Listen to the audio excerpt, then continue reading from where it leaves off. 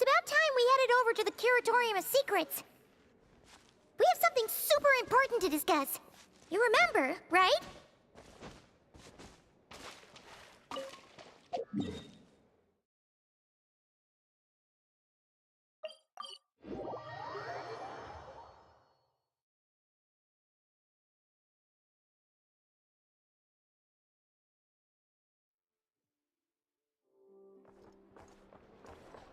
Time to go. Tch.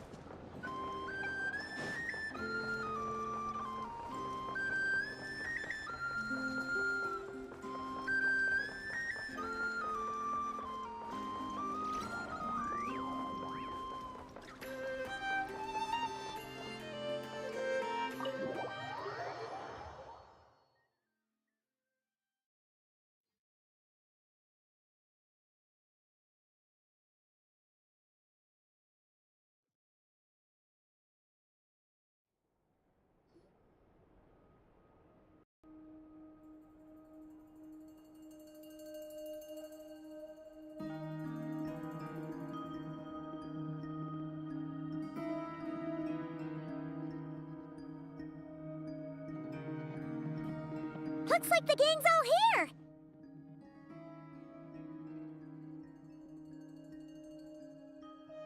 Yep, all ready.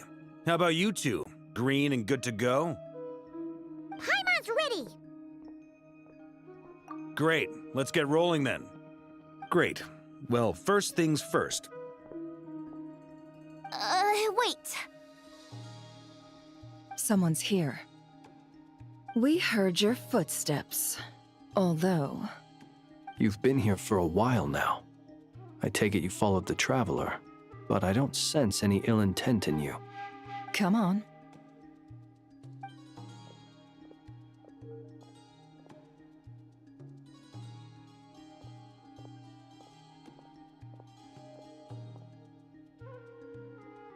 I figured it wouldn't take you long to notice me.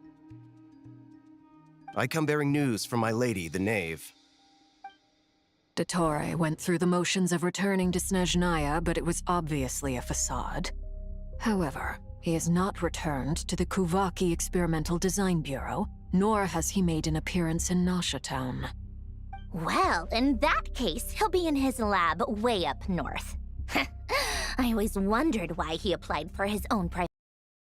He was planning this all along. Androne and I will go on ahead. If they still intend to pursue this matter, they should meet us at the research center in the northern tip of nod-krai. Nice of Columbina's two best friends to think of us. We appreciate the heads up. Our sincere thanks to the Fatui for your aid. Lady Damselette may have left our organization, but at least some of her colleagues remain genuinely concerned for her well-being. Not to mention that the Doctor's increasingly cryptic conduct gives us great cause for alarm. We have crossed swords many times before, but it's not personal. We're just on different sides. We don't lack humanity. And so, as fellow friends of Lady Damselette, it's only right that you should be in the know about this. Arlecchino's situational awareness has saved us a lot of trouble. I'll leave the map here with you. If you do decide to head to the research center, please proceed with caution. And remember, at least while you're in nod-krai, Lady Arlecchino's subordinates are your comrades if you want them to be. This is very accommodating of you. We can't thank you enough. Just doing my duty. I shall take my leave now. If you need us, you'll find us at the Experimental Design Bureau.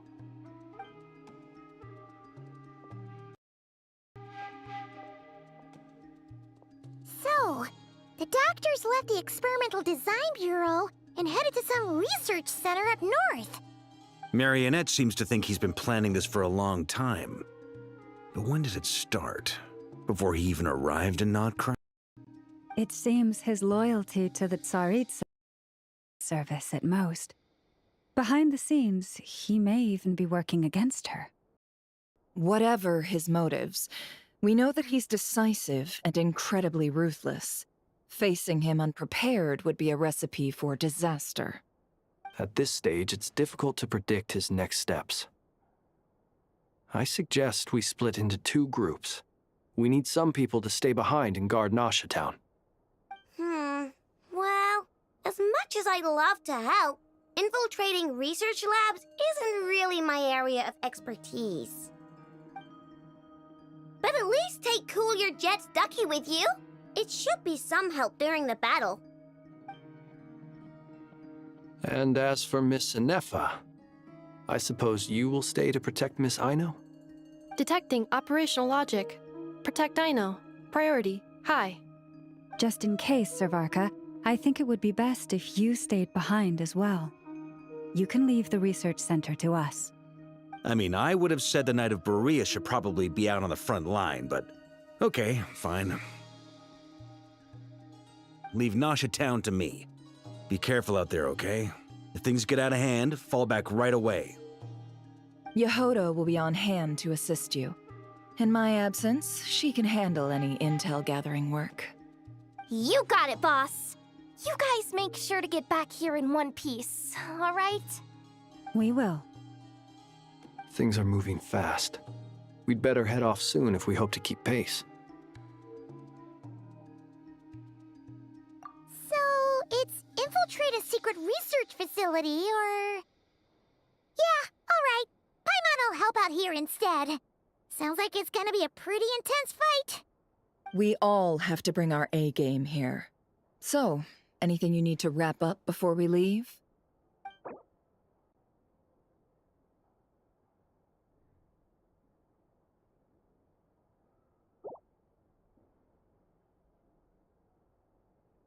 Then you'd better get going.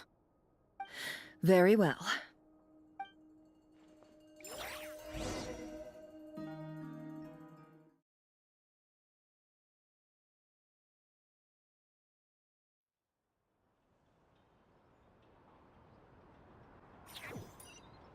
All these broken machines on the ground. Someone got here before us.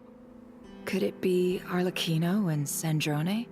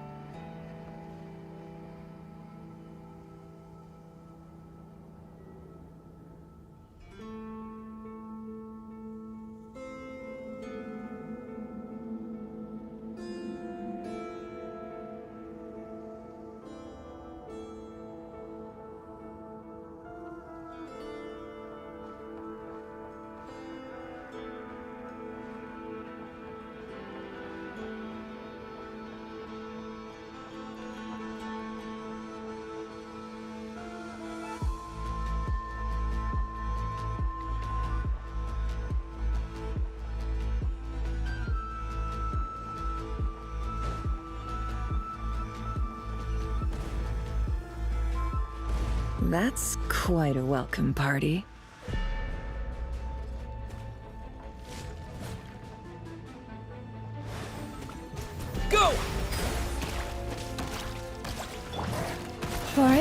Protect us.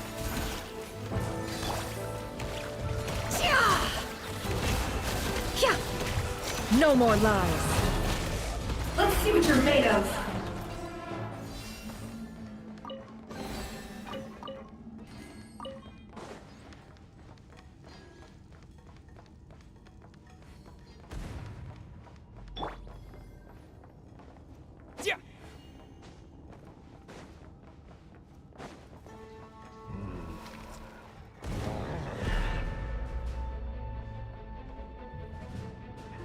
Get back!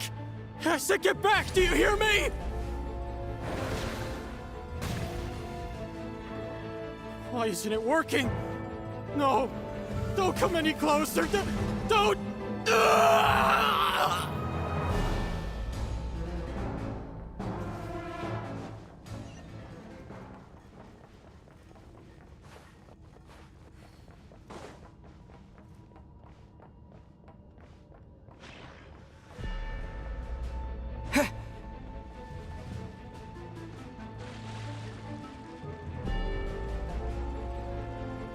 Water jet! Leave this place.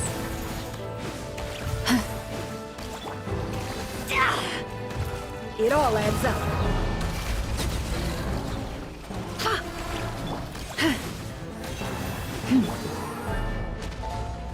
Can't hide the truth. You poor souls. May your spirits find peace. Grab that key on the ground. We'll probably need it at some point.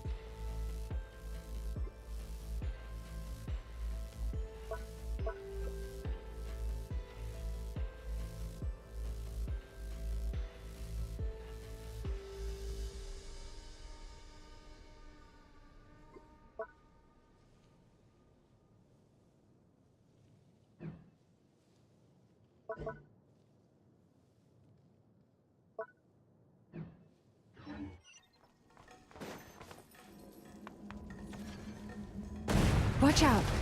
Ugh, there's no way through. Let's go around.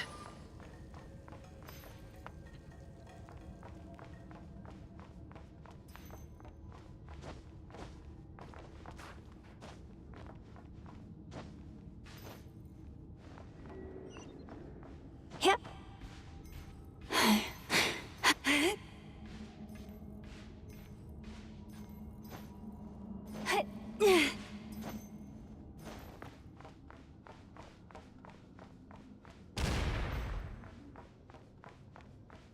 Receive my blessing.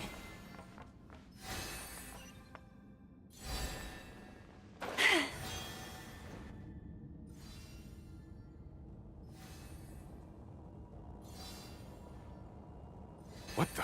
Trespassers? Here? What's wrong with you people? We're looking for the doctor, and we understand he might be here. I see you're fleeing the facility. You looking to settle a score with the doctor? Good luck with that. I don't think you have many chances left. Perhaps. But you might have a chance to live if you start talking. 2 other Harbingers had the same idea as you. They're already inside. But what good is it gonna do? The doctor wouldn't do something like this unprepared. Seems to me that you're not too thrilled about being his subordinate. Also, is it just me, or do I sense monsters nearby? If you'd prefer their company to ours, that can easily be arranged. We need to know what the doctor is up to. Please, if you know anything at all, tell me. This is about more than us versus the doctor. His actions could have consequences for all of nod-krai, and perhaps even your homeland, Snezhnaya.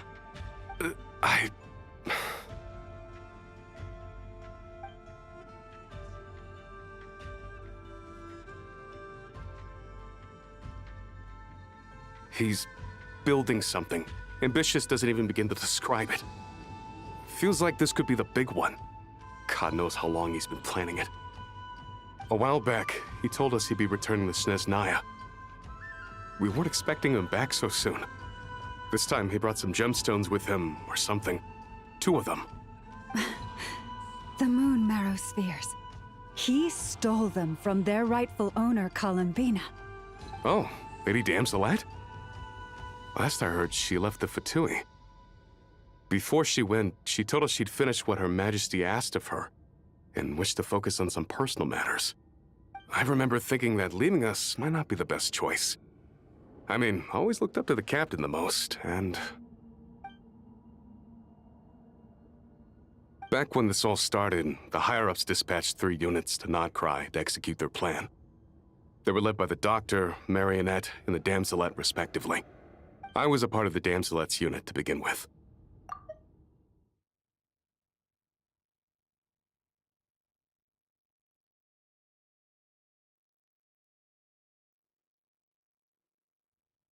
She never really interacted with us much. In fact, she seemed sort of detached from everything. Not because she was distracted, just felt like she was indifferent to the world around her. Like she had no stake in anything that happened. She always seemed like she was staring off into the distance. Almost as if she didn't see anything worth living for in the present, so she had to look further afield. That's right. She always used to stare up at the sky. The Doctor used to stand nearby and watch her. Apparently they got along well at first, but somewhere along the way, she grew wary of him, started avoiding him as much as possible. After she left, everyone in our unit merged with the Doctor's. He's similarly indifferent to the world, except when it comes to the moons. He seems to have big plans for them. Right now, obtaining the 3 moons is his #1 priority. He even said, if he can only get his hands on 2 of them, he'll create a 3rd one himself.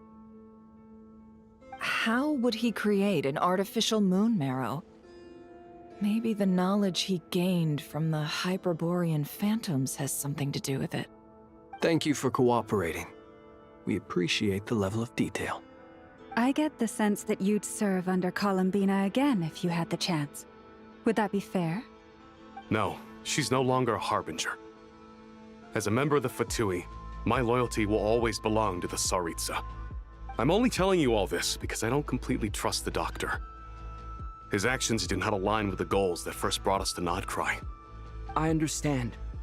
We'll do everything within our power to stop him. The Knave's unit is based at the Kuvaki Experimental Design Bureau. Maybe you can seek refuge with them. Well, now we know what's going on here. Artificial moon marrow. He's likely well on the way to completing it. Dottore's technological capabilities are far more advanced than I thought. I fear this could get ugly. Everyone, prepare yourselves.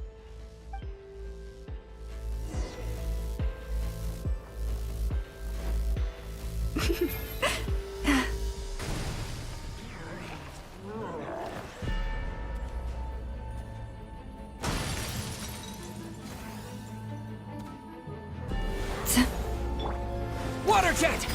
You poor lost lad. A grave transgression. It all adds up. Let's see what monsters are made of.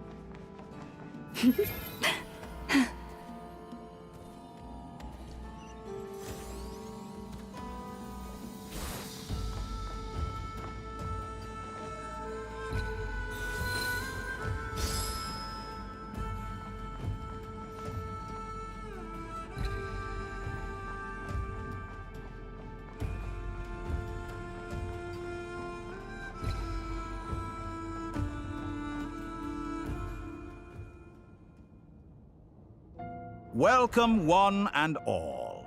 I've been expecting you. I hope my humble research facility is to your liking.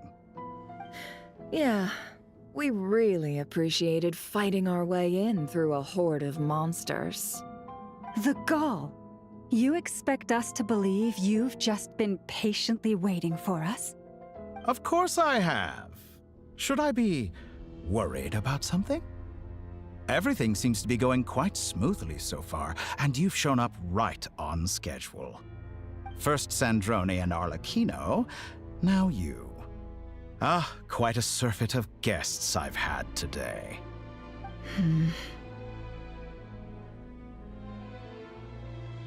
If you were looking for them, I should probably mention that Arlecchino disappeared as soon as she entered the facility. As for Sandrone, why, she stood right here only moments ago demanding answers from me at the top of her voice. Hardly out of character. She never was one for basic courtesy. But I have to admit, I was a little surprised to see her showing concern for someone besides herself. Does everyone you associate with undergo such a change in temperament? Speaking as a researcher, I have to say, it is not a change for the better. It threatens one's ability to remain objective. Well, since you ask... So you've got your hands on the moon marrow, and now you're claiming godhood. Don't you think that's a bit of a stretch, Dottore? I must protest what you are insinuating with that phrase, claiming godhood. I am not claiming anything. I am stating a fact. You're a researcher. I'm sure you appreciate the distinction between the two. Huh? Wait, you really think you're all that? You'll excuse me if I'm not being a polite little lady for you. We're colleagues. We both know what kind of person you are. By the same token, I knew you'd respond along those lines. You and I both understand that facts speak louder than words. To that end, I've had my people send you a small gift. It should go some way toward helping you understand my present position. What gift?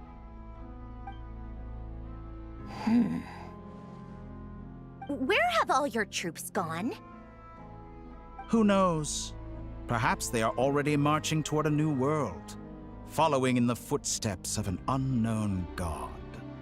As vulgar and arrogant as you may be, dear Sandrone, I have no intention of taking out my displeasure on your subordinates. They will enjoy equal rights to my own.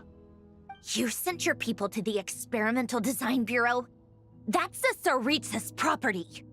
Yes, and I am very mindful of Her Majesty's instructions. But you know full well that they do not conflict with my present goals. In which case, all I'm doing is conducting another one of my experiments. Is there a problem with that? Now then, you have a judgment call to make. Am I simply lying to stall you? Or is it possible that every word I am saying is the truth? In which case, your subordinates really are in danger.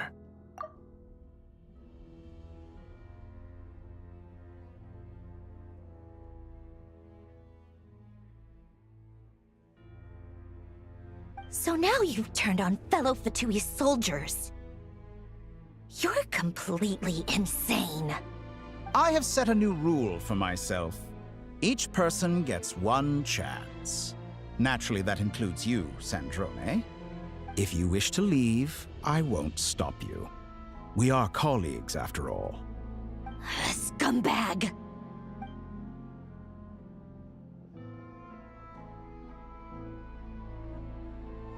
Still, I hadn't counted on Sandrone sparing any thought for the people of this world. Shame. I always found her self-centeredness to be one of her few better qualities. How can she ever hope to achieve greatness when she's so obsessed with protecting her little design bureau? It's more than a little disingenuous to speak of achieving greatness while taking hostages. Or does honor no longer mean anything to you? Honor? I have the marrow of 2 moons in my possession and will soon complete the construction of a 3rd. I will be the god of a new world. And you speak to me of honor? How charmingly naive. Those are sacred relics. You do not deserve them. In my view, many in this world do not deserve to be alive. And yet, I mercifully permit them to go on living, do I not? You'll come to regret your actions. Will I now? Let's see if you can make me.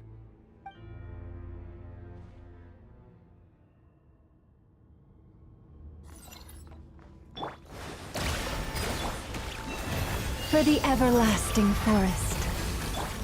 Can't hide the truth. The mystery unravels. It all adds up. Your actions betray your fear of me. Observe. Beware the creatures of the night. Close your eyes. Observe. Night falls. Is this all it takes to tie you? Forest, protect us. Can't hide the truth. By the frost moon of old. No more lies. Arlecchino. Thanks for the assistance. Arlecchino? They see you as an ally. What a farce. You're clearly here to destroy my research, not me.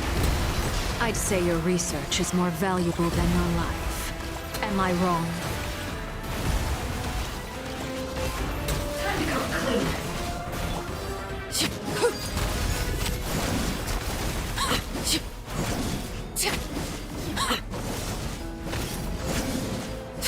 Your actions betray your fear of me.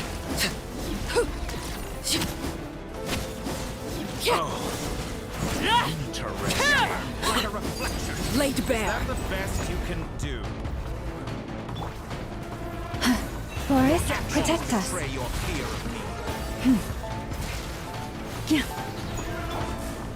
me. It all adds up. Time to come clean. Leave this place. Can't hide the truth.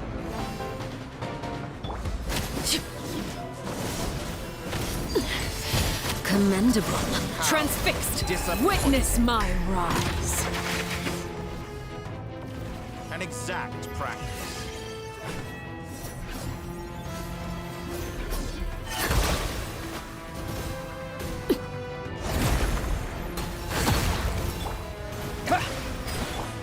You poor lost lamb, with one heart. The mystery unravels. No more lies. Dottore is too powerful with the artificial moon marrow in his arsenal. Fighting him is futile. Quickly!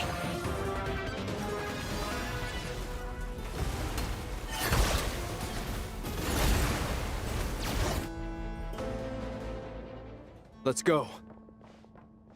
I've always thought it is wiser to flee than surrender.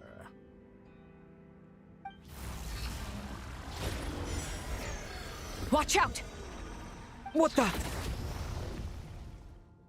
Forget about me! You should... Where's the Traveler?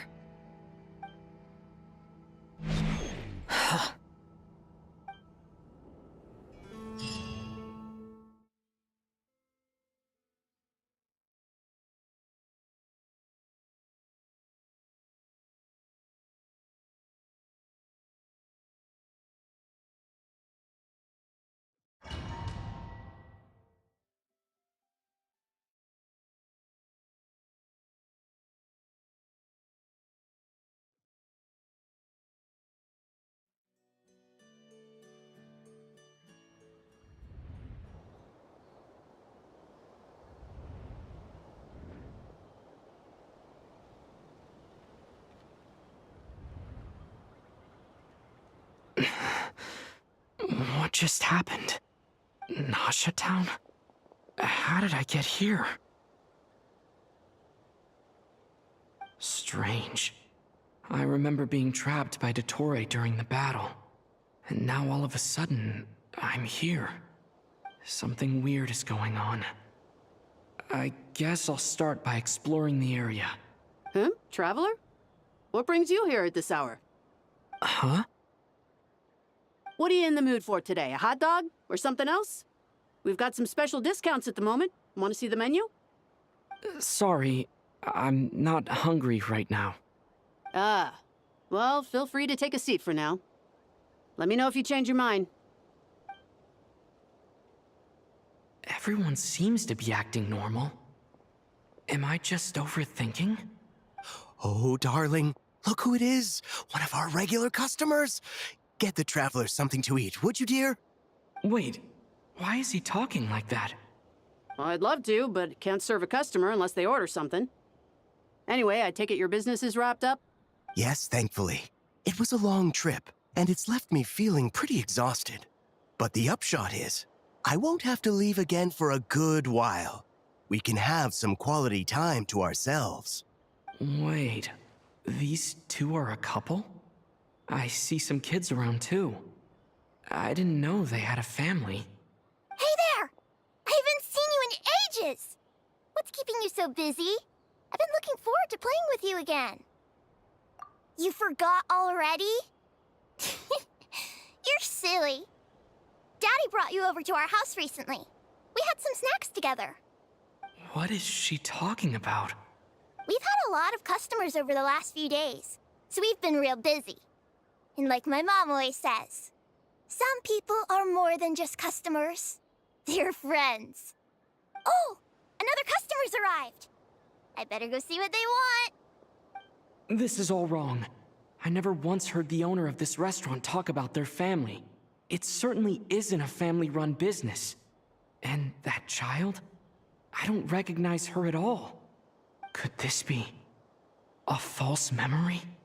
Very good. I knew you had it in you.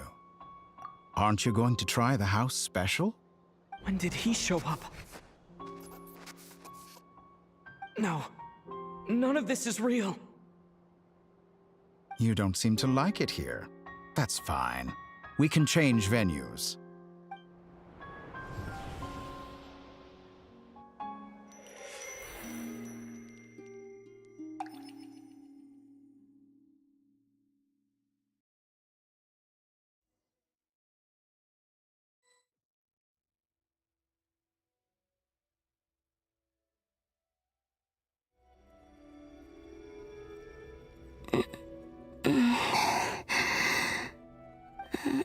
I'm still alive. Where is this place? It took all my strength to open the moon gate, and then I leapt into it. So this is the moon's reflection? The mysterious realm beyond the gate?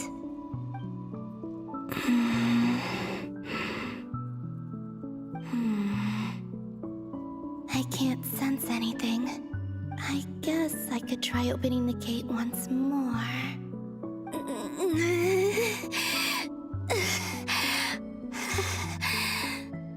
No response. Maybe this space can't be opened from inside. If this was the space that killed both Revier and his lover, then why am I unscathed? Or... no. I'm not unscathed. Even the air here feels frozen in place. There is nothing here with which I can restore my power. I should conserve my strength and proceed with caution.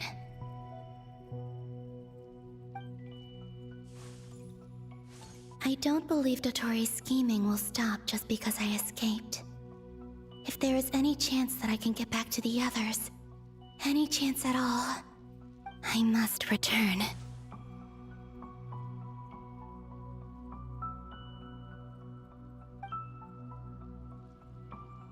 Emptiness, silence. What is this place? Or maybe the real question is, what is it for? What's this? Looks like it responds to my power.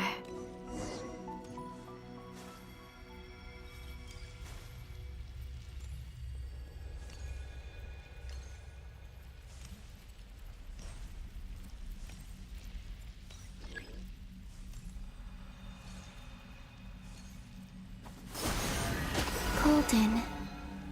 Like Kuvaki. Is it some sort of guide? And why does it feel so familiar? I might as well follow it.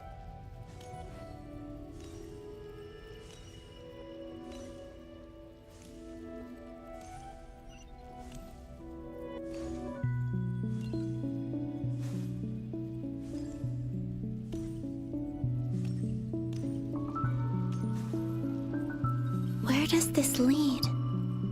Could it be the exit?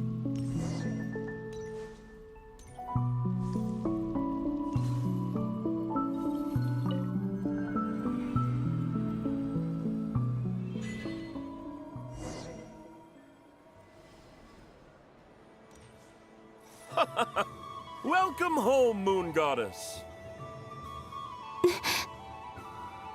Is this Nasha Town? But isn't Moon Prayer Night over already?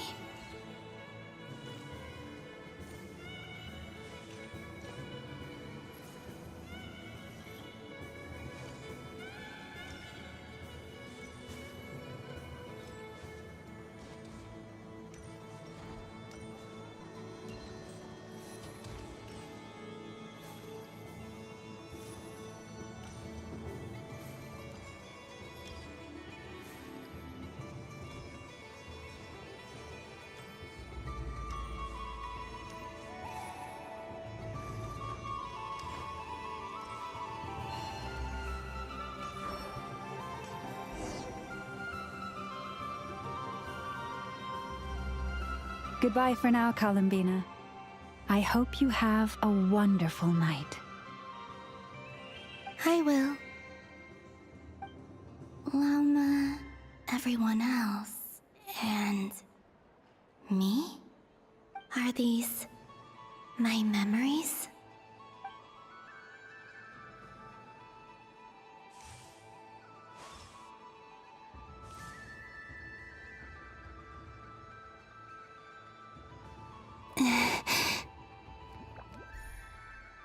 I can't touch them. It's as if we're separated by some impenetrable power.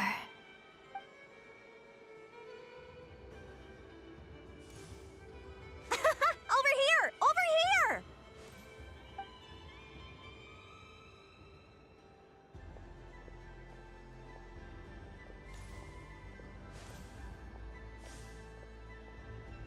But the people in these memories pass right through me. Just like when I disappeared. If only I had known what would come to pass after that. Even so, I should still take a look around. Just being back here, it gives me the strength to keep going.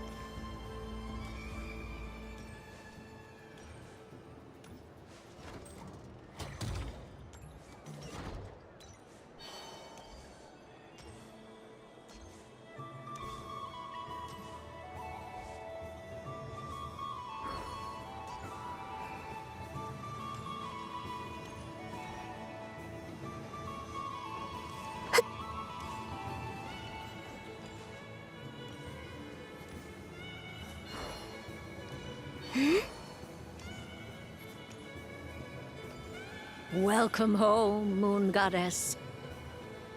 Oh, you're the genuine article. Alice was right. This Moon Prayer Night was worth watching after all. Oh, yes. That was the fortune-telling stall run by Barbeloth from the Hexen Circle.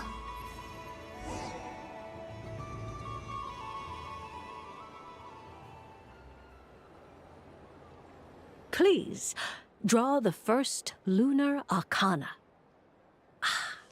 This represents destiny and is the foundation for the divination as a whole.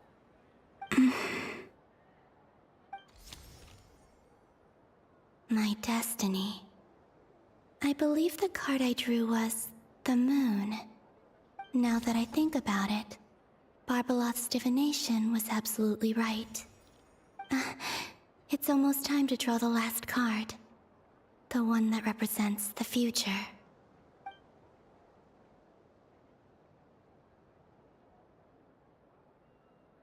That was the card that popped out on its own. From here, I think.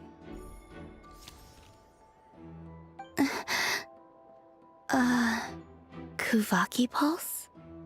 What? Fascinating. I've never encountered this before in my role as a diviner. What's going on? Did that card leave the deck? Because of my influence? All I did was try to touch it, and then... Maybe this memory space is not untouchable after all. Are there weak points in the barrier? Or... is it possible that there's more to this space than my memories alone? This card is death. I need to get to the bottom of this. I'll try touching something else.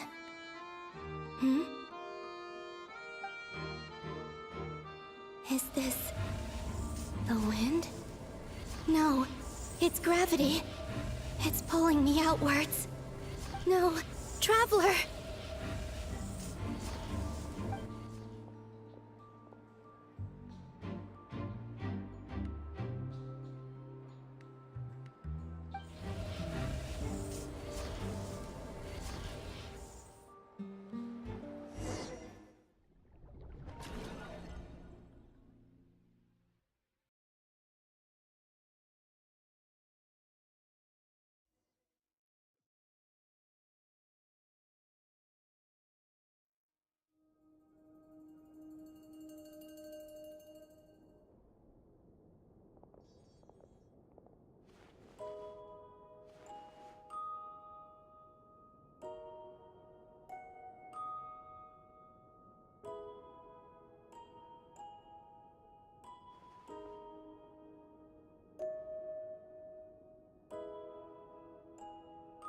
Haimon, listen to me. From the bottom of our hearts, we are so sorry. We completely understand how you must feel. The Traveler is trapped, and we all feel responsible for it. Don't say that! Haimon's not a little kid! You didn't leave him behind on purpose! There was nothing you could do! But... he's all alone in there! What if something happens to him? What are we gonna do then? We've barely spent any time apart since we met.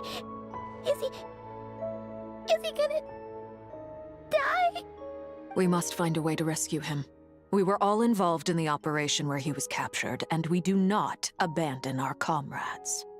That being said, it won't be easy. Through conversation with the others on our return, we've arrived at a basic idea of what we're up against. Dottore's lab has clearly been in operation for a lot longer than we realized. We found many monster samples stored there. In all likelihood, they were materials he used to research his latest technology. We also know that through his contact with the phantoms of Hyperborea, he gained knowledge about the moons and certain Hyperborean technologies. Using this knowledge, he then fashioned an artificial moon marrow to serve as a replacement for the frost moon beyond the sky. Unlike Columbina, Dottore is not being rejected by Teyvat. And even with 2 of the 3 moon marrows, his power far exceeds all of ours combined.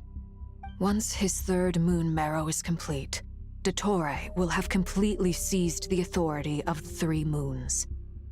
Tevat's most primordial powers will then be in his grasp. Does that mean... I'm afraid so. No one could have predicted this level of insanity. Not even from Dottore. And unfortunately, his insanity is coupled with an intellect and ambition that not even his peers in the Fatui can match. This is dire. Sounds like the world is done for. The 3 moons' authority can influence the very fabric of time and space.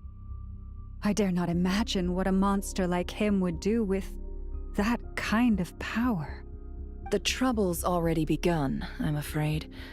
On our way back, we discovered that part of nod-krai is being enveloped by an unknown energy. We cannot ascertain what is happening inside. I'm convinced this is Dottore's doing. Not that there's any way to prove it. The issue is, we have no idea what his intentions are.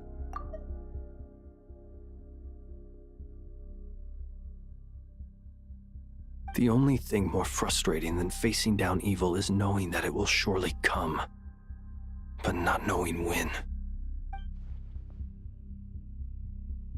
The Doctor is guilty of numerous crimes in Mondstadt as well. One of our knights, well, former knights, his father was murdered by Dottore. His ideology and methodology are a danger to everything in his path, from individuals to entire nations. He does not feel guilt, even when he acts against his own people.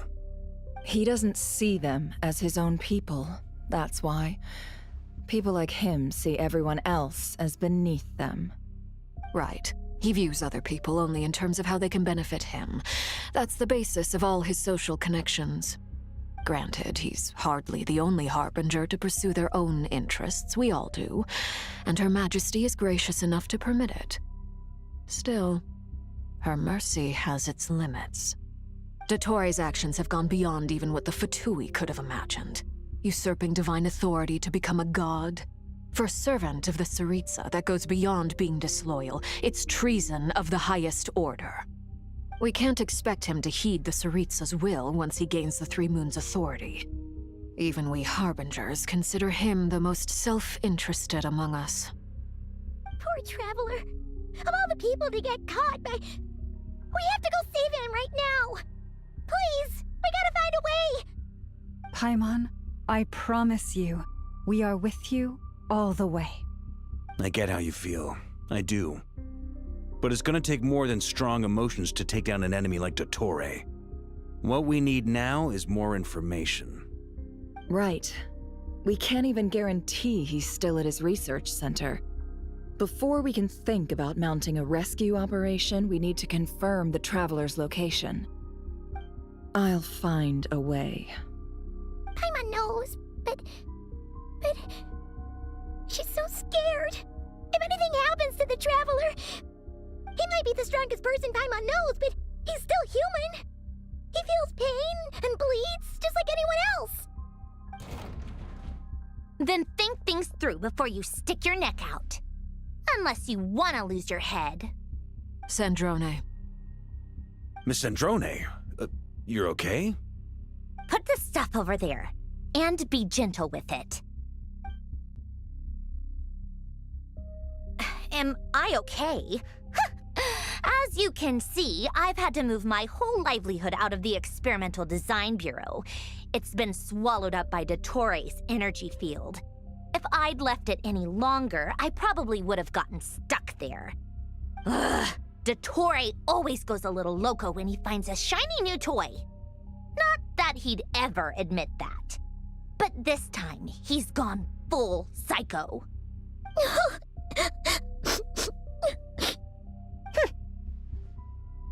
Just go ahead and cry already.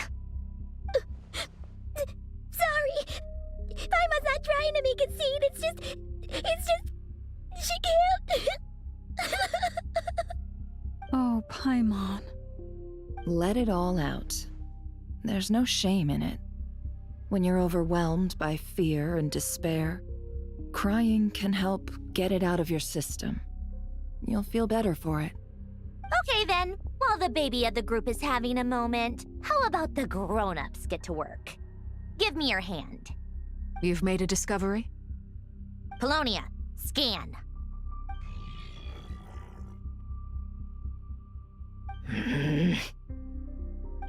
You, hand, now. Oh, I thought you'd never ask, my lady.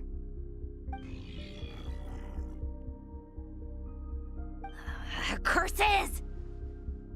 You're next, then you.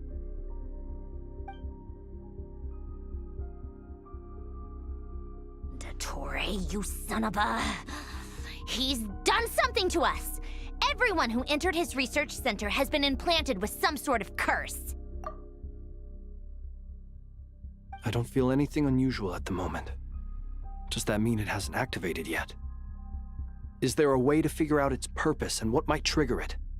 My best guess is Dottore created it using the Moon Goddess's powers. 1 second, analyzing. Ugh! That friggin' maniac! So, what twisted game is he playing this time? The moment I analyzed the energy composition, some encrypted text appeared in my mind's eye.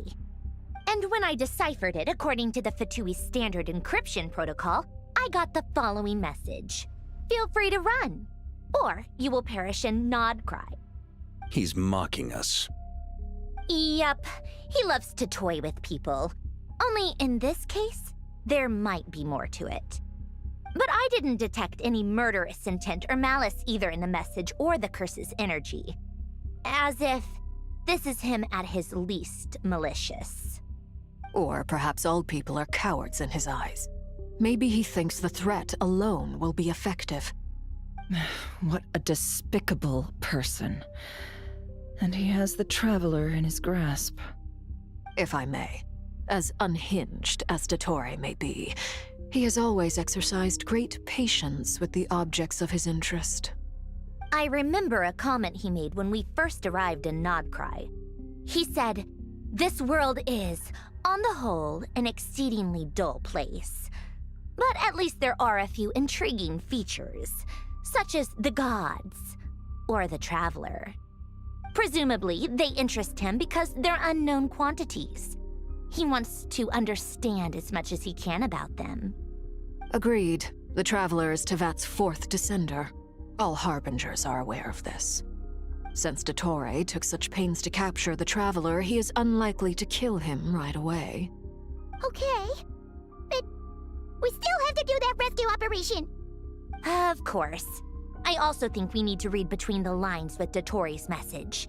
If he's encouraging us to run, that means we mustn't leave nod-krai under any circumstances. My guess is, his curse will only trigger if we leave.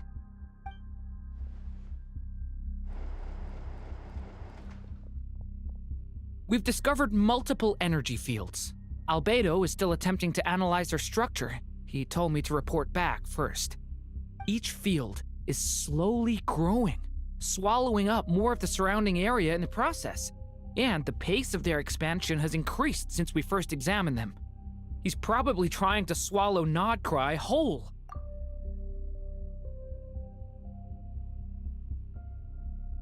His nefarious ambition knows no bounds. If this continues, the whole of Tevat will be in trouble, not just nod-krai.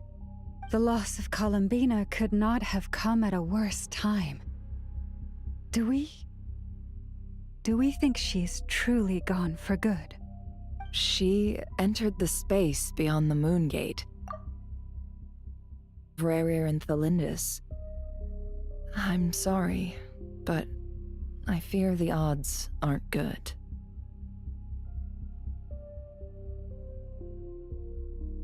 Don't be ridiculous. If I know her, she's busy finding a way back as we speak just so she can annoy me. She isn't dead. Whatever has become of her, the fact remains that we are two comrades short on the eve of a decisive battle. We need to find out the Traveler's location. But there is also other work to be done. Agreed. Whatever Dottore's planning, We have to get the local populace somewhere safe. So, as well as a rescue mission, we have to organize a mass evacuation at the same time. It would be best if someone could approach leaders of neighboring nations and negotiate emergency asylum for nod-krai's inhabitants. Can anyone handle that? Snezhnaya is one option. I'll see what I can do. Does it be so much easier if the Traveler is here? No! Stop thinking like that, Paimon. Paimon will join you. She's pretty well connected thanks to the Traveler. Maybe it'll come in handy. Either way, that's what the Traveler would do if he was here.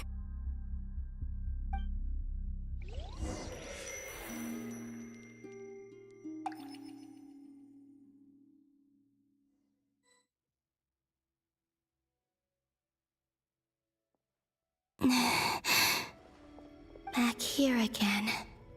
That gravitational force that pulled me back. Is this where it came from?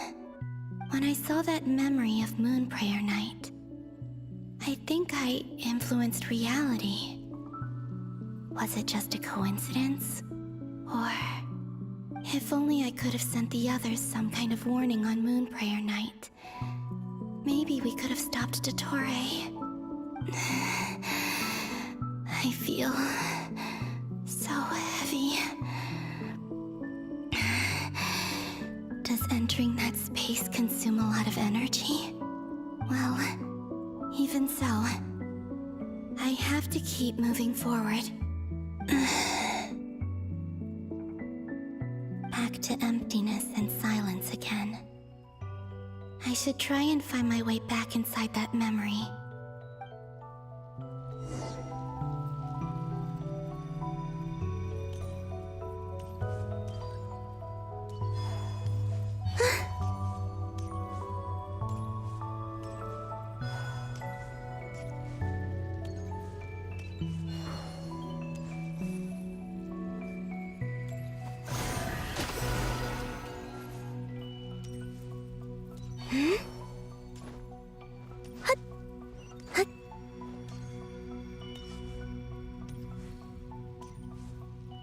The entrance from last time isn't showing up.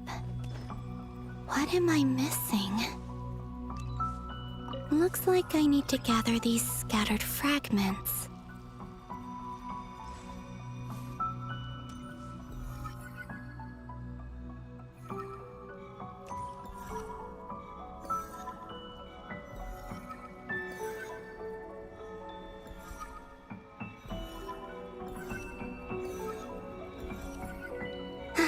It worked!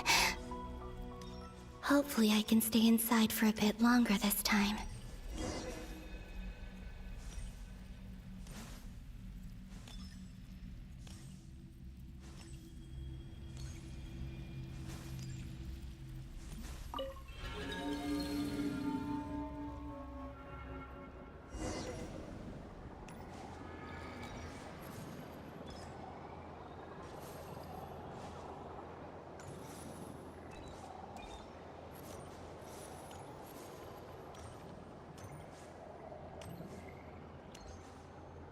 Ad Astra Abyssosque. Welcome to the Adventurers Guild.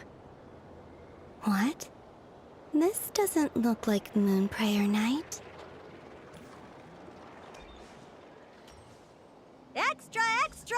Latest issue of the Nasha Express! I don't think I've ever been here. Maybe this space isn't comprised of my memories after all. There aren't any festive decorations around. Is this Nasha town after Moon Prayer Night ended? Did Dottore's plan not affect the town? Or is no one aware of what happened because he used the Three Moons' authority?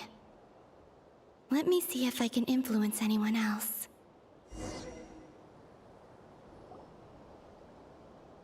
So, what do we do next? Wait, that voice. Paimon? The most important thing right now is to find that mage.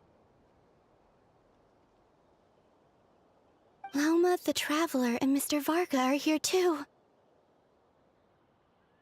I'd better go pay the Fatui a visit. Traveler!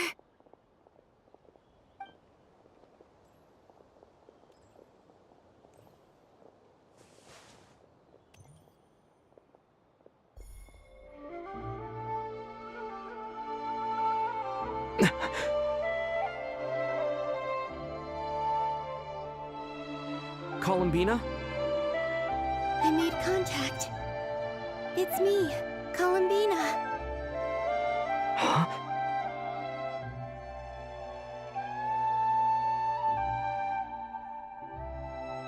Traveler? Let's go! This is no time to be spacing out!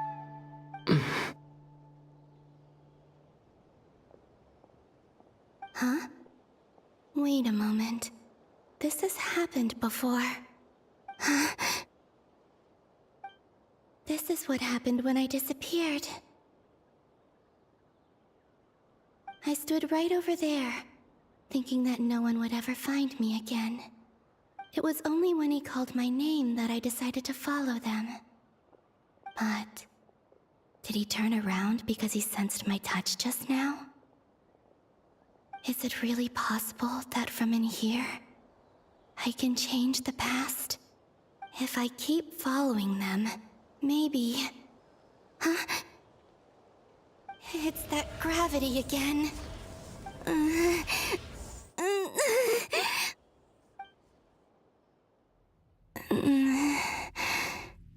Every time I influence reality within that space, this force intervenes and pulls me back. It's as if it's trying to stop me from leaving.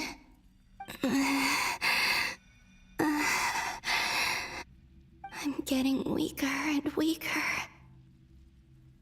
I'll just have to try another approach next time. Come on, Columbina. Keep going. You have to tell everyone what happened.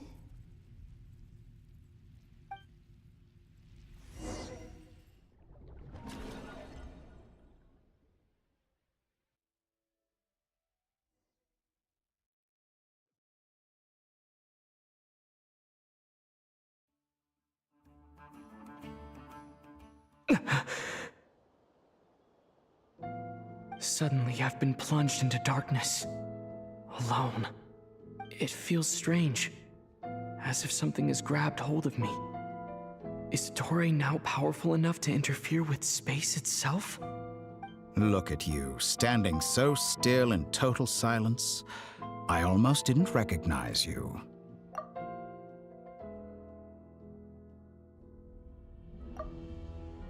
Hello there, traveler. He seems to be in a good mood. Wait, what's that behind him? Ah, so you noticed. This is the completed trilune. 2 primordial moon marrows and 1 artificial specimen. You are wary of it. Good. Maintain that reverence. You performed well in that recent battle. Brave and reckless as always. Courage is the sign of a true hero, and impulsiveness is the hallmark of those who strive to advance. I say this not to belittle you. Most creatures are far more timid by comparison. 3 moon marrows? Does that mean the artificial one is now complete too?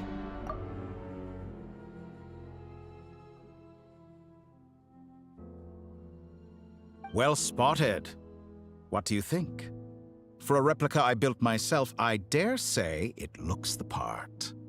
Dottore, are you planting illusions in my mind? I have no interest in fooling your eyes. On the contrary, I hope to show you the true essence of all that you see before you. Is this not a beautiful city? People live in peace and find joy in their work. The streets are safe. People can even leave their doors unlocked at night.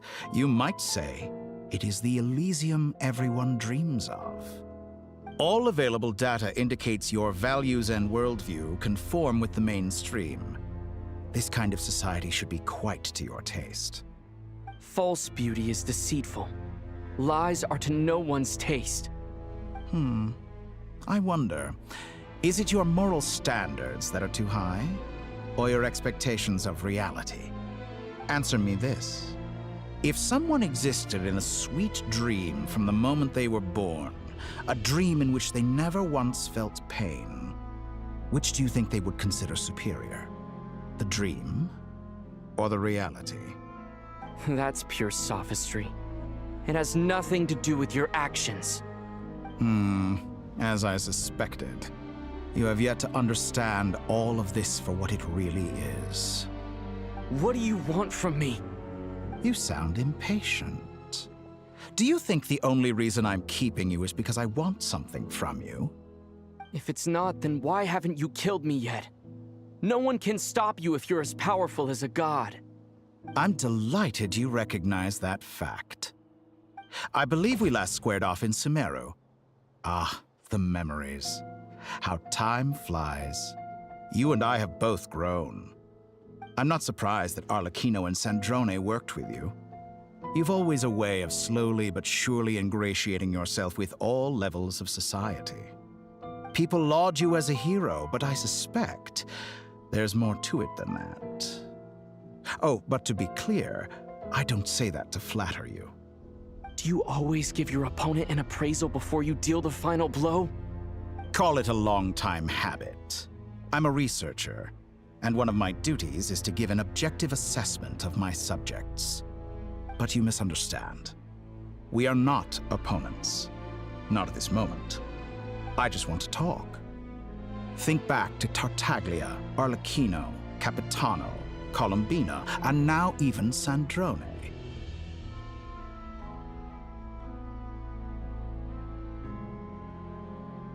You've worked with each of them in the past. I believe you can work with me as well. What makes you so sure? Well, why not? Should the good associate only with the good and the bad befriend only the bad? I like to think we could have a more mature relationship than that. Surely you don't think all your relationships are grounded in friendship or shared ideals? People come together because it benefits them to do so. If you think of the people you admire, you must surely admit that they have provided some benefit to you. Morality, ambition, dreams. People have plenty of words to embellish the nature of their relationships. But once you break free from those ethical frameworks, you will see that the only thing connecting the two of you is mutual benefit. And that is what I'd like to talk to you about. We're finally getting into it. He's probably been planning to kidnap me for a long time now. But for what exactly? He has the authority of all three moons. I won't be able to gain the upper hand in a fight. Best if I pretend that I'm willing to negotiate for now. You say you're a god, but you also speak of mutual benefit. What could a god want that the three moons cannot provide? Excellent question. But before I answer, I would ask you the same thing. Gaining Colombina's allegiance was a rare and extraordinary feat. But the Moon Marrows are now in my hands, and I have the edge over her. For this artificial moon is not being rejected by Tevat. Her identity and lineage may have been a thing of glory in the old world, but they were also shackles that prevented her from ever integrating into Tevat. I, on the other hand, you may view me as a thief, but I have overcome that limitation. So what is it that the three moons cannot grant you? What stops you from negotiating with me to get what you want? I don't make deals with lying psychopaths. That's quite an accusation. Are you expecting me to get angry with you? Well, this is one aspect in which my personal growth has served me well. In the past, my less mature self might have been disappointed, perhaps even angry, over a small setback like this. Like when you and Lesser Lord Kusanali joined forces to oppose me, for example. But things are different now. Just as the rich do not quibble with the poor, I no longer find myself perturbed by these trivial affairs. Human relationships end with conflicts of emotions and interests. But relations between humans and gods are different. And ours is even more unique.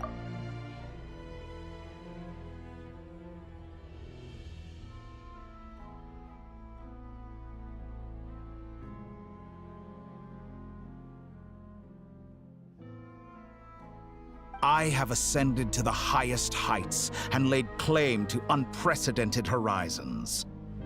And you were no ordinary person to begin with.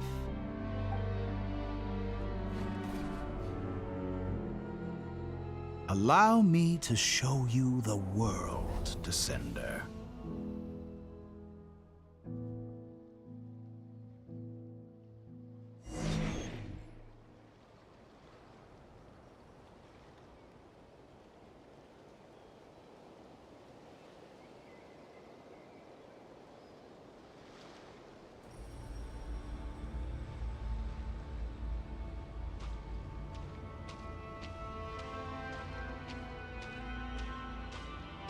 To stand, walk, jump, sit, and lie down. These are the most common of behaviors.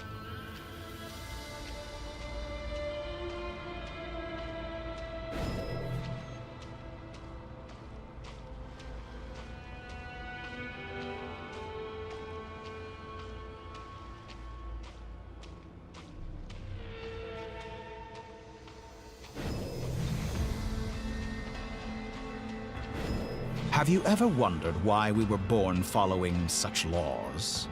Who stipulated that we could not fly instead of walk?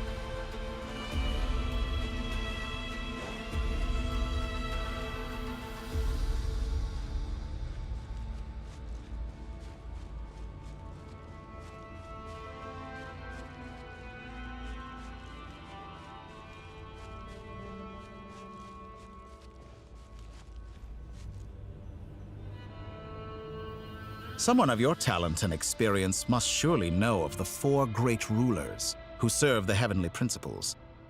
They govern life, death, time, and space. One wounded by a blade will die from blood loss or infection, and one who falls into a lake will drown in agony. The elderly wallow in solitude, and the solitary age faster. Eventually, new life is born, only to embark on the same path of suffering. These 4 divisions anchor the world and shackle those who live in it. But they themselves transcend its boundaries, squandering the power bestowed by the heavens.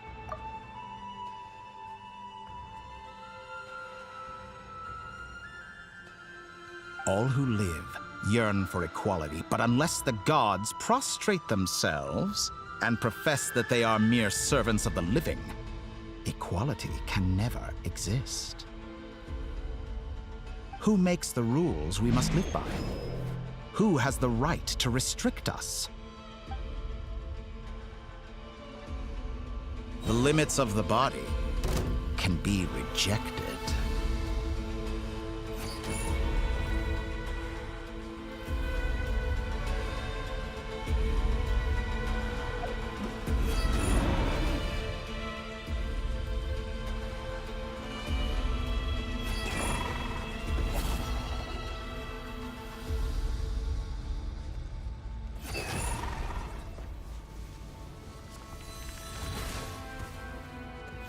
How does it feel to be among those with absolute power?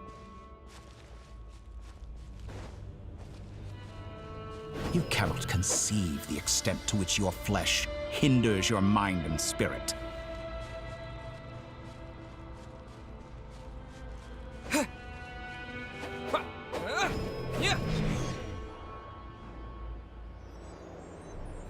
Only by discarding our useless, primitive eyes can we perceive a new world. How narrow-minded we all were in the past. Why should the final answer of the world not be the power that predates those of life, death, time, and space? The power of the Triloon.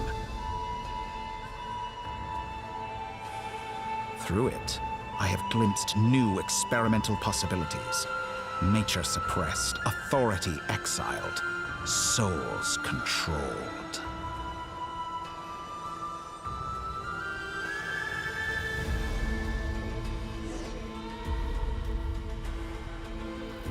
You know, I heard recently that a group of critics reviewed countless stories and drew an interesting conclusion. They found that it is more often than not the villains who strive tirelessly to push the boundaries of progress. In fact, long before this, someone voiced a similar idea in an academia editorial. I felt a great affinity with this perspective. I have never been afraid to step up and play the role of the villain.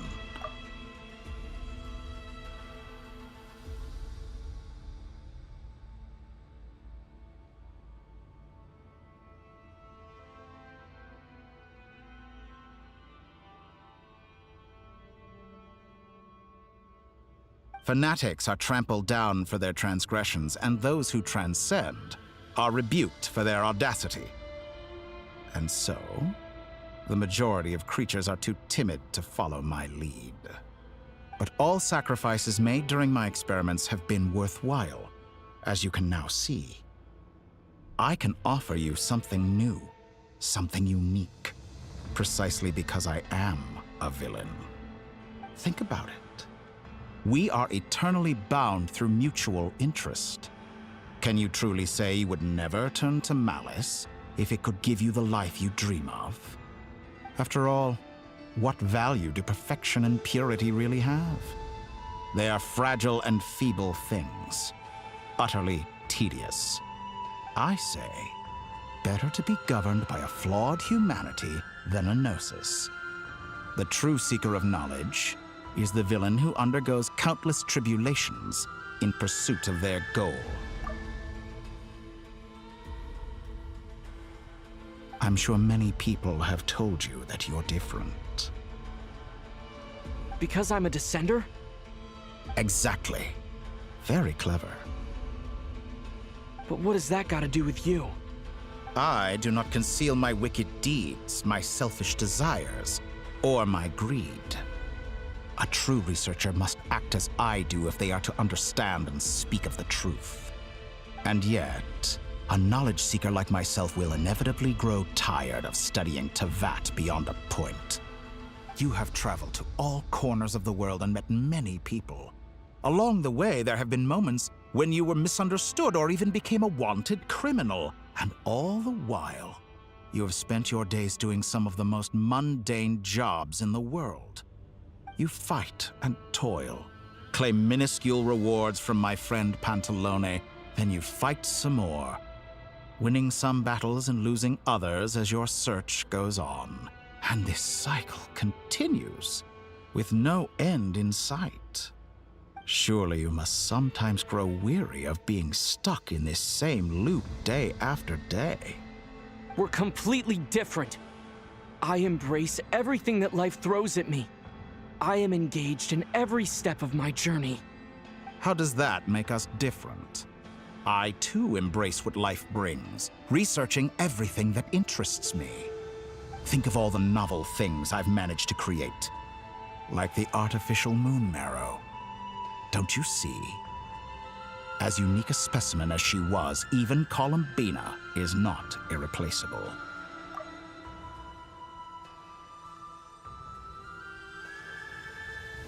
Take that back! She's gone because of your actions! I didn't say that to anger you. Though admittedly, I don't see what there is to be angry about. Anything Columbina could do for you, I can do better. I know what your ultimate goal is. You wish to walk the path your sister walked, and seek answers from her at the end of that journey, don't you? Someone like you could never understand what it feels like to care about another person the way I care about her. Perhaps not. But that doesn't mean I can't help. I could find your sister right now, bring her before you, and make her give you the answers you seek. Don't be so presumptuous.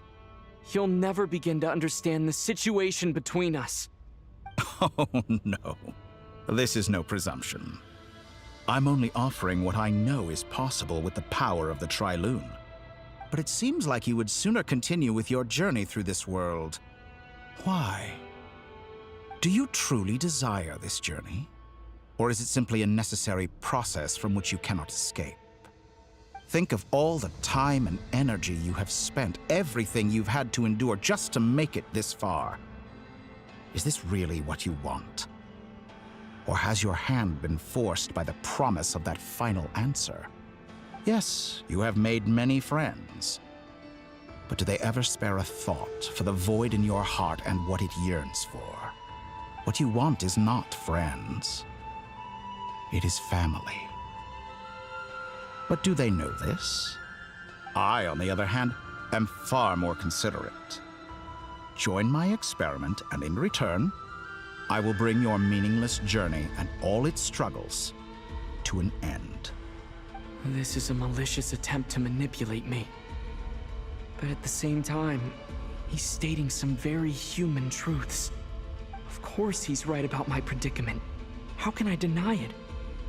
I have faced ungrateful strangers, never-ending troubles, an endless quest for answers. I want to see her.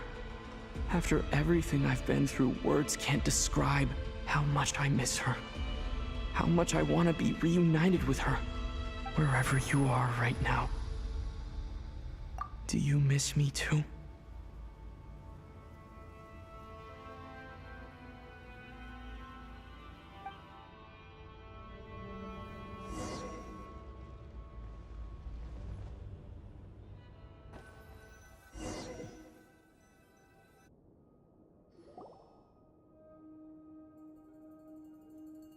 All right, everyone. Our next mission is clear.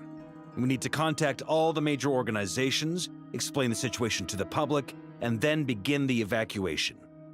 The residents of nod-krai are quite dispersed. The two most populated areas are the Southern Isles and Pyramida. Miss Lauma, I will leave Hisi Island and Nasha Town in your hands. I will liaise with the Fatui and Pyramida. Agreed. We will reach out to Natlan and Snezhnaya. Anyone found north of the Experimental Design Bureau should follow the Fatui to Snezhnaya. As for those dwelling south of that line, I will ask the Voynich Guild to help persuade them to leave.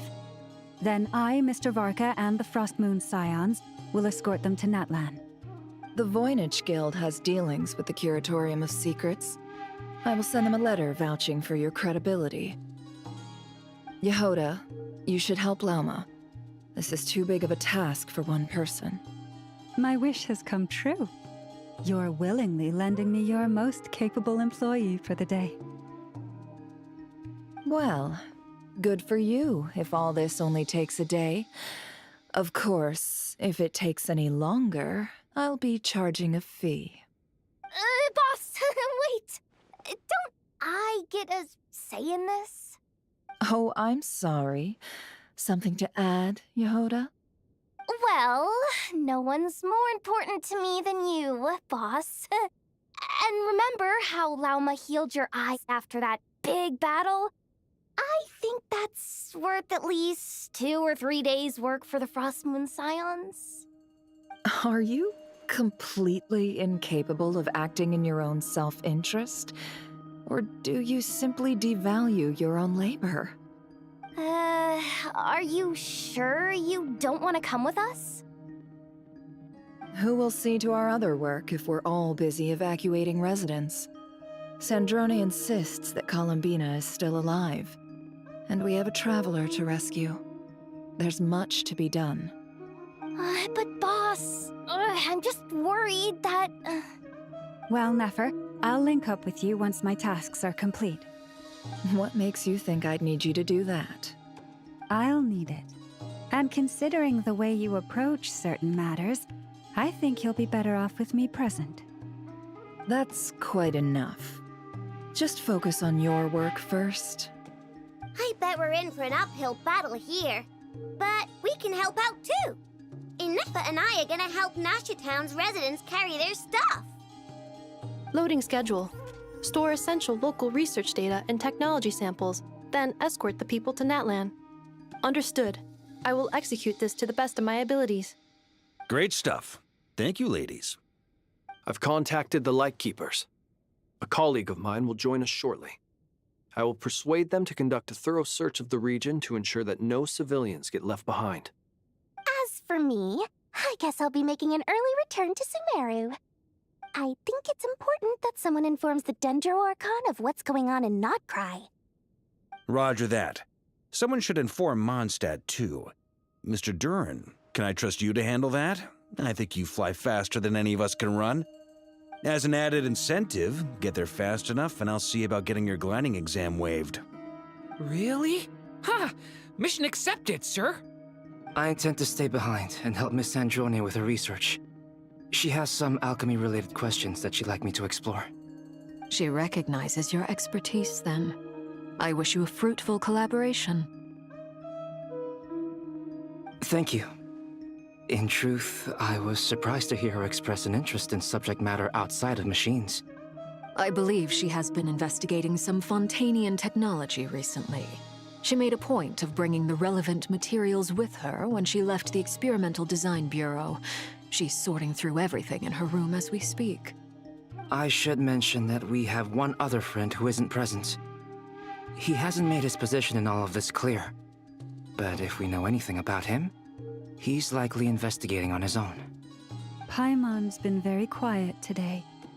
But I know how close she and the Traveler are with the Natlanese. She should come with us to the border. Okay. Paimon will do her best. Make sure to heed Sandrone's warning. Many of us have been cursed by Dottore. As such, under no circumstances should anyone cross national borders. Remain within nod-krai. That aside, personally, I have faith in Columbina. Things look grim, sure, but who knows how it'll play out. Same goes for rescuing the Traveler. Both of them are important allies and friends. We'll be counting on you to gather intel on them, Miss Nefer. Oh, wonderful. You're all here. That voice again. Nicole? Whoa, that was loud. And it came out of nowhere. So mysterious. Sorry, this is the only way I can speak to you all right now. Please accept my apology. Anyway, time is short. I'll cut to the chase. We're still facing quite a catastrophe here at the world's borders. Alice has roped in every Hexen Circle member she can get a hold of. Except for me. She told me I had to come and help you all out as a matter of urgency. I quote, "You love talking, don't you? Well, now it's finally your time to shine. Take these. Make sure the whole party gets one each. You'll be in charge of making sure everyone stays connected." Huh? Is this a Dodo communication device? Scanning. Unknown device. Analyzing. Unknown device. Conclusion. Cute. Affirmative. It is cute and good. I believe that I quite like it. This is no ordinary Dodo communication device. It's my very own special modified version, specifically... Ah, sorry. I almost went off on another tangent there. Anyway, help yourselves. It will allow us to communicate over long distances within nod-krai. No more worrying about shuttling messages back and forth. What astounding technology. Am I right in assuming that it relies on your personal abilities to function, Miss Nicole?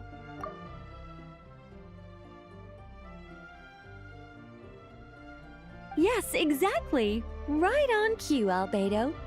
Ah, I'd love to brag to you all about how it all works. But no, next time, next time. Anyway, I'll be right with you all, serving as a communication hub. That's all from me. Head off as soon as you're ready. I'll be staying here to keep watch, and I'll be sending you my blessings.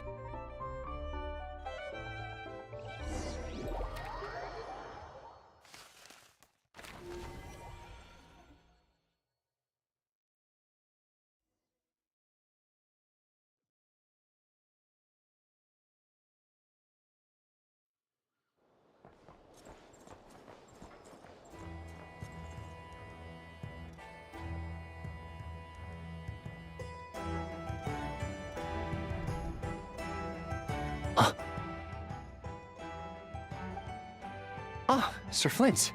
Perfect timing. I just arrived myself. You are most considerate, Master Ilua. But in fact, I know you have been sitting here for quite some time. If you saw me, why didn't you say something? I was curious to see how long you could sit still for. Also, shouldn't you have managed to sense me approaching? That would be a first. You always seem to appear out of thin air without making a peep. Also, how many times do I have to tell you not to address me as master? I don't qualify. I beg to differ. Why should a young man so well versed in social graces as yourself not be worthy of that title? Please, Lord Flint's... Sir Flint's. I'm begging you, don't flatter me into complacency like you do with everyone else. You understand me better than most. My newest acquaintances tell me I love complimenting others. What do you think? I think they don't understand why you do it. You just love puffing people up till they're a big, happy ball of hot air that floats away into the sky. In all sincerity, I can only hope that they bring good tidings when they come back down to earth.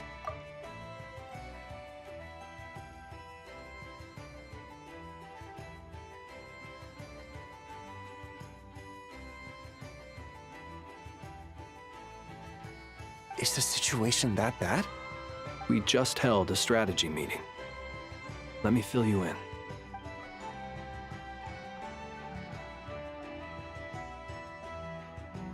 In short, we need everyone gone from Pyramida. We also need a team of Lightkeepers to scour the more remote regions of nod-krai for civilians to evacuate. I only hope we have enough personnel. We do. Old Man Nikita will definitely help, and we can recall anyone out on patrol to focus on this instead. Good. I'm sure you and the others will make short work of this. Now, don't forget, once you've completed this task, make sure you and the rest of the team evacuate to either Snezhnaya or Natlan as well. Flint? If you've got something to say, Master Ilua, why not guess what I'm thinking right now? You mentioned that you have something else to deal with later. How difficult is it going to be? I doubt it will be easy. I know you're a Lightkeeper, and it's your duty to protect others in times of crisis. But I have a feeling that you'll be walking into grave danger. However bad things have gotten in the past, nod-krai has never faced a mass evacuation before. But from the sounds of it, you don't intend to come with us. I don't mean to pry, and it's probably none of my business. But whatever it is you're intending, you don't have to go through with it, you know. I've been afflicted with some sort of curse, and I'm told it may well trigger if I set foot outside of nod-krai. As such, I cannot leave. I have to act, if for no other reason than to fight this curse. What? No. Why? Why would anyone want to curse you? There are plenty of people out there willing to trample over others in pursuit of their own goals. Frankly, Sir Flint, I am furious. You're making light of what is an incredibly serious situation. Indeed I am. And? And what? I told you, I'm furious about this. Nothing I can do about it, I'm afraid. Things happen, and we just have to deal with them. If you find yourself feeling angry, perhaps start by drinking a big glass of water. Hey, you mean you're completely unmoved by my anger? I'm devastated. Then allow me to express my sincerest regret. Come by the lighthouse sometime. We'll catch ourselves a few fish, have a little barbecue, play some cards, and bask in the sun. Maybe I need to spell this out. Lean in a little, Flint. Oh my, this doesn't bode well. Word is that you were caught up in a real horror show recently. People were amazed that you returned safe and sound. They've been debating whether you're even human. I've returned safe and sound from plenty of crises. When you say people, do you mean other people? Or do you just mean you? Fine. I'll be frank. You're not human, are you? Heavens. Now that's a horrifying thought. You know what? Forget it. We'll revisit this once it's all over. A sound plan. Albeit a little ominous sounding. Just promise me you'll come back in one piece, all right? For you, Master Ilua. How could I refuse? Also, please pass my regards on to our colleagues. Tell them, thank you all for your assistance. Please put safety first as you proceed with the operation.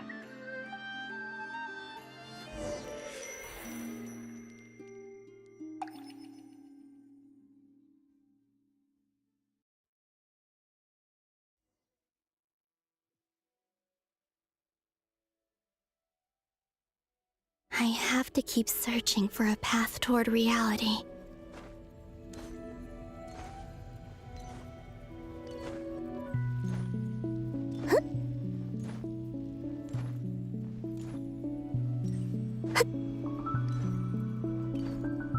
Yep.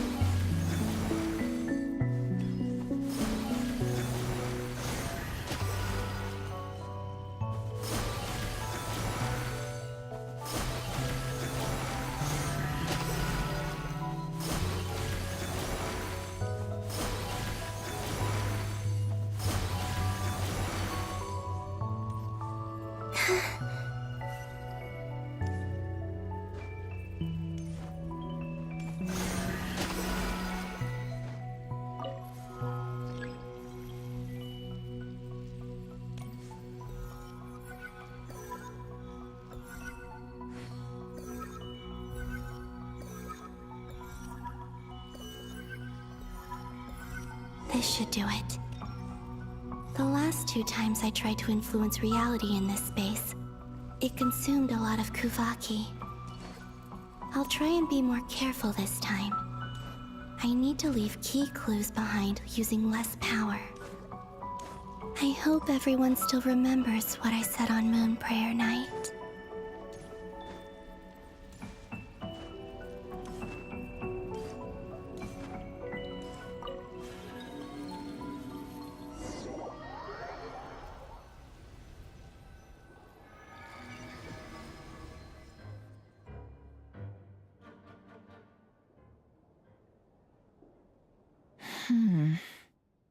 Nothing here either.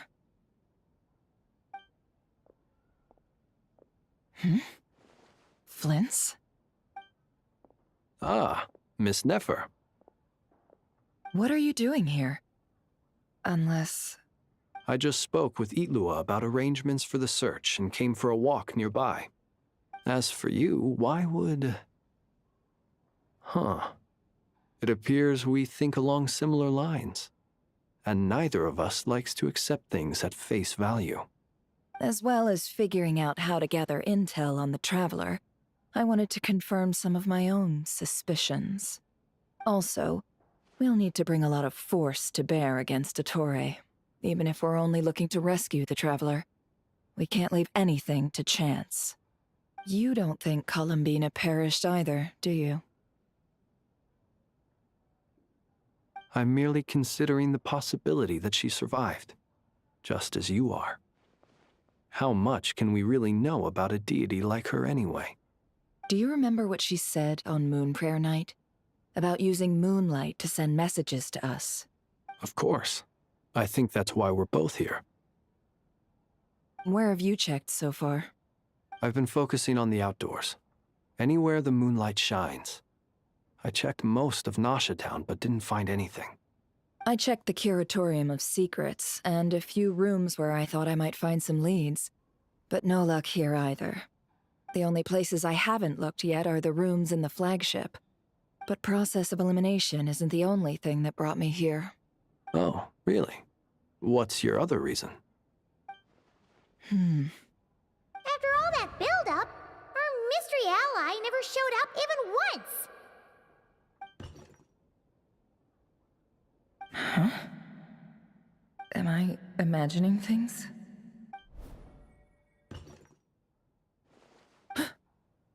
Come on, let's see what's going on. Oh no. I knocked over a vase as soon as I came in. It must have been caused by a Kuvaki fluctuation when I entered the space. Although, it seems like I'm not about to be pulled away this time. It looks like as long as I'm careful with my actions, it doesn't count as influencing reality. Anyway, is this the flagship? The Traveler mentioned that's where he was staying.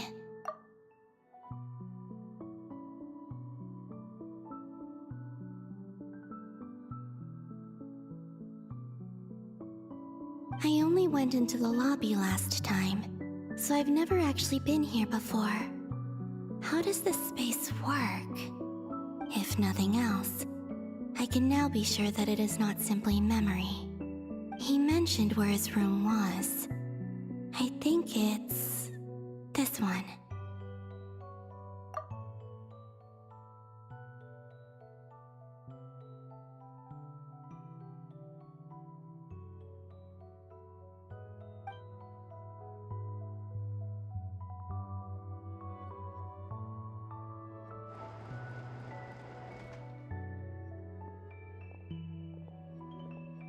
The door is closed. But if this is anything like when I disappeared, then maybe...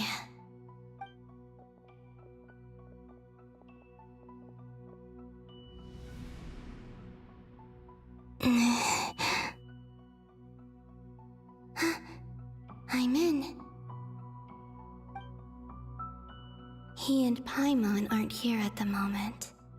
I hope he's okay. I wonder what happened to him after that battle with Ettore. Best not to dwell on that for now. I need to try and leave them some clues.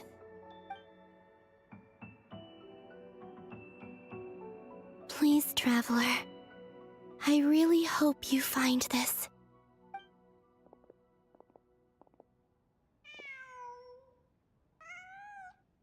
Huh. Just a cat. Nothing else here strikes me as noteworthy. Didn't you stay here for a couple of nights once? Before Rerir showed himself, yes. It's also where the Traveler and I first met. Did you notice anything unusual during your stay? I remember thinking how much noisier the flagship is at night compared to the graveyard.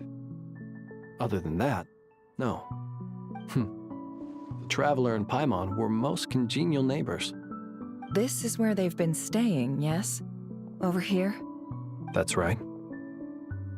I wouldn't usually condone breaking and entering, but we can make it up to them later.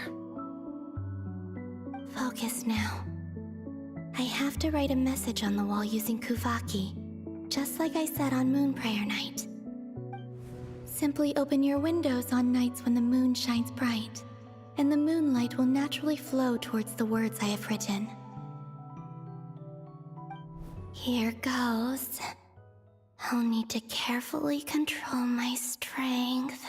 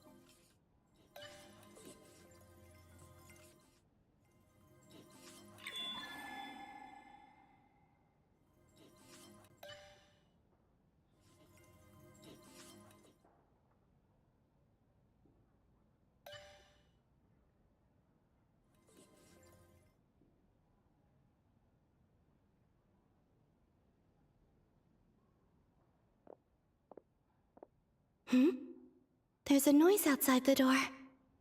Is he back?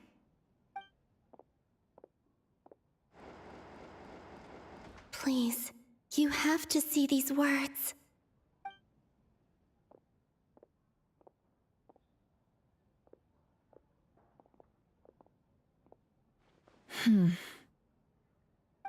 Well, do you sense anything? Unfortunately, no. And this place was our last chance. Not necessarily. We've only looked in Nasha Town so far. Miss Columbina said she would leave messages at her friends' dwellings. It's still worth checking where Miss Lauma lives and where I live. Let's try and make some time to look into those then. Wait. What are you waiting for?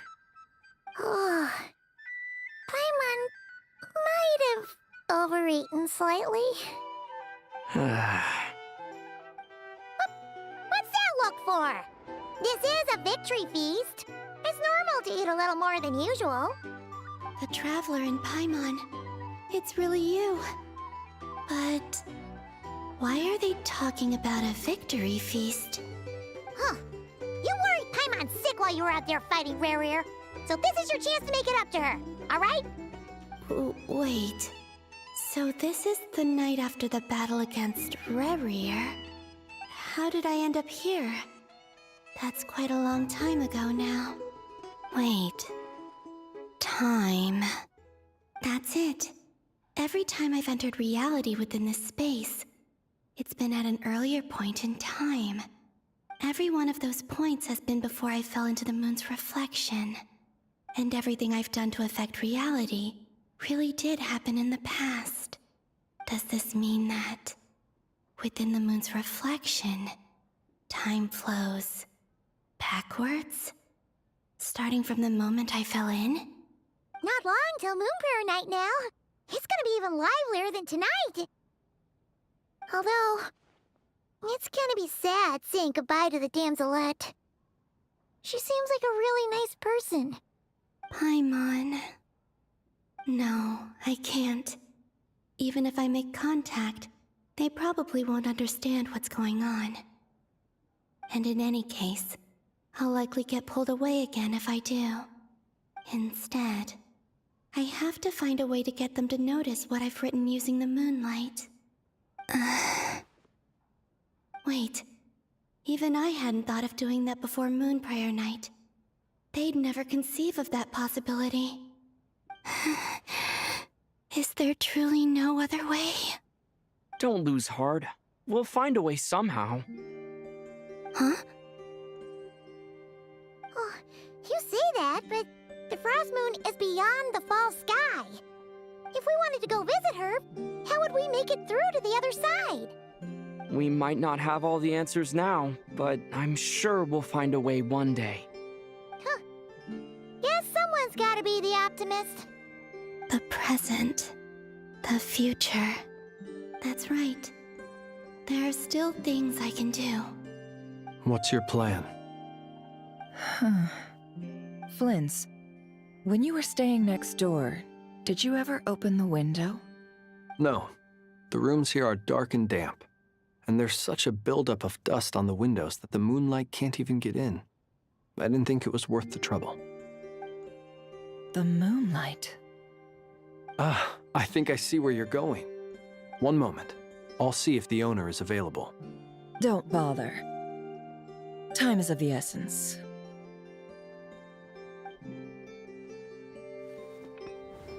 Time. Even if no one sees what I've written at this moment, maybe someone will remember what I said after Moon Prayer Night. I need to write down as much information as I can. And maybe one day...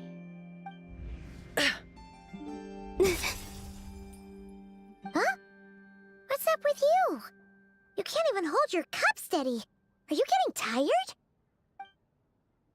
A little. Well, you should probably hit the hay then. You've had a really tough couple of days for you.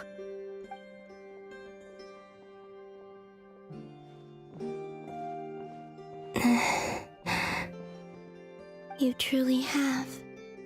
You helped defeat Rerir, helped me reclaim my name, and you helped the others organize Moon Prayer Night. Wherever you are right now, I'm sure you're still fighting against the injustices of fate. This is all I can leave for them. How I wish I could stay here.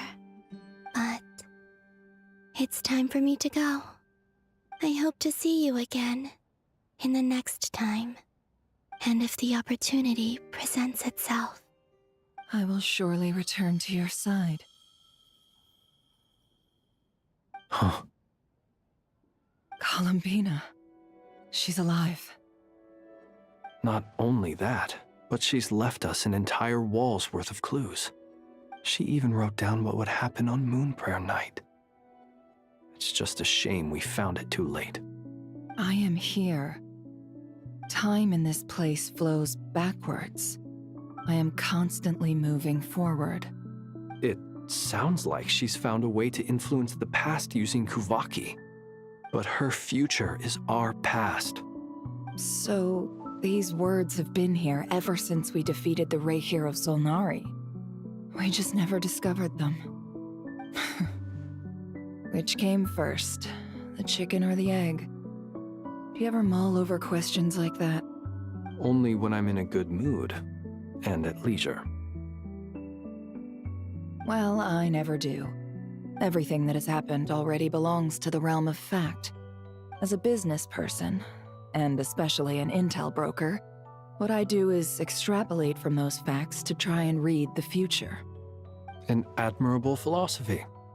It's a means of survival. Let's go. We have a wall's worth of clues to share with the others.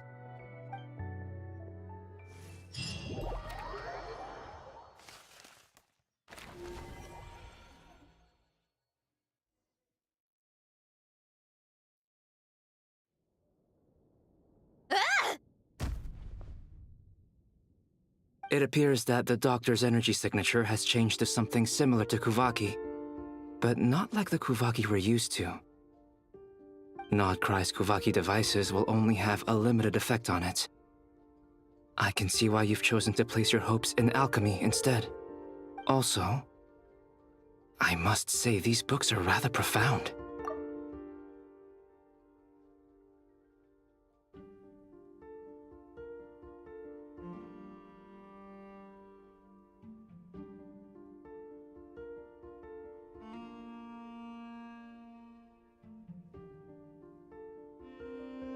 My subordinates just shipped them in from Fontaine.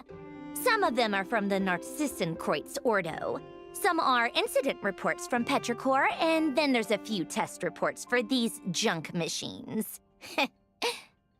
Additionally, after some further scanning, I've discovered something extremely annoying. What's that? Teyvat's skies contain multiple moons. A long time ago, when I did my first scan, I detected 3, just as the legends say. But when I checked again just now, I detected 4 moons. So there's one extra? Yeah. Originally, I thought that if I could still find 3 moons, that would at least mean Columbina's still alive. But then it occurred to me that apart from the frost moon, Teyvat's moons are just husks. And husks surely shouldn't show up in the scan, since they're not alive. It's weird, isn't it? If we can't even distinguish between a dead and a living moon, how are we supposed to know whether a moon goddess is still alive? Or does this mean that the moon marrows are equivalent to the moons themselves? It's certainly possible. In which case, the 4th moon you detected may be Dottore artificial creation. So he wasn't bluffing. He really built his own moon marrow. Ugh! I'm so mad right now! It's easy to get overwhelmed when you have too much on your plate. Maybe you need to relax. Perhaps try going for a walk. Or simply take a few deep breaths. Nothing can calm me down at a time like this. I need more time, and I need progress.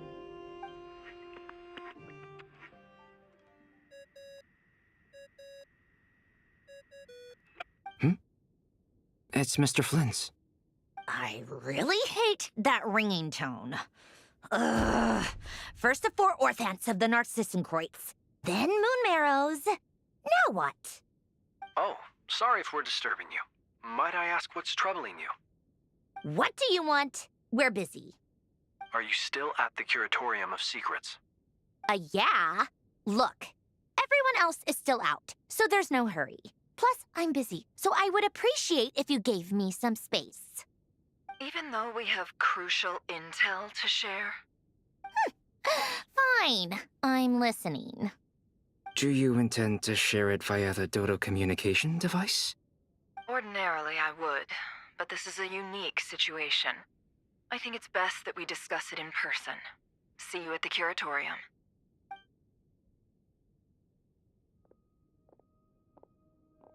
All right then. So, what's the situation? The rest of the team is still out working on their missions and evacuations, but we've decided to fill you in on the most crucial information first. Sandrone, you were right. Columbina is most likely still alive.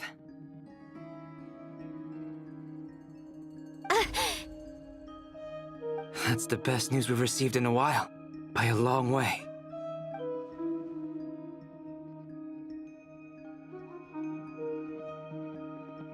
Random locations. Appearing in reverse order? Are you serious? So not dying isn't enough for the moon goddess, huh? She has to show off too. Anyway, does this mean we can deduce her condition from the moon marrows? Miss Sandrone, there's nothing wrong with simply admitting that you're happy to hear the good news. I'm not. And she's the least of our problems. We're facing a huge crisis.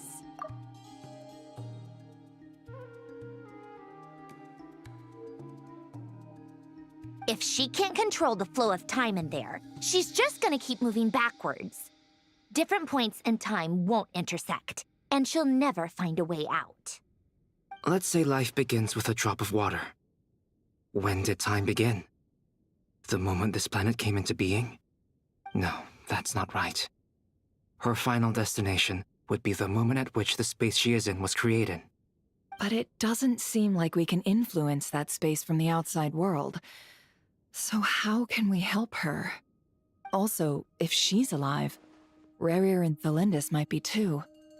But as far as we know, neither of them have come back out. That space may not have an exit at all. I'm afraid I must concur with Miss Nefer in this. Can't exactly argue with that. Let's leave it there for now. I've taken notes on everything you said. Will it help with your research? I doubt it's gonna help with breaking Dotori's energy fields. But who knows when it might come in handy. Better to have it all written down than try to remember everything when I need it. All right, I need to get back to my research. Mr. Albedo has made a lot of suggestions that will require my undivided attention. Sure, I'll stay here. I have things to work on.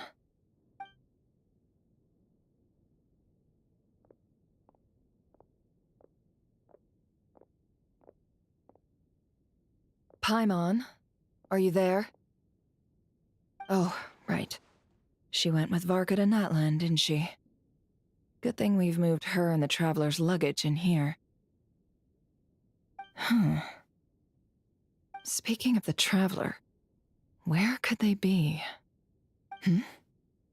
There's a note from Paimon. Paimon here. Not in at the moment, but if anyone needs to borrow her stuff or the Travelers, go ahead and help yourself. Paimon won't be mad. Also, Traveler, if you get back before Paimon, make sure to get some rest. Paimon misses you a lot, but put your health first, all right? How sweet. Well, since you offered, Paimon, don't mind if I do. This is the Traveler and Paimon's luggage.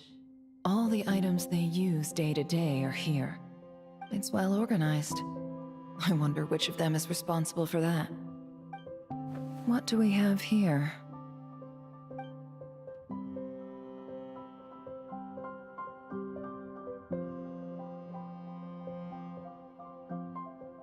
The camera captured a special moment that can only occur between people who are close to one another.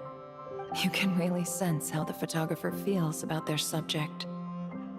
I wonder why this picture was placed outside. Is it because Paimon recently looked at it?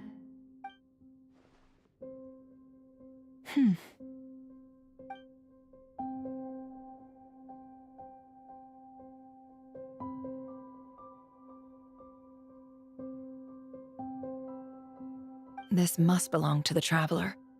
Perfect. I'll use this. Hang in there. We'll find you.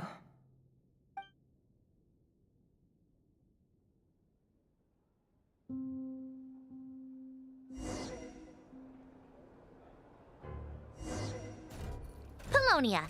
Search keyword world formula and bring me all relevant books.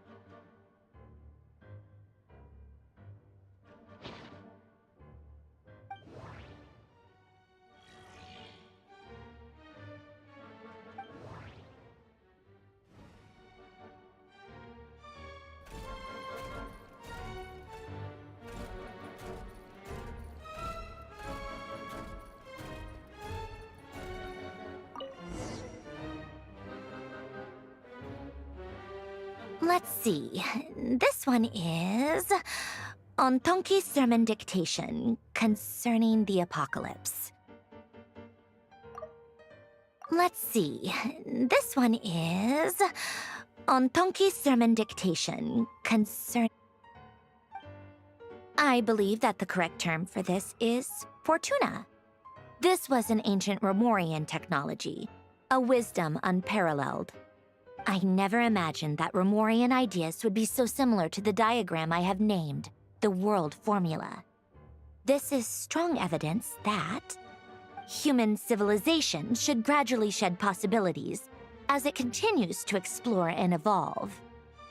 The end of humankind may well be upon us right now.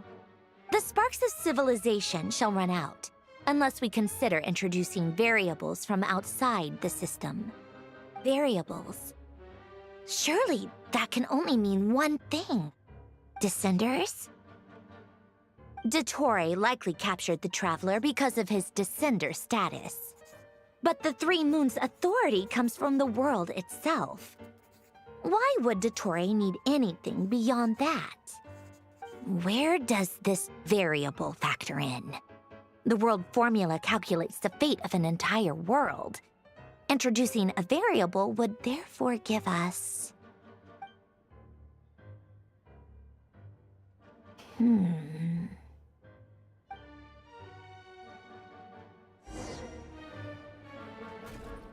Polonia, search keyword pathway and bring me all relevant books.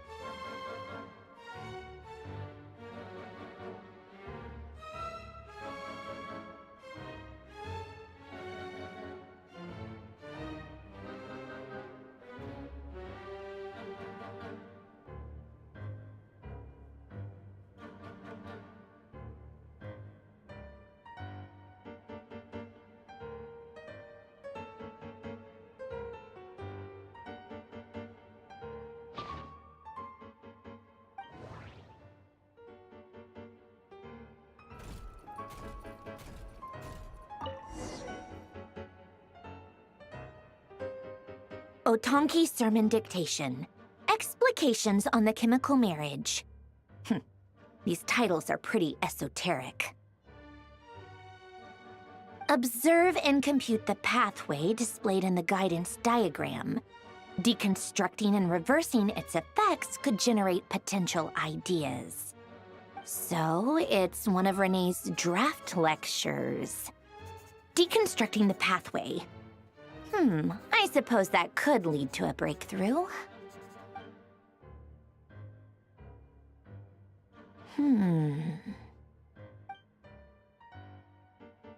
This is so long. This guy sure loves showing off his knowledge.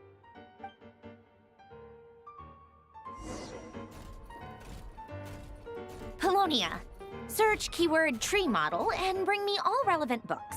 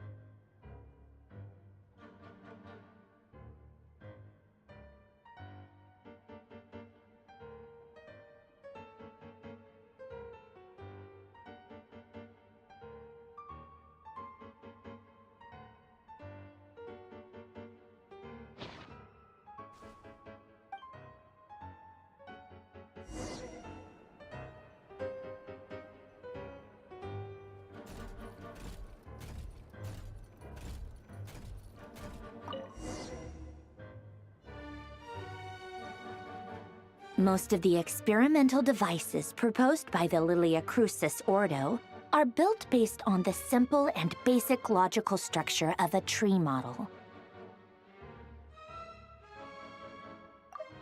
Most of the experimental devices proposed by the Lilia Crucis Ordo are built... Lilia Crucis. Guess they were trying to cover up the name of the nod-krai Ordo? When Duke St. Germanus departed, he said, "It seems that there's no going back." Alas, he is only a genius when it comes to machines. In all other things, he is but ordinary. Excuse me? I'm sorry. That's just ridiculous. What kind of book is this? Great Detective Herlock, the Alchemist and the Clockwork Saint? Isn't this a novel? Come on. Still, the author swears that they knew Renee well. Whatever. I guess it's not beyond the realms of possibility that Renee would say nonsense like that on occasion. Memory, wishes, souls, and persona. Frankly, this sounds more like occultism, but if Albedo vouches for it, I suppose there must be some alchemical basis to these techniques.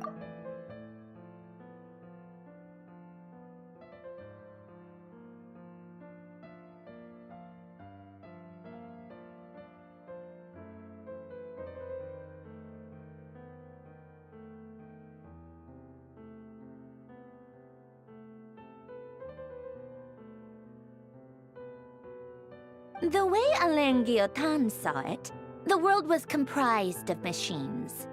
The universe needed machines, and thus his technologies were created. That's why I was born. René, his full name was René de Petrichor, if I recall correctly. Sounds like he and the town must be intricately connected. That place was also the source of most of our information regarding Remurian civilization. Seems like some of his projects were based on their technology. The cutting of souls and storing them in vessels. These seemingly unrelated techniques underpinned René's research. Assuming that the 4 orthants correspond to alchemical categories. The chemical marriage model? Alain would have scoffed at that. He never would have let those theories or parameters anywhere near his mathematical formulas.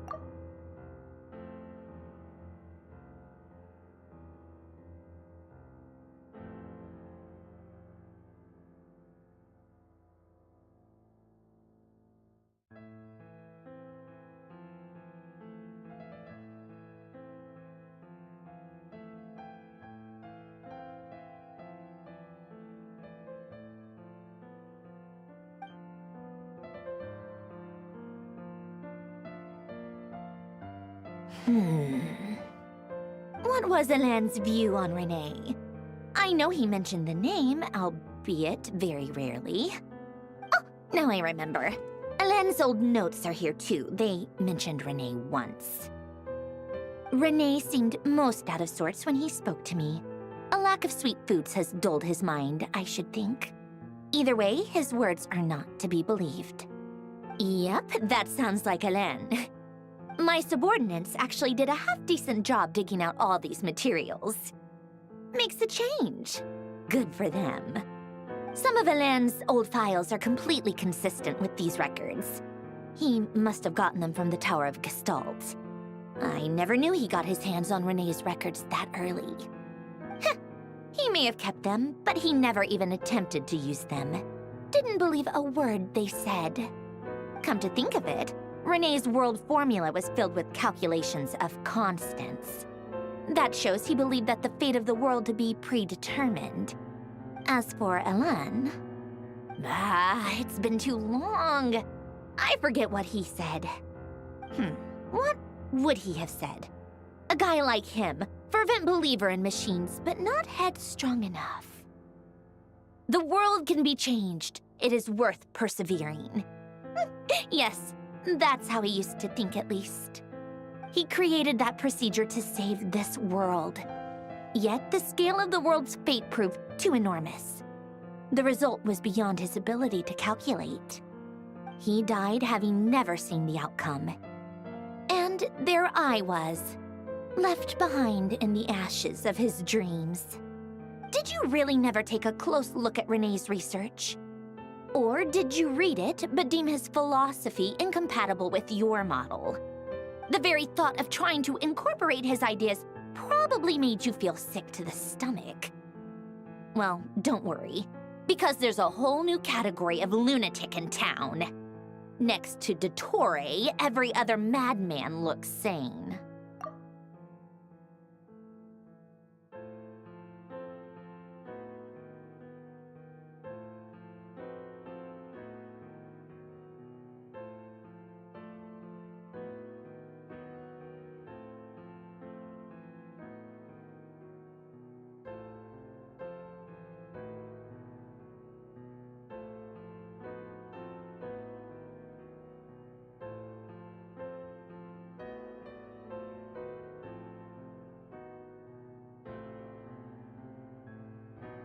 You once asked me what I wished for. Should have asked him instead. He's the one pining for things you'd sooner die than witness.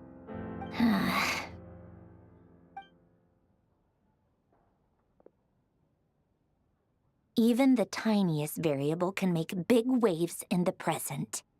Now then, allow me to put these incompatible fragments together in your stead. First, establish and verify the existence of the Great Circle.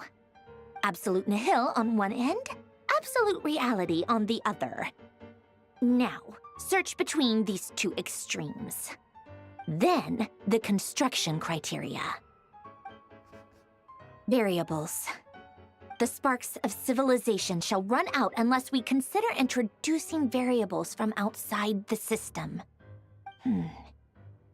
Input variables. Traverse the world, space-time, and civilization, then extract the essential nodes from the records to determine which variables they point to. The primordial power that differentiated itself from the void. The power of light. Yes, light. Records. Hyperborea. This is so horrendously complicated. After all that, I'm still missing a few variables. I need to think this through again. How do you think it looks, Polonia? Like the frenzied scrawlings of a madwoman? Fine, keep it to yourself. It's not like you can talk anyway. I'll assume you gave it a passing grade. I jest. But true madness does often start with trying to save the world. What would Arlecchino and Columbina think if they saw this incomprehensible hen scratch? They'd probably have me institutionalized. So would Rosaline. She's been dead for a while now.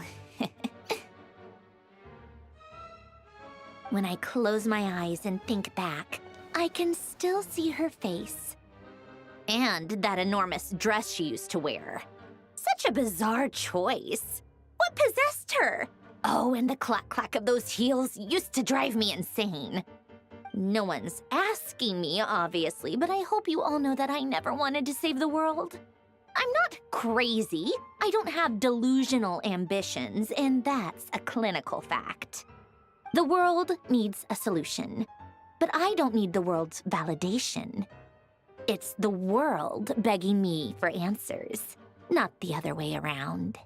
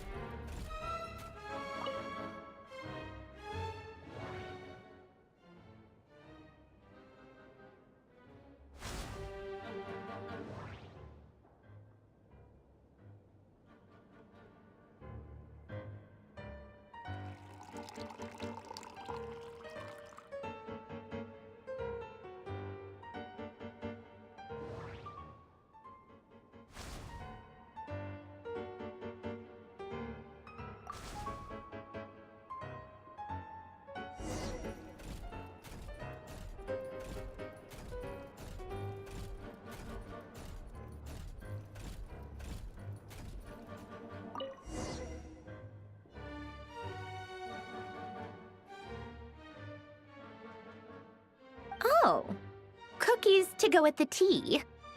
Let's see. They must be from that person who brought those documents. I see they're from Hotel de Boer. Something's written on the box. We are proud to present this homage to the Fortress of Meropede's fun-filled mill collection system. Fortune cookies! Have a lucky start to your day. Sounds like a dumb gimmick to me. Be early to bed and early to rise.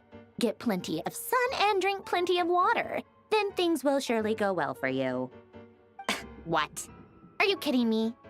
Somehow I doubt that an early night and a glass of water is magically gonna save a world on the brink of existential peril. Sounds like a dumb gimmick to me. Be early to bed and early to rise. Get plenty of sun and drink plenty of water. Then things will surely go well for you.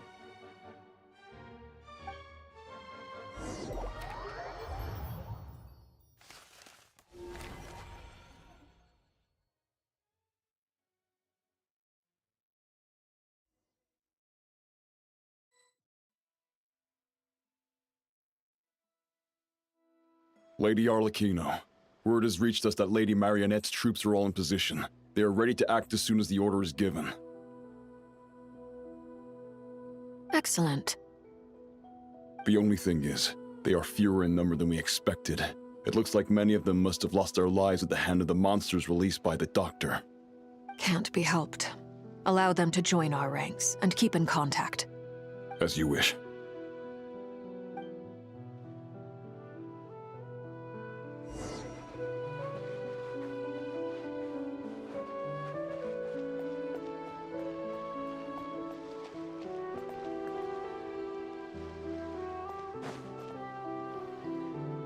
It's been a while, Arlecchino. You look well. Did Dottore really have to build his lab right on the sole path between Snezhnaya and nod-krai? Had to go on a huge detour to stay out of its line of sight. Sounds like an arduous journey. I assume you've brought word from Her Majesty? Of course, all part of the job. Firstly, the Tsaritsa has authorized Fatui Internal Affairs to review Dottore's case. They will reach a formal verdict on whether he has turned traitor and whether he poses a threat to Snezhnaya. While they're working on that, I've been ordered to come and receive the refugees from nod-krai.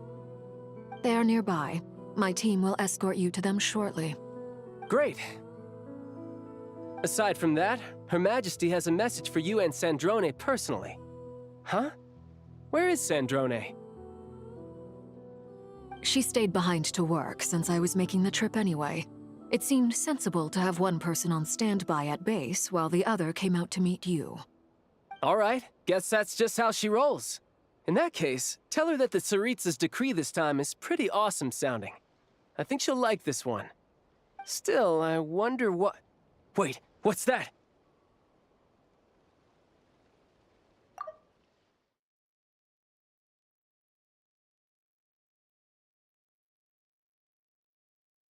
Did one of our troops turn into a monster?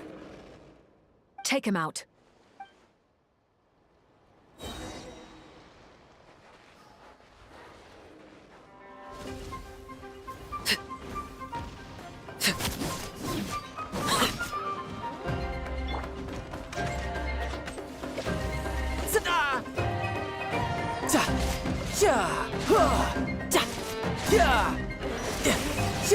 Shouldn't let your guard down.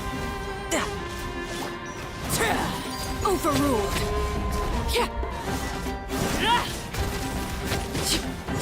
You've gotten stronger, Arlecchino. Nice. Stop that right now. I appreciate the praise, but I am not fighting you today. I knew it.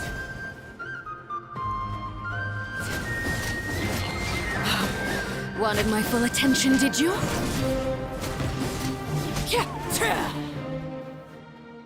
I can't believe it. He was a living, breathing human one moment, and the next... Another fine piece of work by our dear colleague, I'm afraid. What in the world has been going on in nod-krai? A lot. but long story short, Dottore stole 2 moon marrows that should have belonged to Columbina, then built a 3rd moon marrow of his own to concentrate the Tri-Lunar Authority in his hands. What? What do you mean he built a moon marrow? People build roads and houses, not moon marrows. What's his next DIY project? He's gonna build a god? You could stand to be less surprised. We are harbingers. The work we are engaged in makes the creation of gods seem mundane by comparison. I tell everyone who asks that you once crossed swords with Rex Lapis while serving as a key supporter for Rosaline's plan. But right now, you're acting like a common adventurer. Thanks for speaking up for me. Those 2 really took me for a ride back then. Then again, surely no common adventurer would manage to get tangled up with them the way I did. That's gotta count in my favor, right? It almost sounds like you wish to repeat the experience. I might have to lower my opinion of you. No. I'll stop talking. Please, go on. Dottore is currently still experimenting with his newfound power in ways that continue to corrode the outside world. As for the human mutation, I believe this is simply a consequence of his experiments, and not a strategic move. That radiant beast was once a subordinate of Sandrone's. I suspect he was only allowed to live so that he could become an experimental subject. Also, those of us who fought Dottore have been afflicted with a curse. As such, I cannot leave Nod-krai.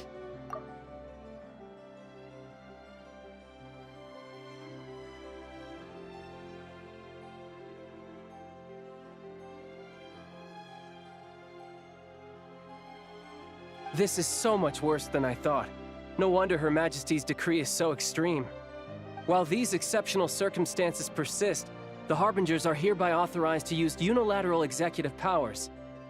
Should Dottore pose a threat, Arlecchino and Sandrone are permitted to eliminate him.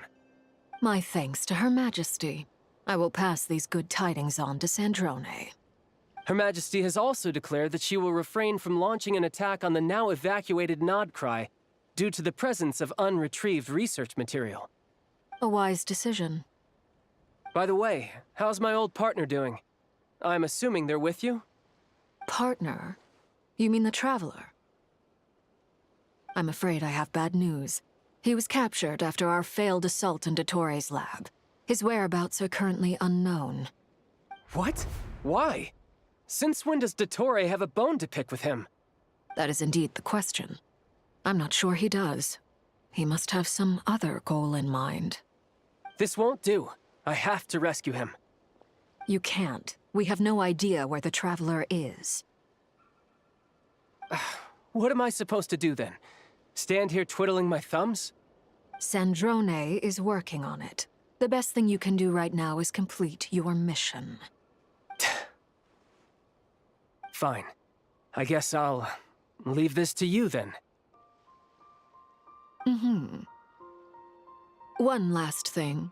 Tell the Rooster to get the message out to the gods and citizens of every nation in Teyvat. Beware. An uncontrollable pollution is spreading forth from nod-krai. The source of that pollution is a madman drunk on the success of his experiments. The Fatui and our allies will endeavor to contain the threat. However, if nod-krai falls, things are likely to escalate. Considering Dottore is one of our own, all Fatui stationed in nod-krai consider it our duty to stay and fight him to the bitter end. Whatever the cost. Hey, don't be too pessimistic. If it comes to it, I'm sure Her Majesty won't stand by and do nothing. I hope you're right.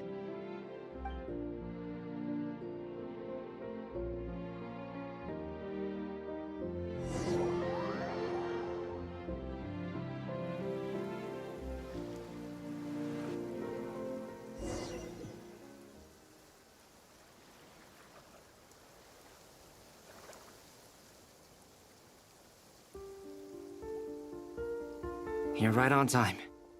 Thanks. Hey, do you think I'll get that gliding exam exemption? I made sure I was on my best behavior in Mondstadt. I landed well outside the city and walked in through the gates. I'll help you apply, don't worry. For now, let's see what we have here. what are the Doctor's energy fields even made from? The usual attract and repel principles that govern Kuvaki don't seem to apply to them. They are very mysterious, but ultimately, they appear to be comprised of energies from the three realms. Thanks to research by Master and the Hexen Circle, we know that Tevat's 7 elements are derived from the more primordial power of the Light Realm, which is antagonistic with the power of the Void Realm.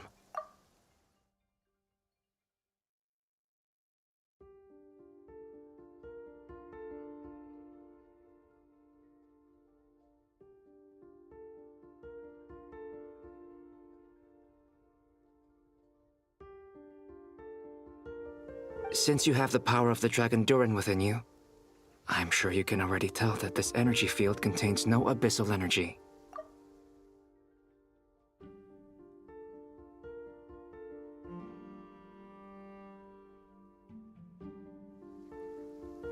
That's true.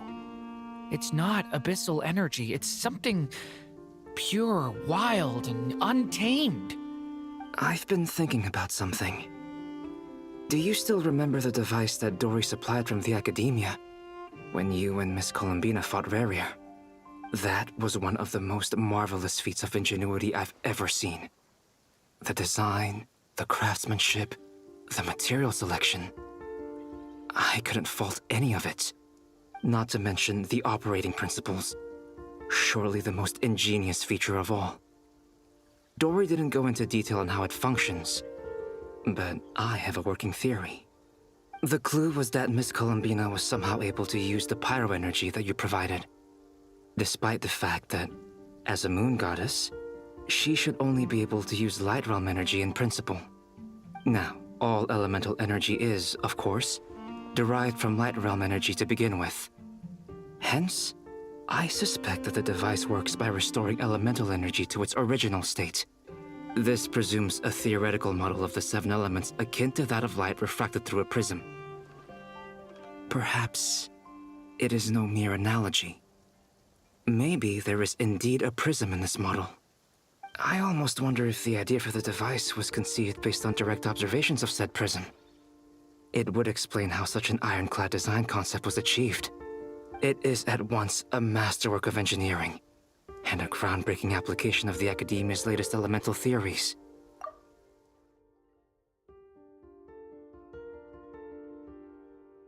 I suspect only Lesser Lord Kusanali herself could have devised such an ambitious technology.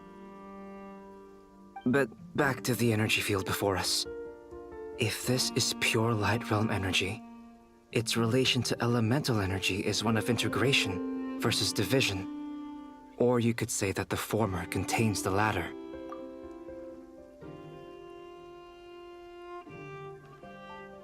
Could this mean that elemental energy can dilute the power of the Light Realm? Should we give it a try? We should.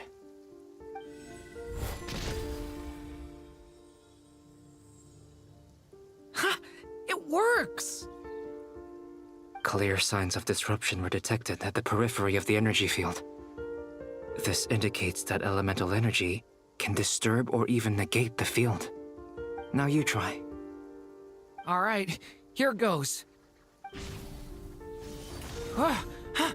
It's working! Switch to abyssal energy and attack again. No surprises there. Abyssal power drains the energy field to a significantly greater extent. I now feel confident in asserting that the energy field is indeed pure Light Realm energy, and that elemental energy can dilute it. But the energy field is huge. How much elemental energy will it take to neutralize it? We don't have to neutralize it completely. We can try other approaches. That's all for theory. Would you like to continue watching? So you knew I was here. Huh? When did you get here? A while ago. But Albedo sounded like he was working on his thesis defense back there. Back in Sumeru. You can end a person's whole career by interrupting them mid-speech. Very thoughtful of you. I'm truly touched. Could I ask you to lend me a hand? With what? A little test. Try using Animo to unleash a concentrated assault with circular blades. with the goal of breaking through at a singular point.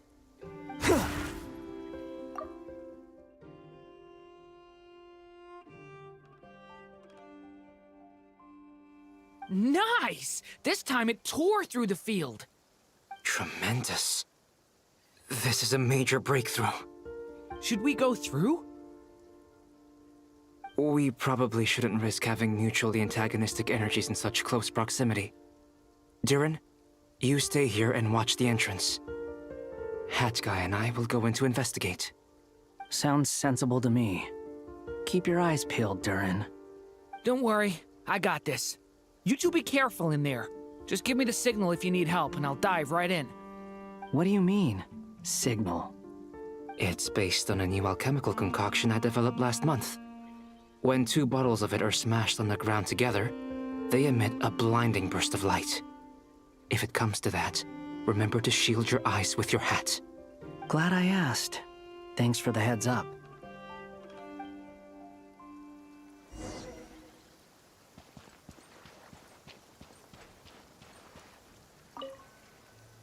Like I thought.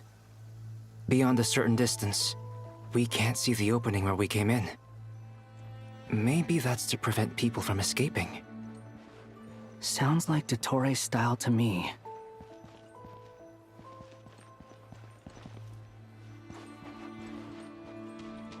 Not much has changed. Things are basically the same here as they were before the energy field appeared.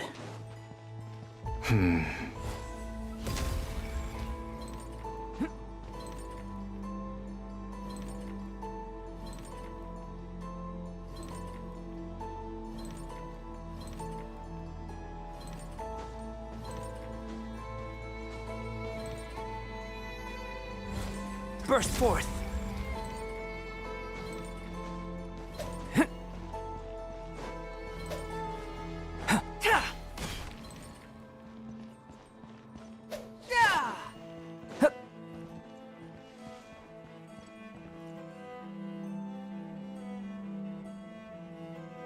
They have no heartbeat and they're not breathing.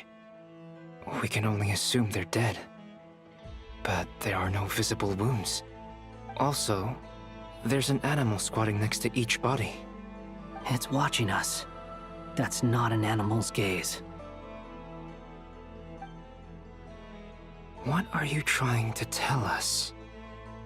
Doesn't seem eager to talk. I guess maybe it's just an animal after all. Let's keep looking around.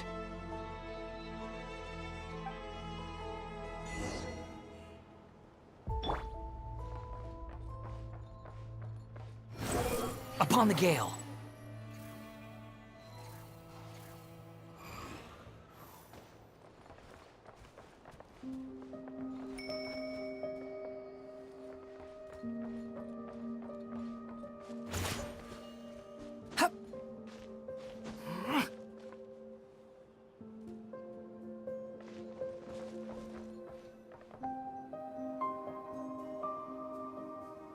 Same situation everywhere.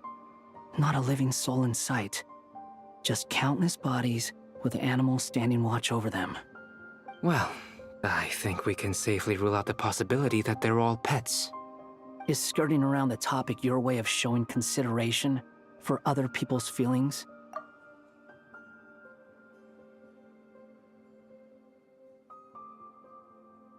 Just being cautious. I don't doubt that you can handle the truth.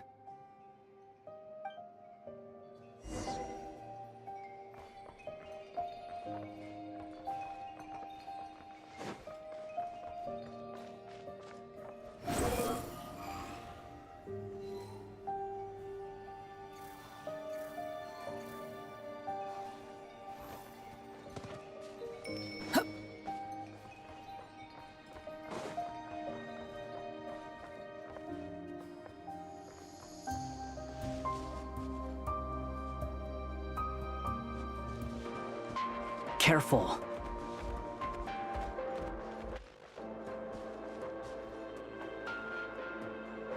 Please, help us. Please. Over there, I hear a voice.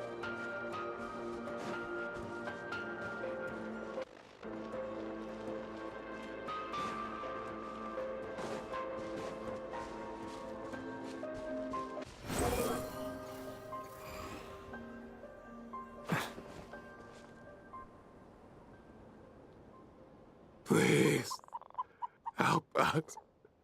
Please. What happened here? I don't know. Suddenly, everyone collapsed. Then my line of sight got lower. I still have some of my senses left. I gotta get out of here.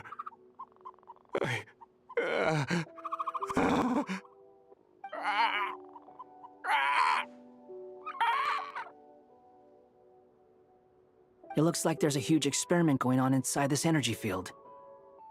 Maybe each energy field is its own giant experiment. Vile. He's swapping human minds with those of animals. Even without the other circumstances, this would be an extremely radical experiment. Those people may have lost their sense of selves, but they are not fully animals either. If they were, they would have left. But instead, their instincts are driving them to remain by their dead bodies. We should go. No sense in sticking around here longer than we need to. Agreed.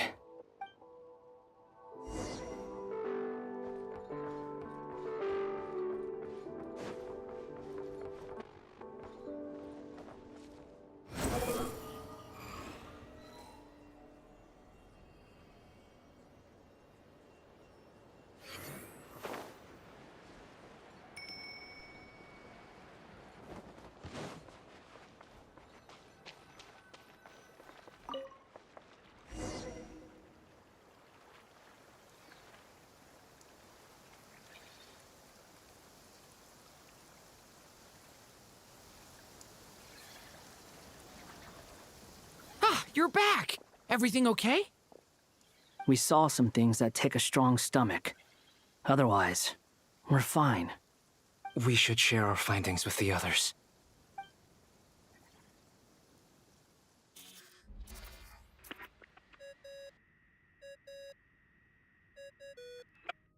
Yes? Who is it? Miss Nefer, it's me, Albedo. We found a way to break through the energy fields. With enough control, it's possible to tear them open using elemental energy. Also, we managed to take a look inside. Dottore is carrying out his cruel experiments on an immense scale. Any residents who have failed to evacuate in time will likely meet a grisly end. Sounds like he's living down to our expectations. Might I ask how things are proceeding on your end? I'm just about to get started. I'll be in touch once I have a result. Understood. Stay safe. I will.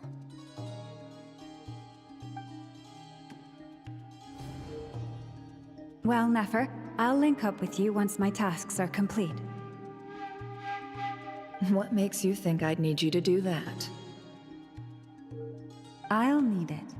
And considering the way you approach certain matters, I think you'll be better off with me present.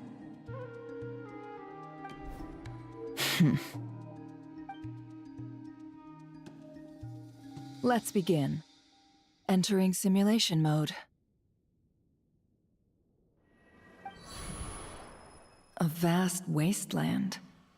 Is this the Traveler's inner world? I was expecting something more vibrant, to be honest. Wait, someone's there. What are you looking at? In that case, I'll look at it with you. I want to know all about everything you've seen and experienced. Is there somewhere I should return to? Or should I stay here and be the hero everyone says I am? I don't dislike my current life. Roaming the land, fighting battles, accomplishing missions, earning a living, looking after Paimon. It's not so bad. I guess the only thing that's missing is that you're not here with me. This is the conscious layer, which contains a person's true feelings. It is filled with both longing and kindness. I suppose anyone who lives long enough ends up wishing for someone who can't be there. Maybe it's the only way we can feel truly alive. Time to delve a little deeper.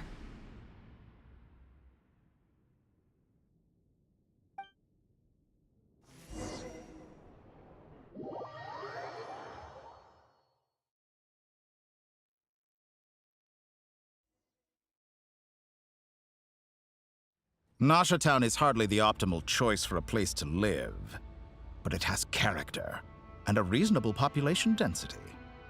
What are you trying to say? Oh, don't be nervous. I was just thinking where might make a good starting point for your journey.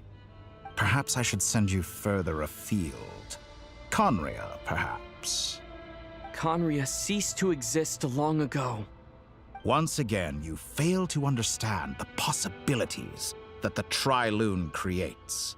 Anything that has existed in the past, I can now recreate. You simply do not wish to see that happen. That might be because you miss your sibling and fear getting answers that you are not ready to learn. But this is not for me to judge. If we are to collaborate, we need to maintain an amicable relationship. In a moment, you will be able to... Oh no. What are you...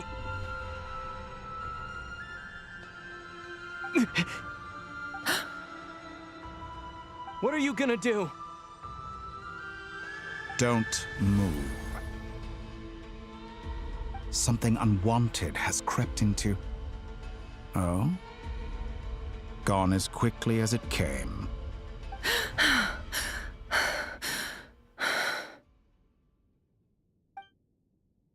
Did you save me? If I hadn't cut the connection, Dottore might have caught you from the other side and destroyed you. This was a good idea, but once is plenty. You were exceptionally brave. Excellent work. Thanks, but now's not the time for that.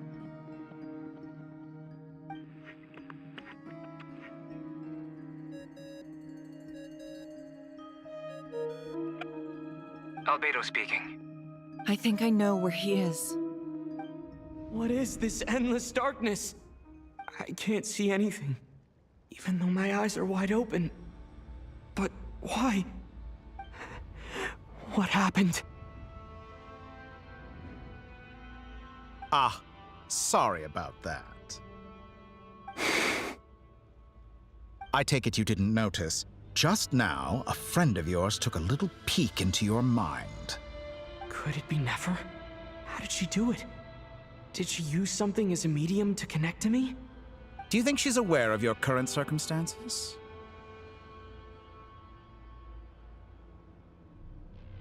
Oh dear. Have I stunned you into silence? I only wanted to slow down your time a little so I could stop your intruder in her tracks. It would have been nice to capture the spy. I must say, I'm finding the ability to adjust the flow of time rather intriguing. The moment you closed your eyes, time seemed to grow impossibly viscous, didn't it? A whole month passed before you opened your eyes again, but only for you. No one else was affected. I dare say this is something only a god can achieve. Point taken. You've proven once again that you have god-tier powers. Oh, you misunderstand. This wasn't about proving a point. I was testing things out. I find I learn best by doing, and I have to admit, time is not the easiest dimension to control. I only wanted to make you sleep for a short while, but it ended up lasting a whole month. Clearly some finesse is required to wield the authority over time as I wish. I hope you're not angry with me. It was only a month's discrepancy, nothing too serious. Had I been off by a year, a decade, or even a century, that would have been quite a different story. You could have frozen me for millions of years. So much for collaboration. You aren't showing much sincerity. Millions of years? To what end? I wonder if you don't understand humans all that well. They are very pragmatic creatures who understand only that which they can perceive with their senses. If I had you sit here for a week, I imagine people might sympathize.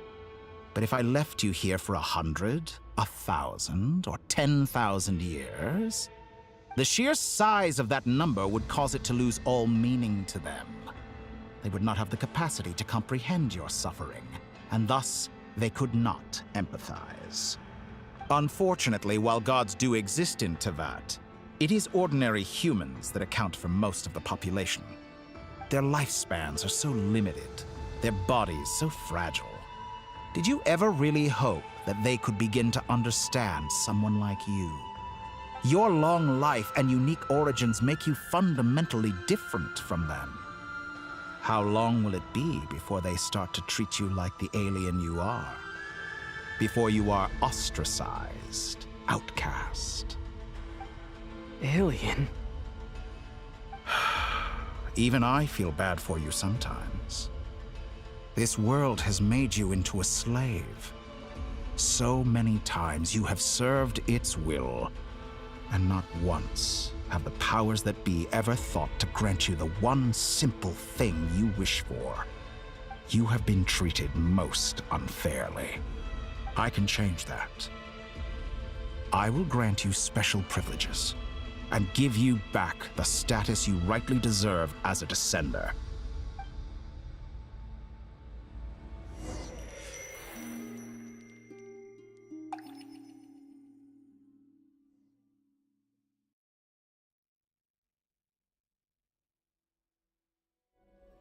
I've entered the past 3 times at this point, but I still have so many questions. For instance, beyond each point being further back in time than the last, what determines the specific locations at which I can make entry? So far, the common thread linking all 3 scenarios is that the Traveler has been present. But it's more than that. I know I sensed something familiar around him. What was it? I'll keep this question in mind as I carry on.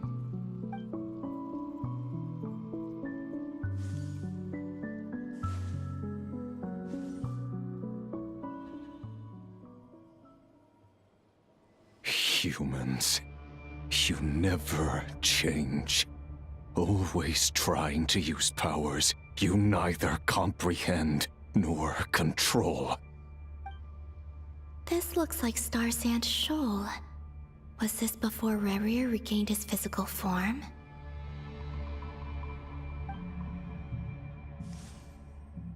You've messed with the cannon again, huh? Sorry, but this round's not gonna go your way. The cannon. That's right. I was at Silver Moon Hall and I sensed an abnormal Kuvaki fluctuation coming from Nasha Town. And right after that, came an ominous power emanating from Star Sand Shoal. My body was once torn into countless pieces and hurled into the swirling chaos of time itself. But even so, my life and will were not extinguished. I wonder if I could try to prevent his resurrection. But how would I do it? What can I do, here and now? Traveler! Behind you! Look at that light!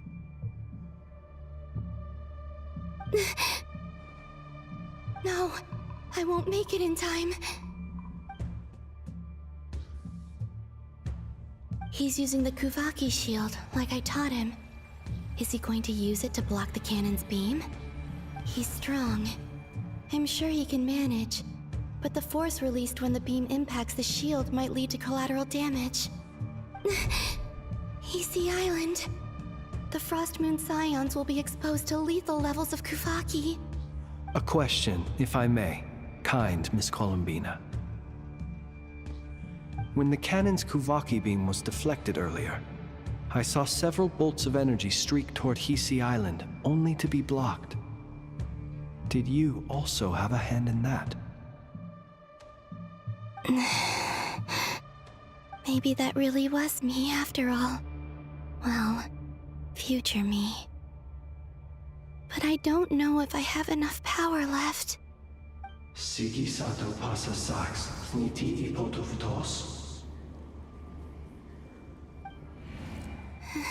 There's no time. Osestikos paratin tirantur risuiku, topirto aithion feraton. I have to make it. Oh, Frost Moon. Oh, great land. Oh, slumbering moonlight of nod-krai. If you can hear me, if you can sense my call, then please, heed me once more!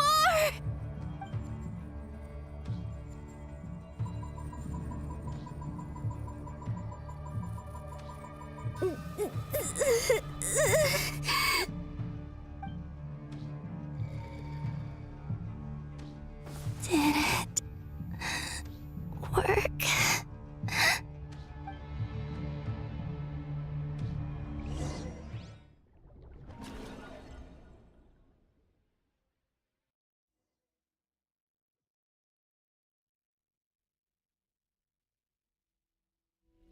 Hey, wake up.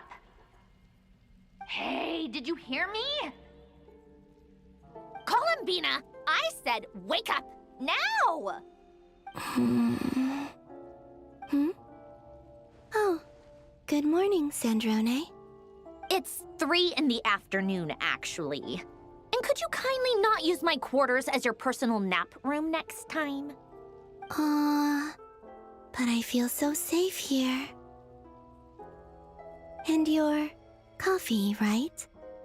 It's so bitter, but it smells lovely. It's like you were raised by wolves in a forest or something. What did you drink growing up? Grass tea? The Frost Moon Scions certainly led a more frugal existence than the Fatui. Then I'll bet you've never eaten one of these before. It smells delicious. That's because it's a Fontanian recipe. I had a little free time today, so I made a batch. Rosaline will be here shortly, but if you really can't wait, I guess you can go ahead and... Hey, at least let me finish before you start eating! Did the Frostmoon Scions not teach you basic table manners? Or did the rules not apply to you because you're the high and mighty moon goddess? These are so tasty. Of course they are. I made them. I was worried they might contain traces of machine oil. What?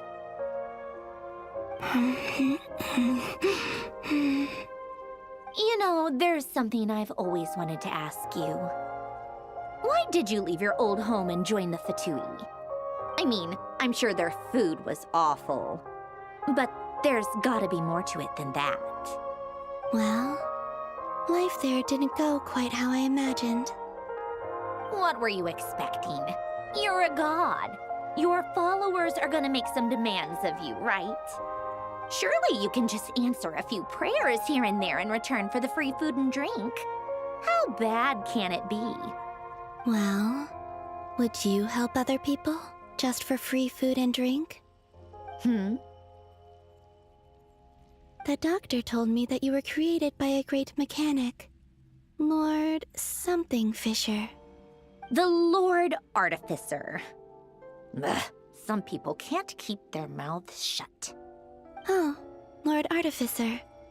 And didn't he have something to do with the, narcissist? Narcissenkreuz Ordo. Yes, that was it. Narcissenkreuz Ordo. So, would you try to fulfill their wishes? You must be joking. I wouldn't go even if they paid me. I don't even know them. Exactly. Well, I felt the same way. I did not know the people who made demands of me. What do you know?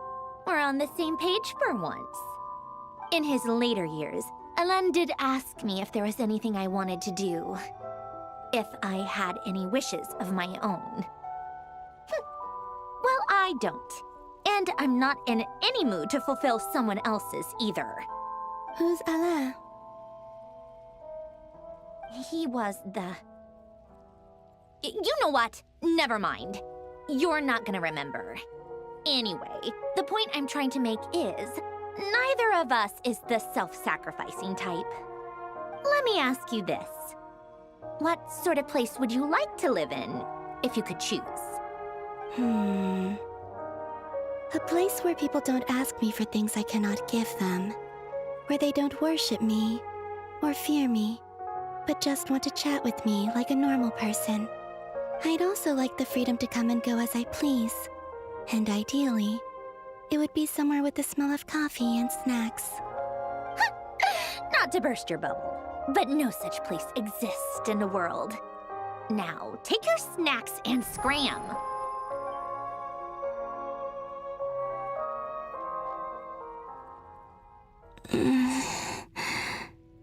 Did I pass out? Of course. I'm back here again. I dreamed of events from my past. Sandrone. Traveler. I miss you all so much. Back there. I guess I managed to harness all the Kuvaki energy on Hisi Island. But how did I do it? Time is flowing backwards here, and I can use that familiar power to enter the world of the past. That mystery ally everyone talked about. It was me all along. I can sense that there isn't much more power remaining up ahead. What lies at the end of all of this? Will time keep flowing into the past? And will I ever find my way back?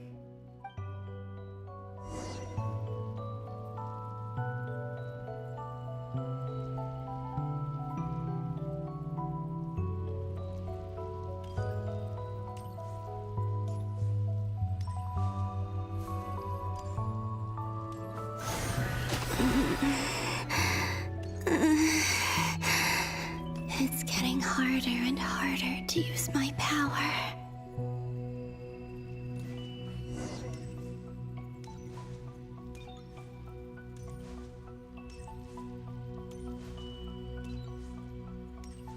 I'm no match for the Abyss in this state. I need to avoid the contaminated fragments.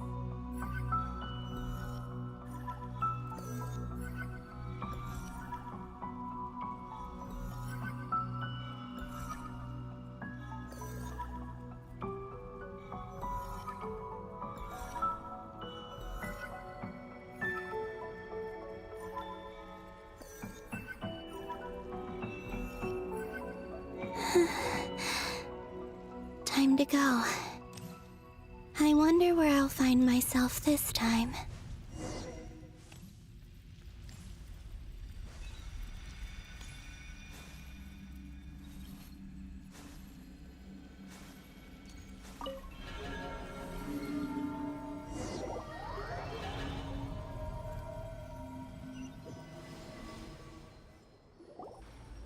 The Final Night Cemetery. This is where Flint's is based. Or not! How are we supposed to read through this many files? Difficult, yes, but it is also our most efficient option. Seems like they're searching for information. Oh, I remember. Flint's and Varga talked about some files on the Wild Hunt. Was this my doing too? To expose the true intentions of this Rereer, we need to dive into nod-krai's history. Are my actions changing the past? Or are they simply completing a process? Is all of this inevitable? Or am I the one making these decisions? If I choose not to help them now, will it change how things turn out? Hope we don't land on our heads then. They're my friends. I can't not help them.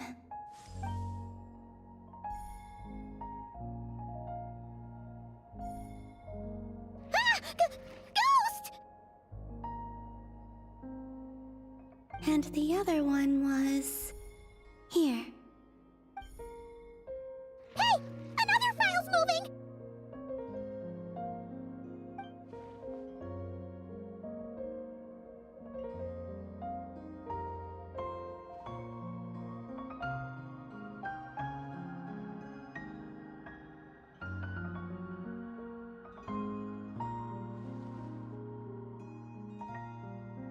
That should do it.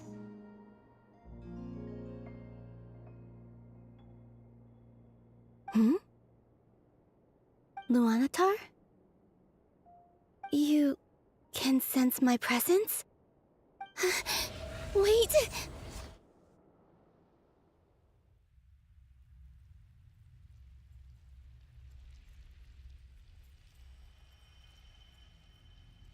Luanatar. So she's that familiar presence I've been sensing all along. She's always been by the Traveler's side. That explains why the Traveler has been there each time I've entered the past. But why Luanatar? Is it because she has a connection to me as the Moon Goddess's familiar? If so, why not any other Kuhenki? That's...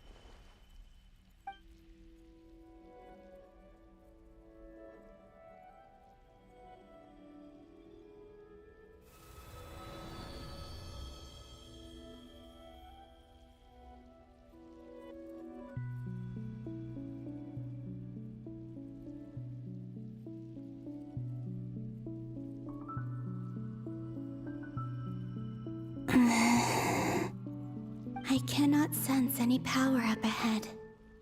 Just a void, stretching out into infinity. This is likely my final chance to enter the past. It's now or never. I have to find a way back.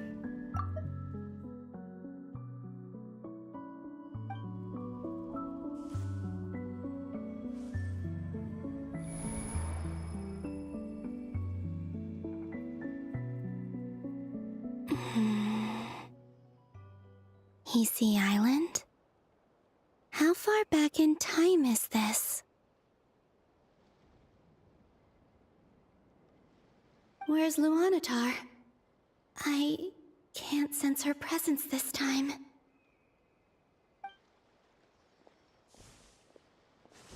Oh, seeing Anafa and Aino reunited like that sure was heartwarming.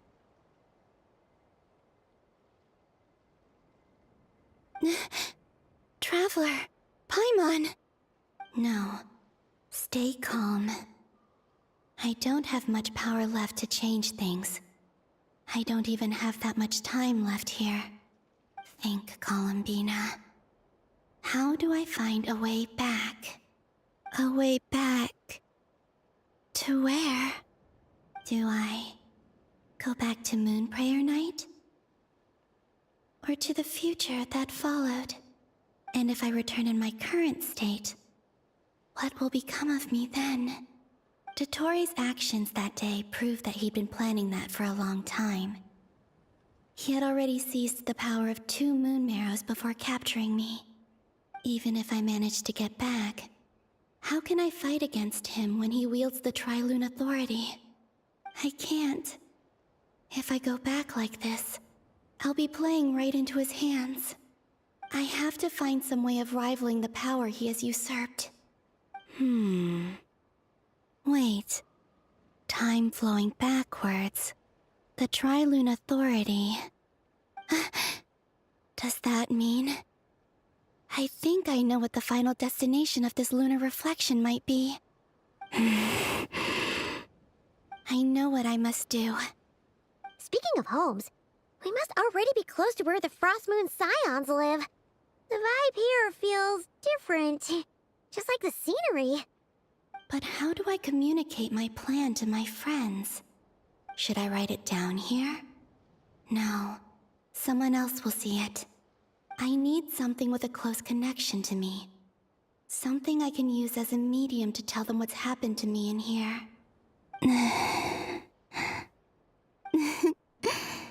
Now it makes sense.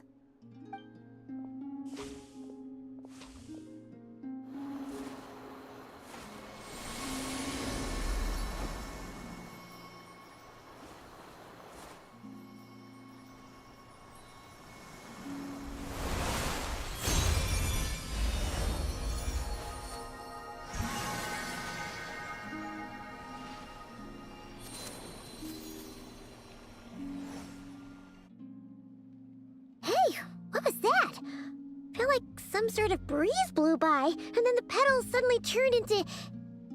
Huh? It was I who brought Luanatar into being. I gave up a piece of my own soul to create her. That's why I could sense a familiar power from the moment I entered this space. It also explains why she's been present in every past location that I've entered. Because we have a deep connection.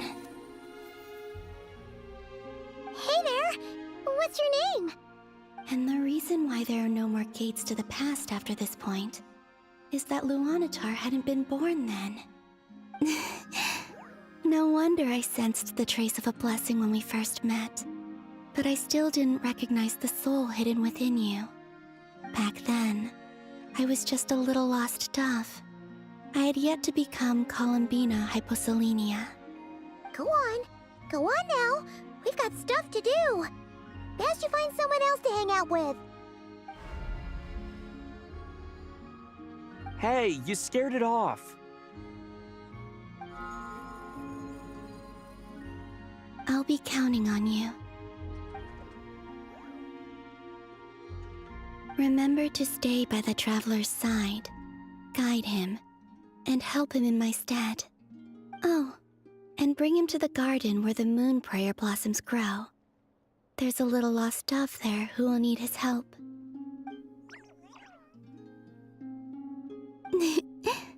Go on.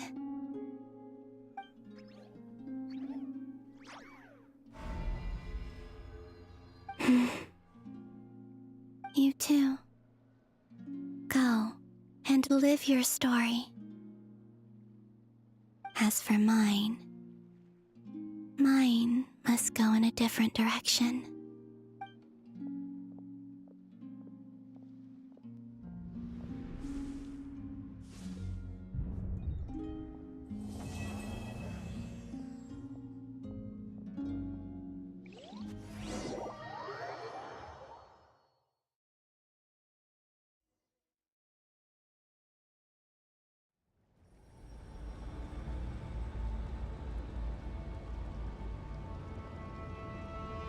How would you like to experience the thrill of never being held accountable for your actions? You could crush people like ants without consequence, or tear off their heads or limbs as you please. Believe me, such a life is but one small step away. What point is he trying to make? Freedom? But the freedom to kill? To do evil and get away with it? Why would you offer me that? The creation of a world is the ultimate scientific experiment. I have taken my research to the highest level, where I shall be not just a god, but also a servant to many sacred spirits. I shall heed the truth and perform holy deeds. A god's laboratory is the perfect playground, but it needs the right occupant to explore its full potential. Mortals are found everywhere one looks. Not so with Descenders. I'd prefer my first guest to be a distinguished individual such as yourself. And I know you could make the most of the opportunities it offers. So the condition for entering the new world is to take innocent lives. The same dilemma that Rerir once faced. Could I really bring myself to kill others for my own benefit? Rerir did.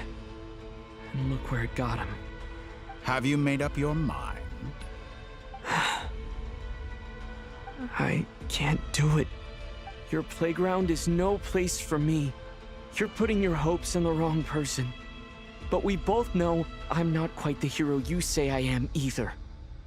I have my own reasons for the journey I'm on. And they aren't all selfless. You've grown a lot since we last met. But there are still things you are unwilling to compromise on. This will only hinder you. Why don't I lower my requirements a little as a gesture of goodwill? I'll give you a little time to learn to be a less noble soul. That'll make things much easier for you. I really doubt I could live that sort of life. And yet you already sound less defiant than a moment ago. The benefits appeal to you because you can read the signs of the times. Why don't we return to my research facility? Your last visit was so rushed. There is much that I have yet to show you.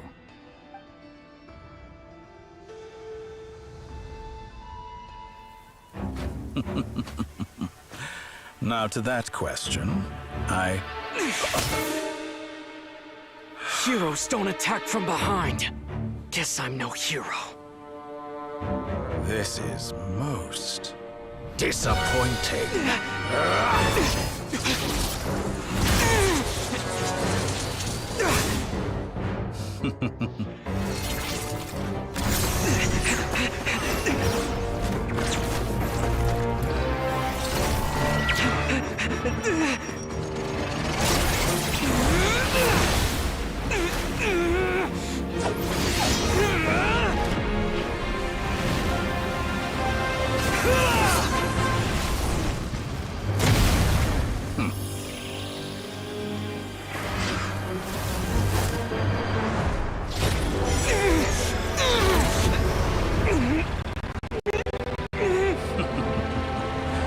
Now then.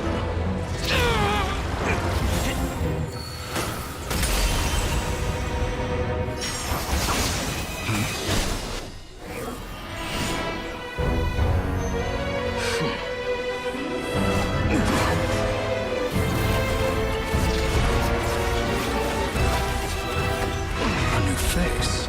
Interesting.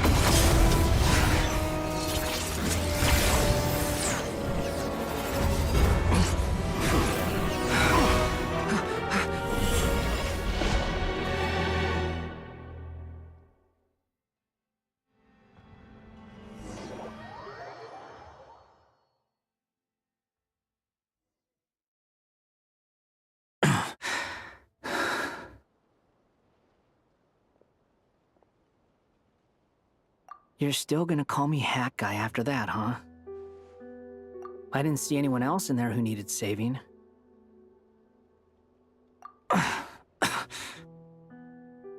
It's nothing. I'll be fine. Why are you looking at me like that? Is it that shocking that I'd come to your rescue? I owed you a favor back in Sumeru. Now we're even. Distracting Dotori was tough. I won't lie. He's not gonna fall for the same trick twice. That was my one shot. I'd hoped to use it to take him out. Ugh. I never wanted to obliterate someone more than I do right now. Dotori doesn't recognize me, but his segments were originally made based on an analysis of my operational principles. I expect it's only a matter of time before he figures out what I am.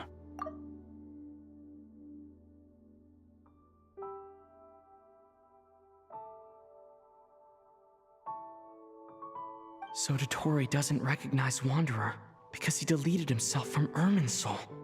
Did he really miss his only chance for revenge by saving me? Why the long face? Hey, I'm not blaming you, okay? And I'm not complaining either. Rescuing you and killing Dotori are equally important goals. Everyone would be pretty stuck without you. It's best you live to fight another day. How are you holding up? Are you all right? Hat Guy said to put safety first, so we agreed to run as far away as we could after leaving the energy field, and only meet up once it was safe. You don't look injured. It seems that Dotori didn't do anything to you. All right. Rescue operation complete. Let's head back. There's a lot more work to be done before this is over.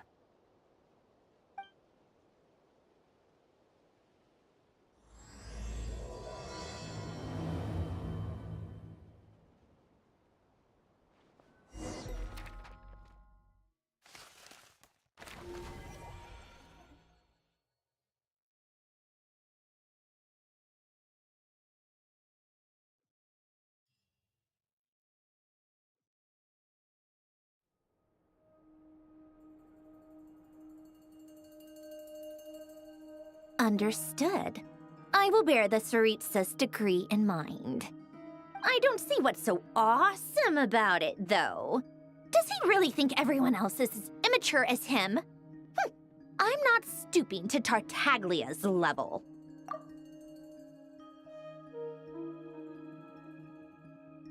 I thought you might say that. How's your progress? Quite promising, actually. That alchemist Albedo gave me a few ideas. Remember how I asked you to look up some files for me? That stuff on the Nazi-Kreuz Institute. René de Petrichor and Jakob Ingold. Alain Guillotin despised René's theories and methods, but he never managed to come up with better alternatives either. So I adopted some of René's ideas. I thought Alain was like a father to you. He and René were mortal enemies, were they not? And what would you say if Linny and his friends one day learned something useful from someone you utterly detested? I would applaud them for it. That would mean that they have surpassed me. For all we know, Alain Guillotin might have thought the same thing. Not that it matters, though. He's dead, and I'm alive. So it's my call to make.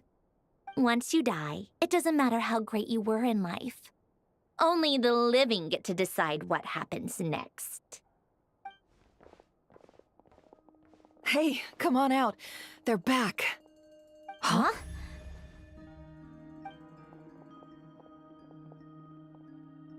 You're back? And your head's still screwed on? And you still have all your limbs? What does it look like? Way to keep your composure, madam. Excuse you. I am perfectly composed. Glad you're okay. Yes, it's a huge relief. Worry? Oh, yeah, right. You think we, the Fatui, were worried about you? We were worried sick. Hey! The Traveler and I were already friends. You are free to join this mission in whatever capacity you please. Much like your tea parties. It's a laugh a minute with you guys. I must say, I was quite surprised when Mr. Albedo told me he would need no additional aid. We discussed this on our way back as well. I am rarely so unequivocal, but in this case, we had full confidence in Hat Guy. He said he knew what he was doing. Albedo and I pretty much had to just wait outside on standby. Meanwhile, Hat Guy broke into the energy field and rescued the Traveler solo. You didn't have to mention that. Well, I'm thoroughly impressed. You are a force to be reckoned with, Hat Guy. Is he back? Is he really back? Traveler! It's really you! Oh, thank goodness! Paimon missed you so much!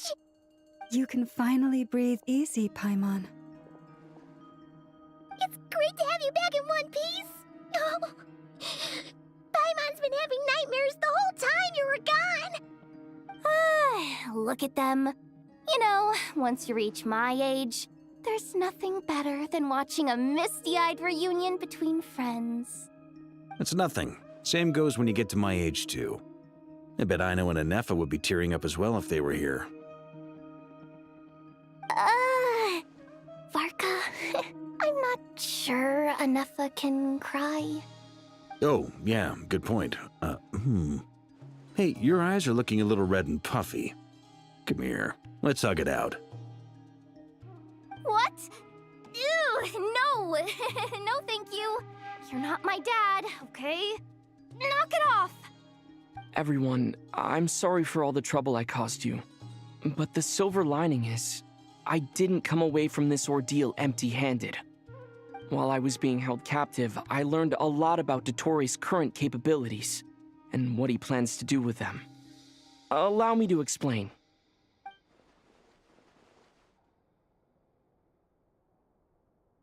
The three moon goddesses were even more powerful than we imagined. No wonder Dottore believes himself to be equal to the gods, maybe even superior. Utter blasphemy. While everyone was gone, Nefer and I made an interesting discovery, and I believe Miss Sandrone has something to share too. Ma'am, perhaps you could do the honors?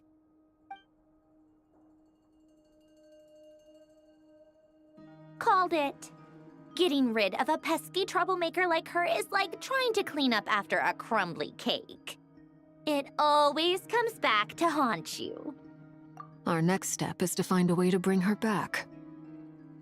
A place where time flows backwards, with no destination in sight.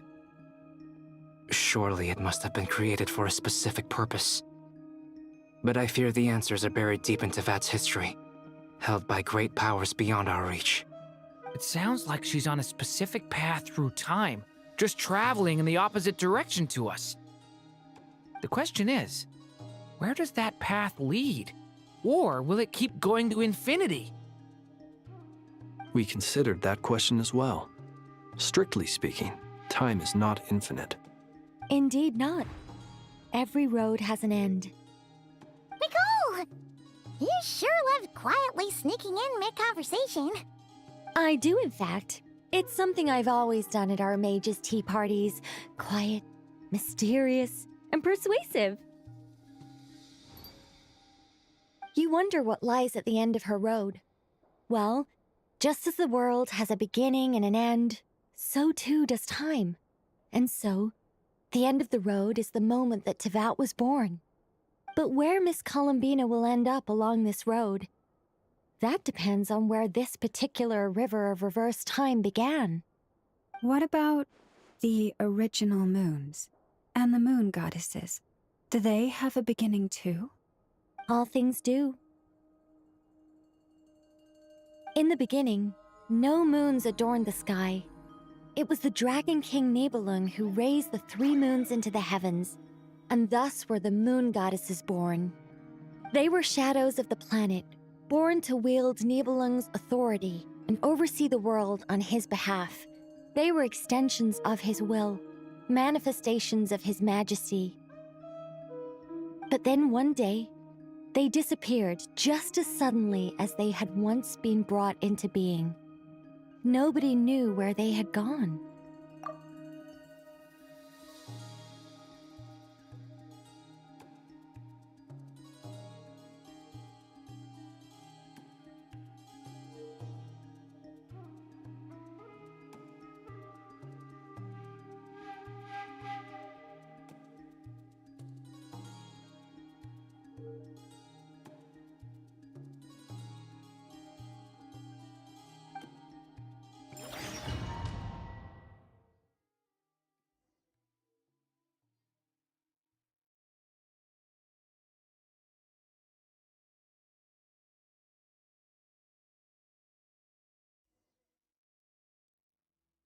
Like I thought, no more paths back to reality have emerged since. But how can I be sure that I'm going the right way without scenes from reality to keep me on track?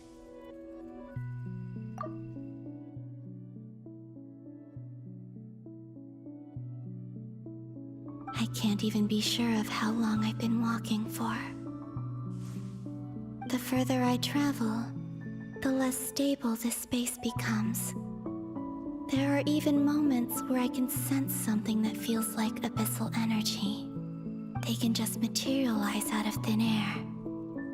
I have to keep my wits about me.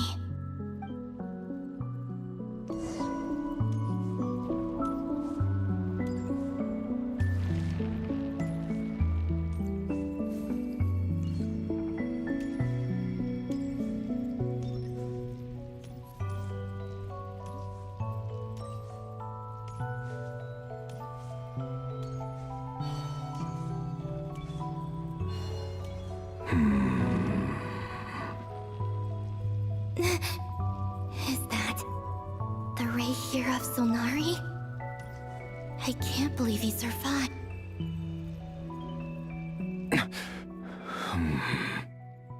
You are the moon goddess. But how? Please, there's no need. I'm not interested in fighting anymore. I find that a little difficult to believe. Yeah. Honestly, so do I. The way you used my own power against me was... It was a brilliant strategy. And then, in the final moment before I was thrown into this space, I got to see an old friend. Mr. Dainsleif. Right. It was so long ago now. But we were friends once. And when I first got here, I was filled with hatred, remorse, and rage. How I cursed and devoured. I tore everything here apart. I was consumed by the desire to leave this place and have my vengeance. But to no avail. This is a place with no exit.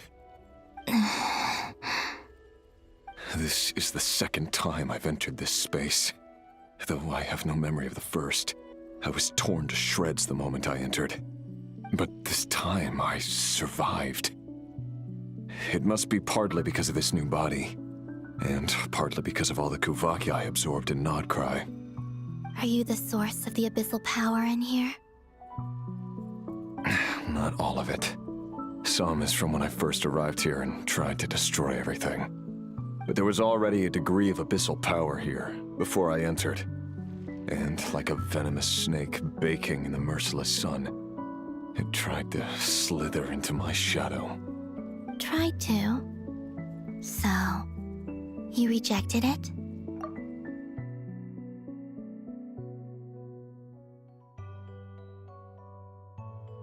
Yes. Because after that, the world suddenly became silent for a moment.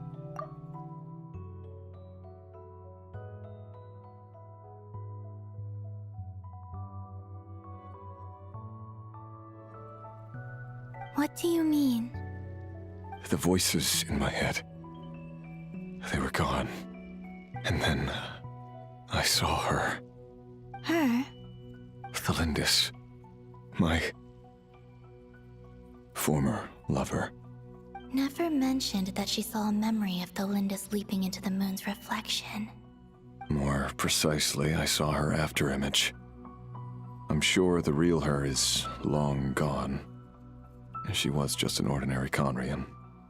She couldn't have survived here for very long. Anyway, why have you come here? Didn't you know it was a dead end? If I hadn't escaped through the moon gate, my friends would have been in far greater danger. Oh, I see. Because of your power. The power of a moon goddess. What? You'd like to know how I know, wouldn't you? The one who resurrected me said so. I could hear a deep lust for power in his voice. Do you mean... Dottore? Dottore. So that's what he's called. He'd been collecting fragments of my body for a long time. All so that he could resurrect me at the moment of his choosing. I had no interest in his research. But being as corroded by the abyss as I was, we were aligned as far as hunting the moons and recovering my strength were concerned. So that's why the Wild Hunt suddenly became so active in nod-krai. When I left the Fatui in my weakened state, Dottore must have felt that his time had come. Moon Goddess, could I ask a favor of you? What? I know this is a lot to ask, especially from someone who tried to kill you. If you refuse, I won't fight it.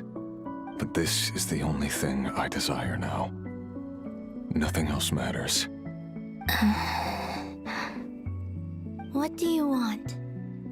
I'd like you to take a message to Thalindis for me.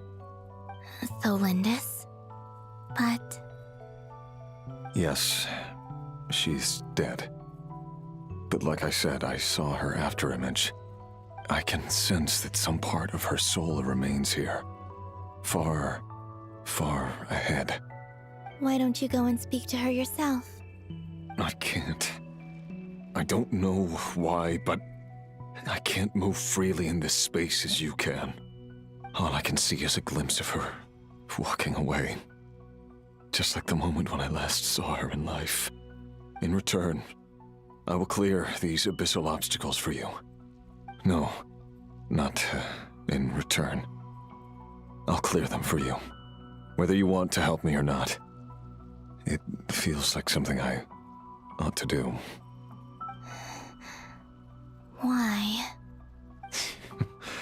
Yeah. Why, indeed. I've been asking myself that question a lot recently.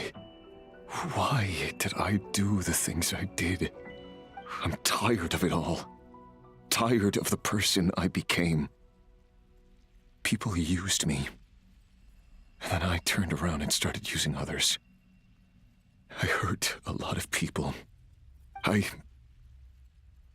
think I grew tired of it long ago. But I wouldn't admit it to myself. And ultimately, that's how I ended up here.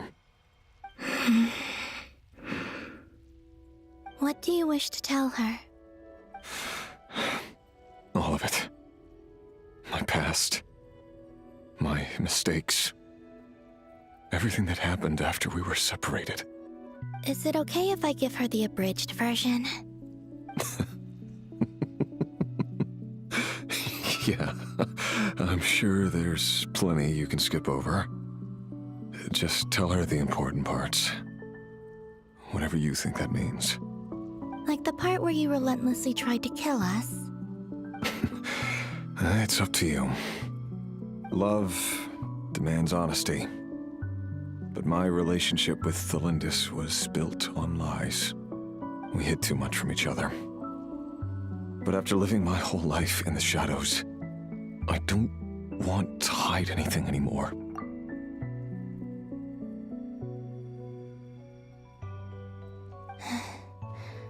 I will do my best.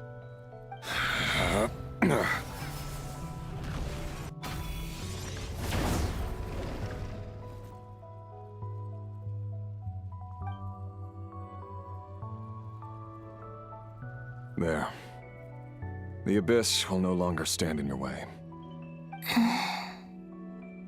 Even though Mr. Dainsleif felt he had to fight you, I think he still regarded you as a friend. Dane? He said that you betrayed him, but he also felt great remorse at never having understood what you were truly going through. Why tell me this? Because if he'd known that someone could take a message to you, I believe that's what he would have said.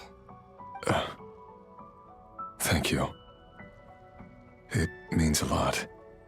I know this will sound strange coming from me, but don't die, Moon Goddess. I can tell that you're determined to get out of here.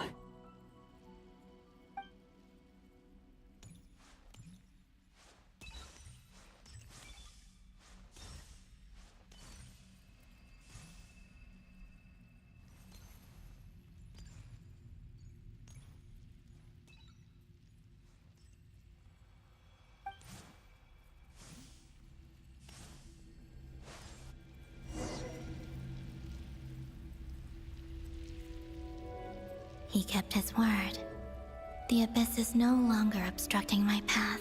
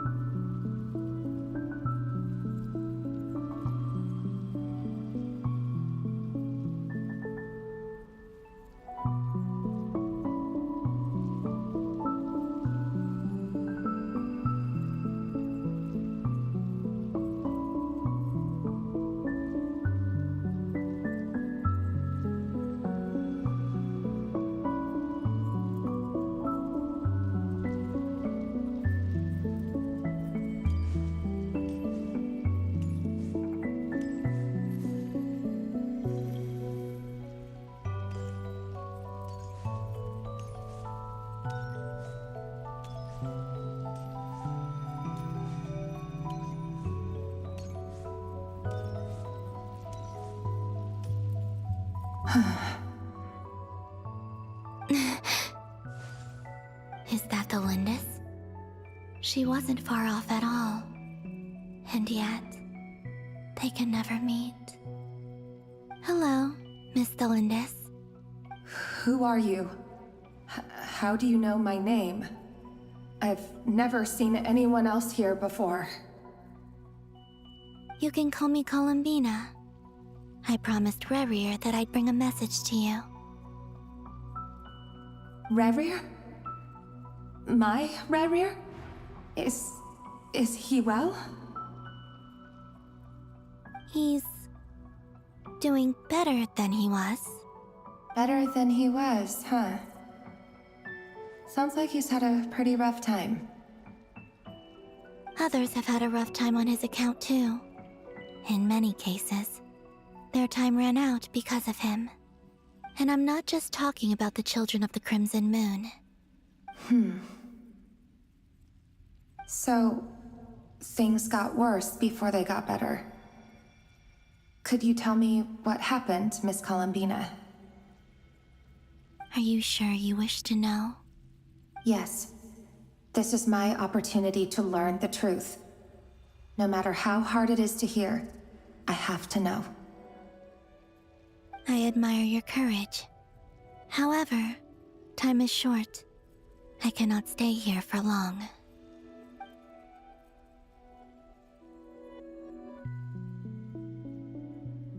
Rerir had seeds of hatred in his heart, and many people nursed them for their own ends. On some level, everything he did was to try and find a way to see you again. But in the end, he came to regret his mistakes. He wanted to apologize for hiding his past from you. Beyond that, he did not say specifically what it was he wished to convey to you, but I'm sure that you've always been on his mind. You are what has kept him going over all these years.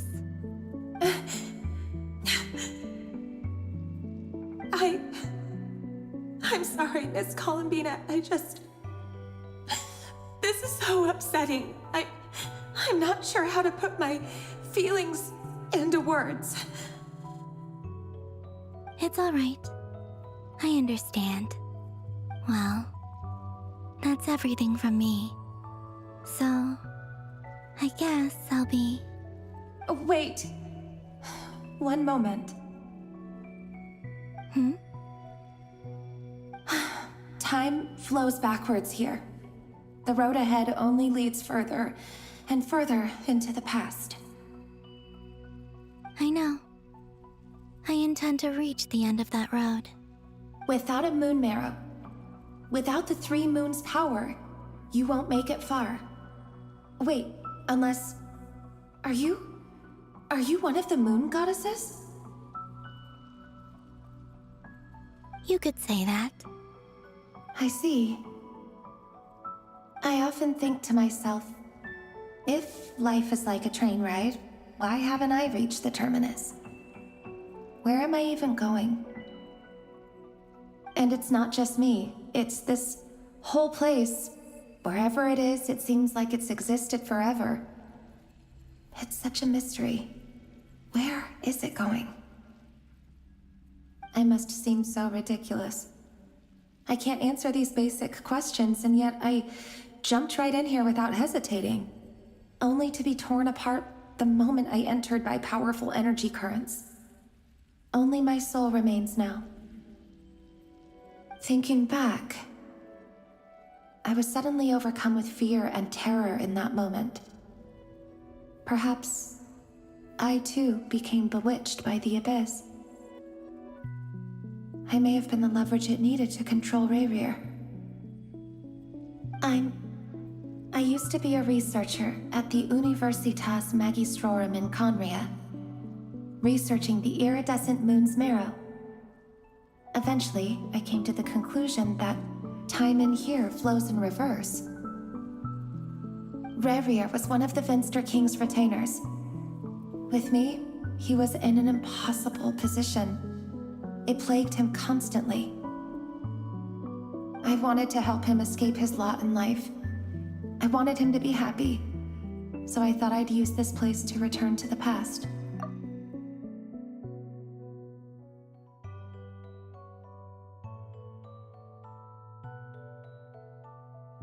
At the time, I thought I could just go back to the day that the Vinster King first found the princess. It was only after meeting the princess that the Vinster King started going too far with his research into the Abyss. That was the day all of our woes began. I thought I could stop the king from ever meeting her and solve everything.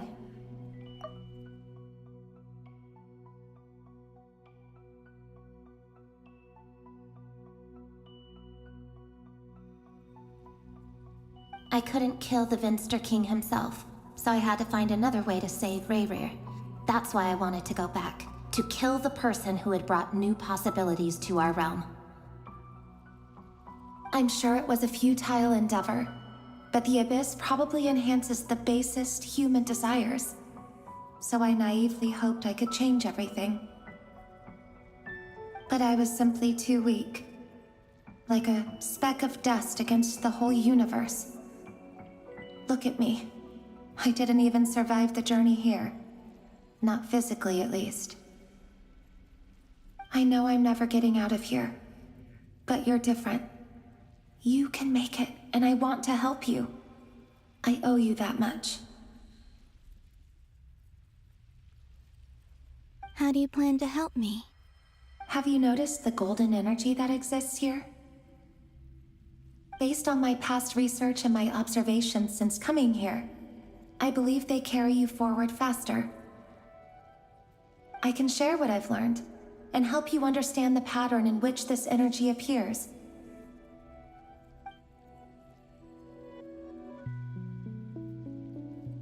I think you just might... Now, I know you will be able to change the past. Also, I've been speculating about where this space ends. The documentation was scanned, but from what I know of the legends about the moons, the oldest ones seem to begin with Nibelung, king of dragonkind. I have no way of verifying any of it by this point, but if it's true, you might be able to reach that era if you keep walking. Understood. Thank you, Miss Thelindis.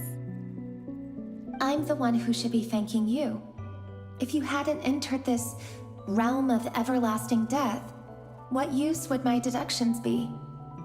Thanks to you, they have some meaning. About Rayrir, I'm so sorry. For everything. It wasn't your fault. That's not true. Because we both feared bringing trouble upon each other, neither of us ever told the truth. And that dishonesty sealed our fates. But enough about that. I wish you a safe journey, Miss Columbina.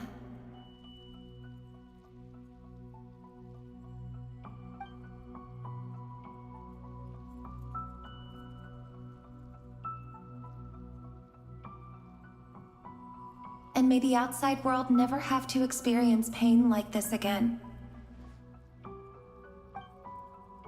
Rayrir, you're there, aren't you? I cannot see you, because you exist in the future.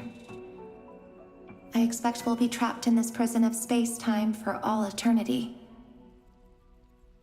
But please, gaze upon the past, and then sit for a while. Let's find a place to sit down together, just like we did when we first met.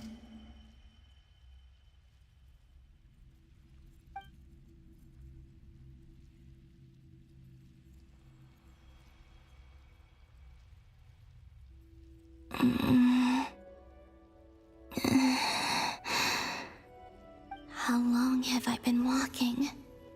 How much further till I reach the end? Is there even an end to be found? Everything's getting blurry.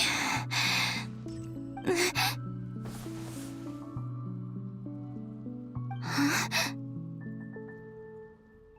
Are you All right, little sister. Have you come from the distant future?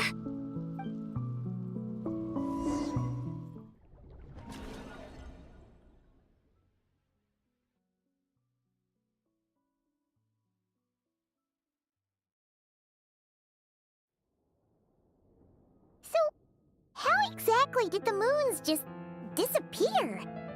Shouldn't it be a little harder to get rid of major creations like moons? The world is a vast and ancient place. On a certain scale, all life lasts for but a fleeting moment. Miss Nicole explained that the moon goddesses likely perished in the War of Funerary Flame. The moons themselves were also destroyed at that time, save for the Frost Moon, from which a new moon goddess was later born. Am I missing something then? 'Cause the stories say that the moon goddesses were born on the moon, but doesn't Columbina say she was born in nod-krai? Huh, you're right! Why do their birthplaces differ? What's the difference between the two generations of moon goddesses? Also, remember what Sandrone said? Her scans detected 4 moons. In other words, 4 moon marrows. Technically, the result of the scan means that 4 moon marrows were detected and positively identified as moons in that moment. In other words, this piece of information alone isn't enough for us to know how Miss Columbina is doing right now. Yep, we have no way of staying up to date on whether she's dead or alive. She's on her own for now. But at least she's trying her best to get back to us. Yeah. She's a tough cookie. And a sore loser, too. We have to trust that she'll find a way. Because we really need her power. As much as it pains me to say it, we've got no chance of beating Dottore in a straight-up fight. He's much too powerful. It wouldn't even be close. That maniac is going to devour everything in his path until he reaches us. We need to find someone or something that can stop him before he does anything worse. I'll be frank. Our only hope of defeating this false god is with a real moon goddess on our side. I'm not just saying this because Columbina's a friend and I want her back safe and sound. It's just the truth. And I know that even she was no match for him when he attacked, but I don't have a better solution. We're not giving up on saving her, whether she can defeat Dottore or not. Right. Don't worry, Miss Sandrone. We're all aligned on saving Columbina. No one's trying to argue that we can only justify saving our friend because it will help save the world. This is about multitasking. We want to save both. So, she's more than just a moon goddess to you guys? Absolutely. Duh! She's part of the gang! And you are too, you know. Yes, I know. You don't need to labor the point. I knew that the moment I came running over with my documents that I was part of the in-group. I mean, if Arlecchino can fit in, I certainly can. Anyway, as for how we get Columbina back, I've been working on it constantly. But I think I'm still lacking certain information about the moon. I'd probably get there if I could continue my calculations, but the problem is, I've run out of computing power. Computing power? You mean you need more energy? No, the issue isn't energy, it's processing power. There's so much data to get through that the whole process has just ground to a halt. That's a tricky problem. René de Petrichor of the Nazistenkreuz Ordo once foretold the fate of the world. But I don't know how he did it. My guess is that he used the primordial sea's power. However, that won't work for me. His methodology was vastly different from my own. What's worse, they're incompatible. And to top it all off, we can't even leave nod-krai. Ugh, this is so annoying. If I'd known we'd run into a bottleneck like this. Well, no, the design bureau's a bust as well. Curse that Dottore! Couldn't have made this harder for me if he tried. Oh, what do we we do then? How about we grab a bite to eat and take a break? Maybe something will come to mind after you've cleared your head. You don't get it, do you? I'm trying to calculate the fate of an entire world here. And I need accurate results, not vague prophecies. Where the heck am I gonna find the computing power for that? Ahem. Anyway, time to shelve the discussion on technical difficulties. Being a killjoy isn't very ladylike, after all. Either way, we've done what we can. Rest well, everyone. Remember to let us know if anything new comes up. Hat guy? Is he hinting that we should talk outside? Let's go somewhere a little more private.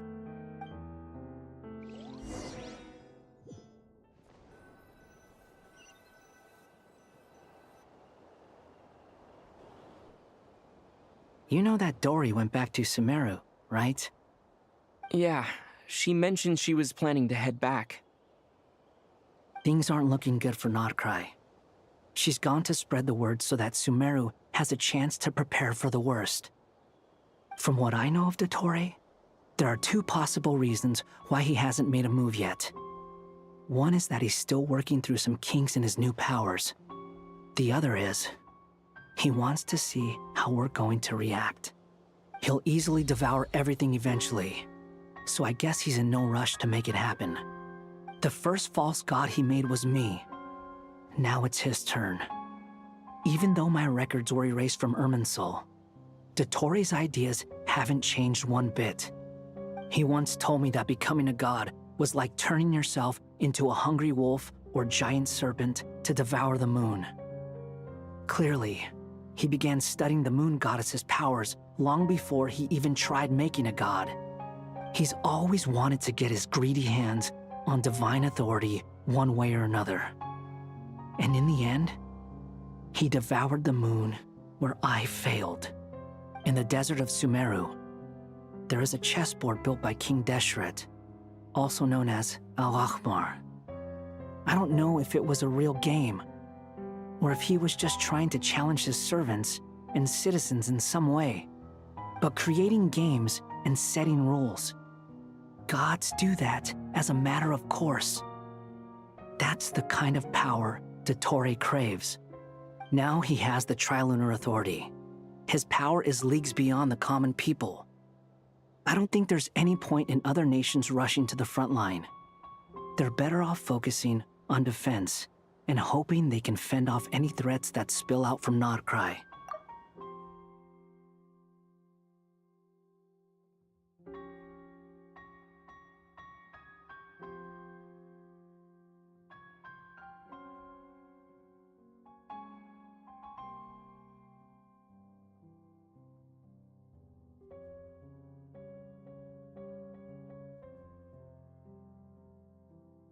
Either way, Dory will inform Lesser Lord Kusanali, and she will contact the other gods in turn. The Seven will have some recourse available. If nothing else, their protection should keep the rest of the world from descending into chaos as quickly as nod-krai has. So on the bright side, even if nod-krai is doomed, your friends in other nations won't be in any immediate peril. That's good to know. But I'm not ready to give up on nod-krai yet. There's a word for people who refuse to let anything go. It's called being greedy. Maybe it sounds greedy to you, and probably naive too. But whatever you call it, that's what gives me the determination to keep fighting. Battles are fleeting, but the will to fight is a long-term commitment. Give up for even a moment, and your resolve will shatter. Why do you always feel the need to do the right thing? No one is born to be a savior.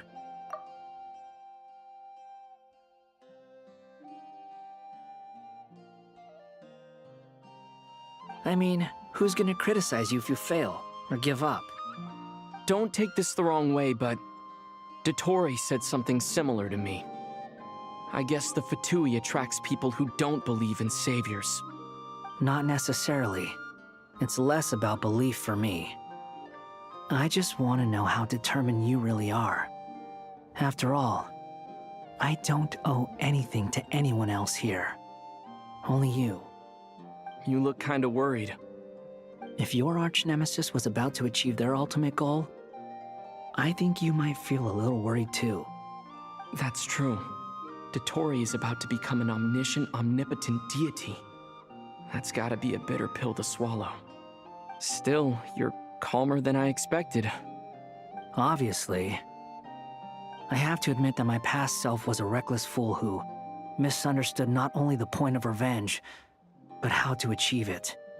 And as much as I want my vengeance, I know I'm not gonna get it by acting alone.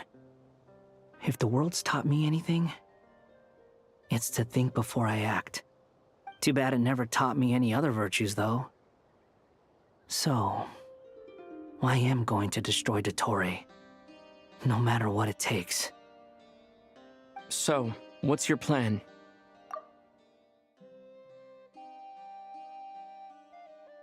I'll get to that. First, tell me, what do you think of Sandrone? Just like Paimon said, she's a friend, part of the gang. How much do you trust her? This is a serious question. Think carefully before you answer. Although she's with the Fatui, she has her own values, and she's helped us a lot. If nothing else, she's clearly going the extra mile for Columbina. I see no reason not to trust her. If you say so. In that case, the three of us need to talk. I have some thoughts about her computing problem. It can be solved, but it will come with a cost. How much? If I can afford it, I'll cover it. Sometimes your heroism really backs me into a corner. You know that? Come on, let's go talk to her.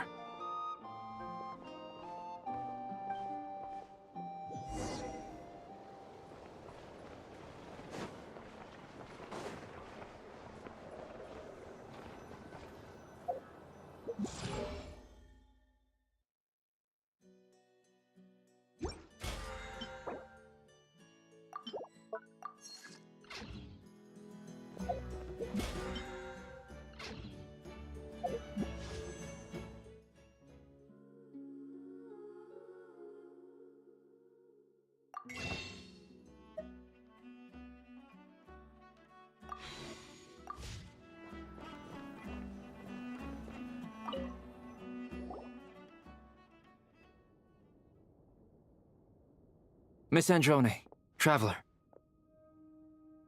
Hey there. Paimon's here too! She was just helping them sort through their things. How did your chat go? That was fast.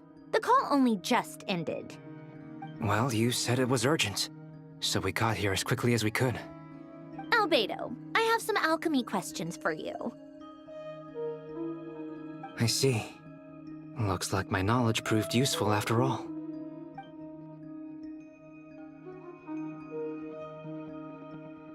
If I might ask, what is the end goal for the modified formula you'll be using? I needed to predict the future of the entire world. But I've run into some teething issues since trying to implement Renee's theory of the four Orthants. I see. I'll have a look at it. Still, computing power is the real issue here. How do you plan to solve it? About that, it's been sorted. Oh, with the Traveler's help? Actually, you're not wrong. He found the person with the solution. Was it Hat Guy? Yeah, it was him. Wow! Go Hat Guy! Seems like all that time studying at the academia is paying off big time. But where is he? Wasn't he the one who asked Albedo and I to come here? Come with me.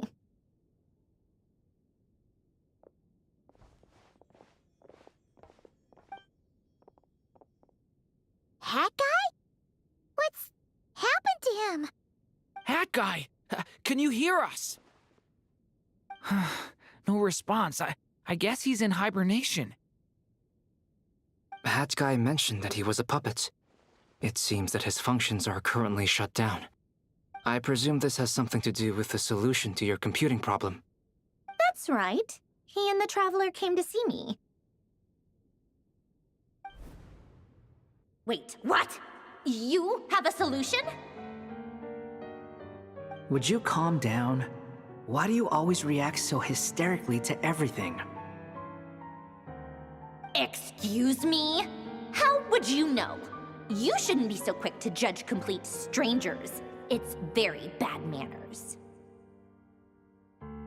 Oh, please. It doesn't take that long to figure out that you have a temper. Where does a mere student get that kind of confidence? I've actually published more papers than you. Not that status counts for much. Even Paimon's applied for academia admission. Huh? Are you serious? See? This is why I can't be bothered to explain myself.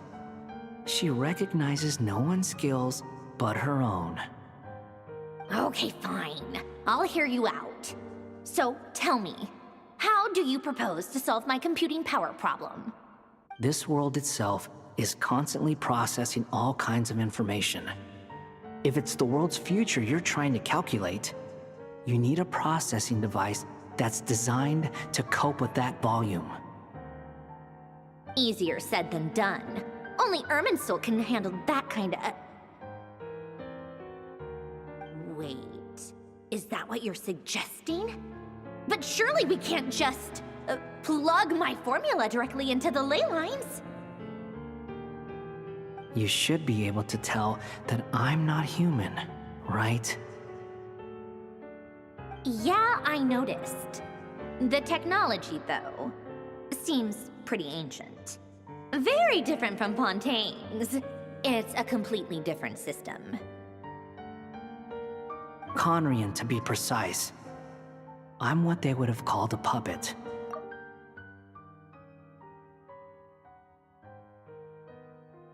Puppets need an energy source and processing power. The artisans who built them sought out the materials most suited for that purpose. You?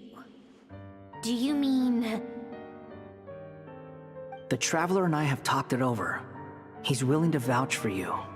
So, I'll allow you to borrow my core for your calculations. It was built using wood from a silver-white tree, which makes it a small part of Irminsul. Conrian technology and Irminsul wood.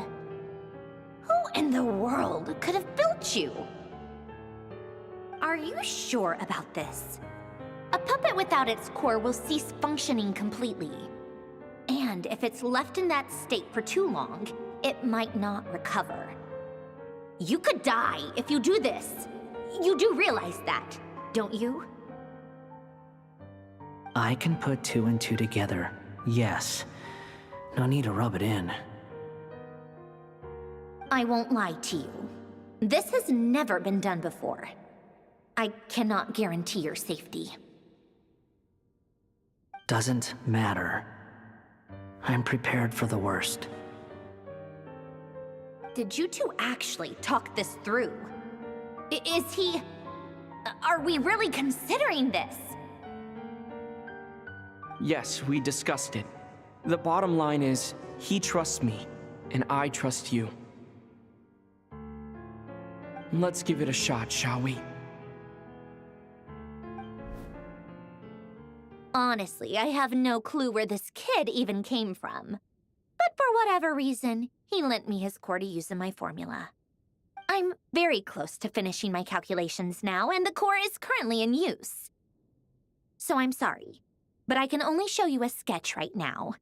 This is what the core looks like. A silver-white branch.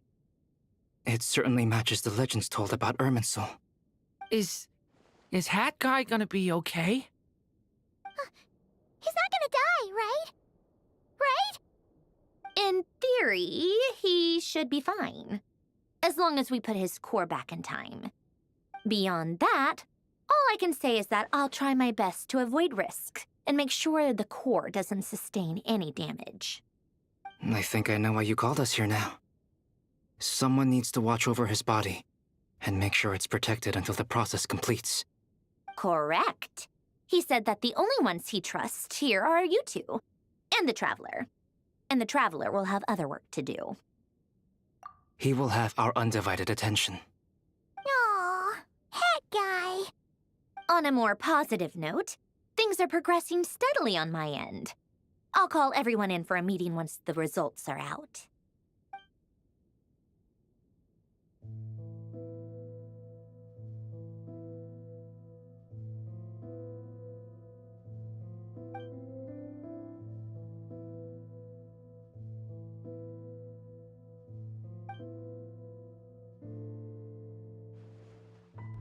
The worst-case scenario with the core removal is either a system reset or a total loss of function.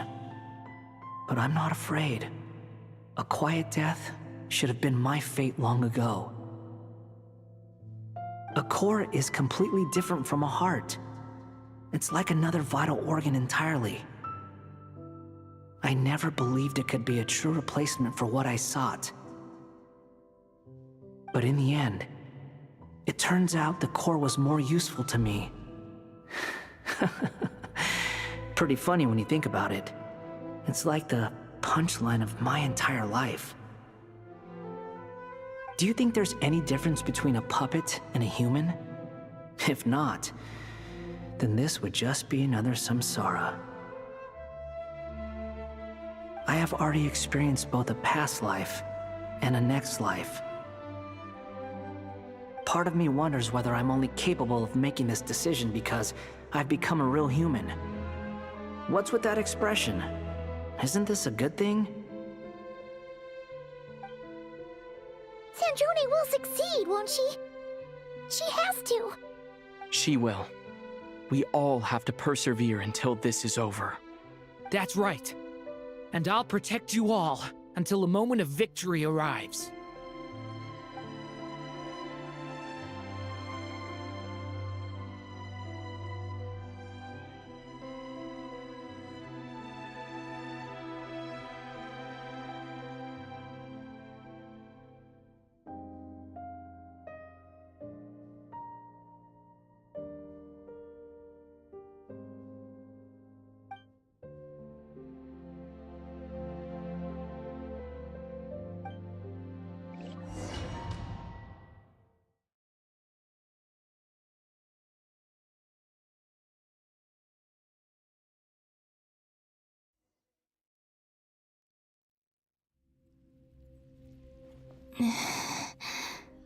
Who are you?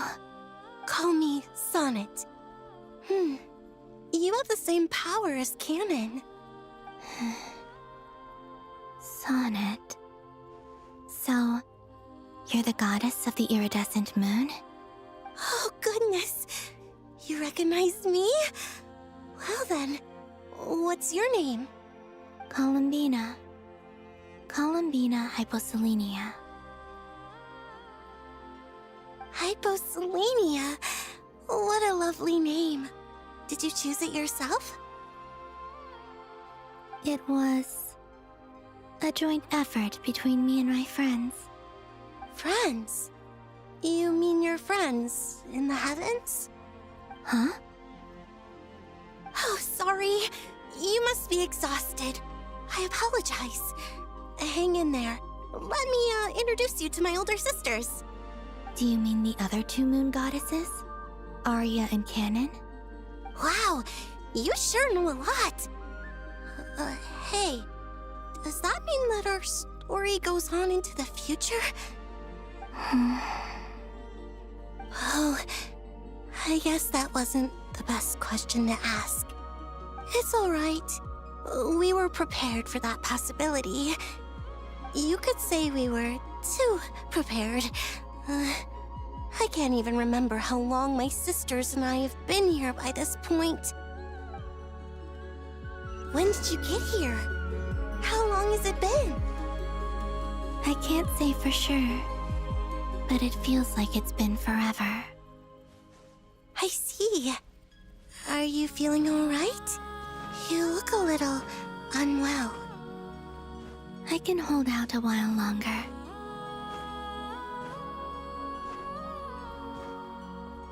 We don't have far to go. The place where my sisters and I are based is just up ahead.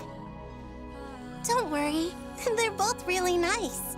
I'll introduce you.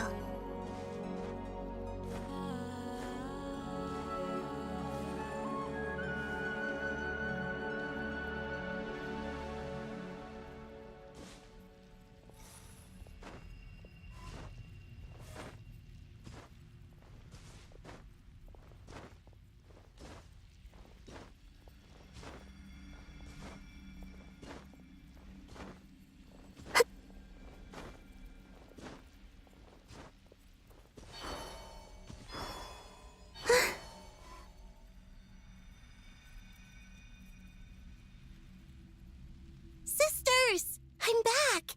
And look who I've brought with me!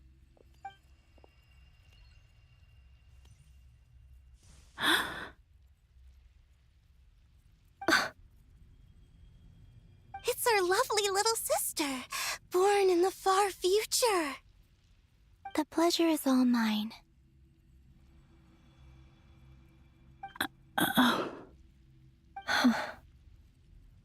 Allow me to introduce you to Columbina Hyposelenia.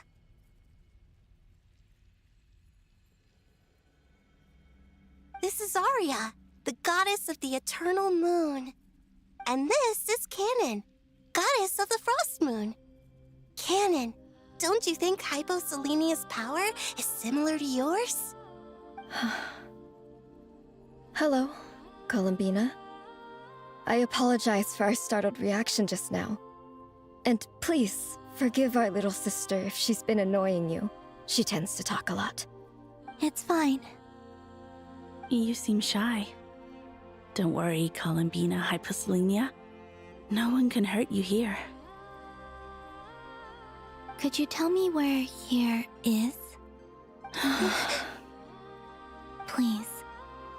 I must know.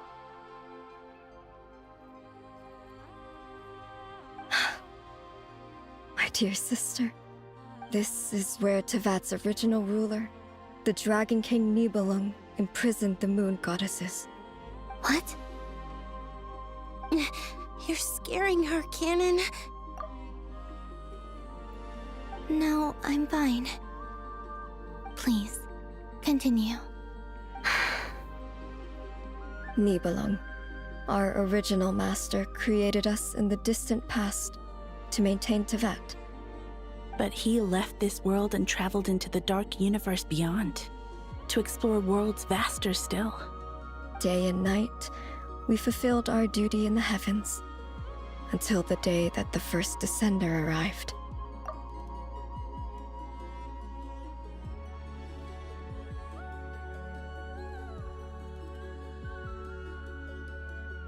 The great ruler of the firmament. The heavenly principles. Is that what later generations call them? I see. But we did not reject them at first, nor did they seem to harbor ill intent towards this world. We coexisted in peace. They were like a guest in our home. Slowly, however, we came to realize that our guest had a growing desire to change and dominate the world. And you didn't stop it? No. There was an order to the rules they set up that Nibelung never taught us. We wanted to know if this order would bode good or ill for Tevat.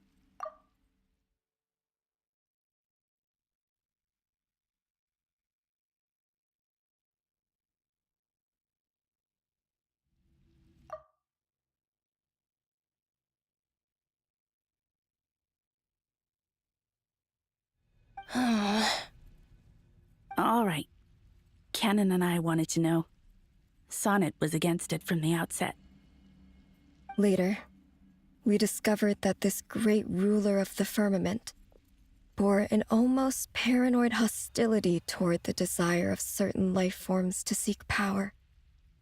Or perhaps they feared them. They would even cast down celestial nails as manifestations of their power, to punish the civilizations of the world below. Only this was far beyond mere punishment. Right. Their rules brought order, but the price people paid for merely testing the limits of those rules was far too great. I did everything in my power to help the punished escape catastrophe, but still, too many lives were lost. The ancestors of the Frost Moon Scions were some of the ones you helped. But just when we had decided to take countermeasures, the Dragon King, Nibelung, returned. And so began the War of Funerary Flame. So, that's the name the world gave that war in the future. Well, who won in the end? As far as I know, the Heavenly Principles won, although it came at a great cost. They remained in Teyvat, where they continue to rule to this day. And the world's original master, the Dragon King Nibelung, was destroyed. And what of the moons? Are there still 3 moons in Teyvat's skies? You can tell us the truth, Columbina. We know we are but remnants of a bygone age. We are prepared for the answer. Only the Frost Moon remains. But it has been cast beyond the false firmament by the Heavenly Principles. The eternal and iridescent moons were both shattered during the war. So death finally came for us in the end.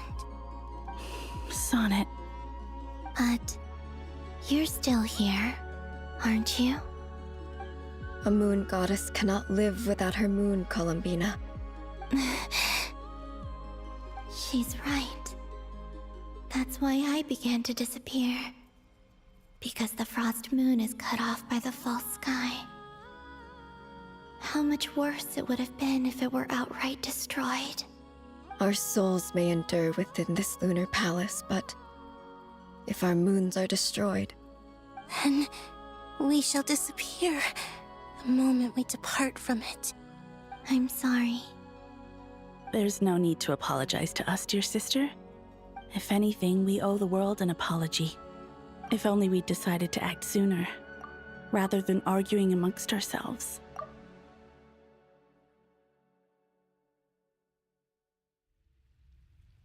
all the more reason not to spend this time in regret and repentance.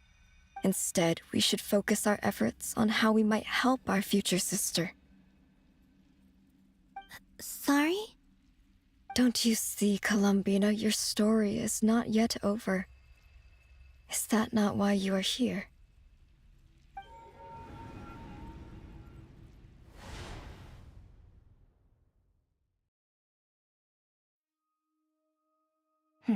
It's done. Initiate numerological array. Continue running primary process. Calculate the world's fate through extrapolation, and identify nodes of potential change. Secondary process, scan for moons. Still 4. The number of moon marrows hasn't changed. Wait, let me think. Is it possible that there's something I've been misunderstanding about the moons all along? Variables. Variables in the world. I know where potential variables within the world come from. So what about the moons? Are there any variables there? Like their life or death, for instance. What if being alive or dead makes no difference to a moon? But that's so strange. Even immortal gods can die. Why would the moons alone be?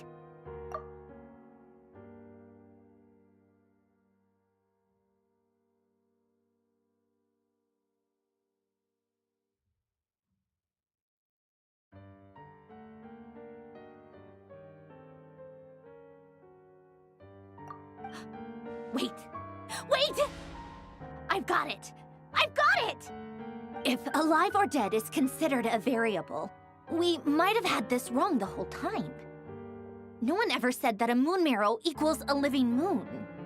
We just made that assumption ourselves. Initiate secondary process. Scan again. This time filtering out interfering perimeter, moon marrow. I don't care if they're natural or artificial. Get them out of my search results! Why? It says 3 moons still exist in Teyvat, even after excluding the moon marrows. But we know for a fact that 2 of them are dead. Redo the scan. Narrow the results to living moons and real moons. No, scrap that. Narrow it down to moons that have lunar authority and remain alive. Why? Why is it still 3? What is this, Columbina? Has the world lied to us? Or are you the one pulling the wool over our eyes?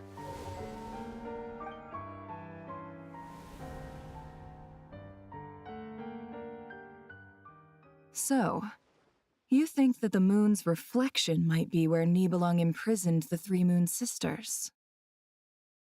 Yes, it would explain a lot, such as why that space would respond to a moon goddess's power, opening the moon gate at her command. It would also explain why Miss Columbina has been unable to leave, and why time flows in reverse there. In the messages she sent, Columbina promised us she'd find a way to return, but we have no way of knowing how, when, or where this might happen. The fact that she still has yet to reappear in this world indicates that returning from that place is no easy feat. We cannot afford to simply wait for her. So you're saying, if she could return by her own power alone, she would have done so long ago? Yes, she certainly wouldn't leave it to this late stage when it's so touch and go.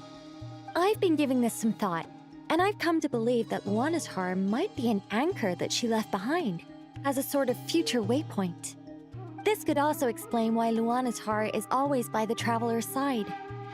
Sounds like a plausible theory. If that's the case, there must be some criteria we need to fulfill to allow Columbina to return to the present.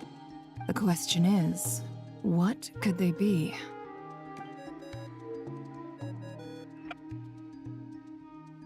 Hello? Listen up! This is extremely important!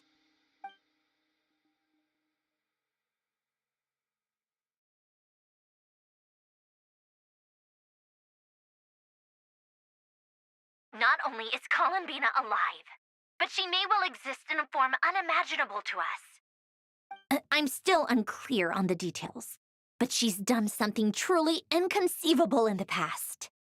And the clue to what she's done lies in the moon and Teyvat sky. Truly amazing. Oh, I'm so delighted for her. I'm sure we all feel the same. And I'm sure Columbina is ready to get back here and fight by our side. I'll keep my calculations going and try to find some way of coordinating with her.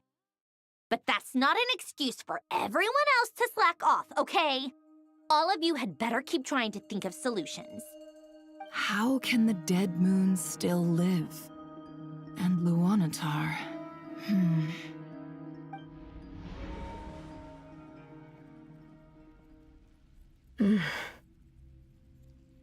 It's hard to believe that's what will happen in the distant future.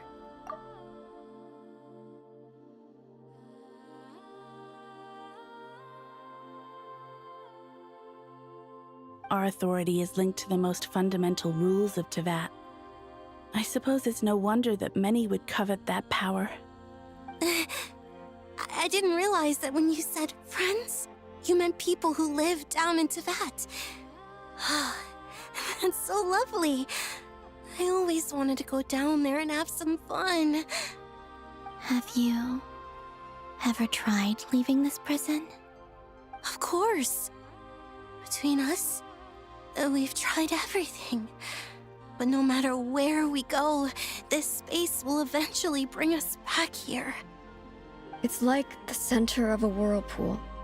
Everything ultimately converges here, at the moment when Nibelung imprisoned us.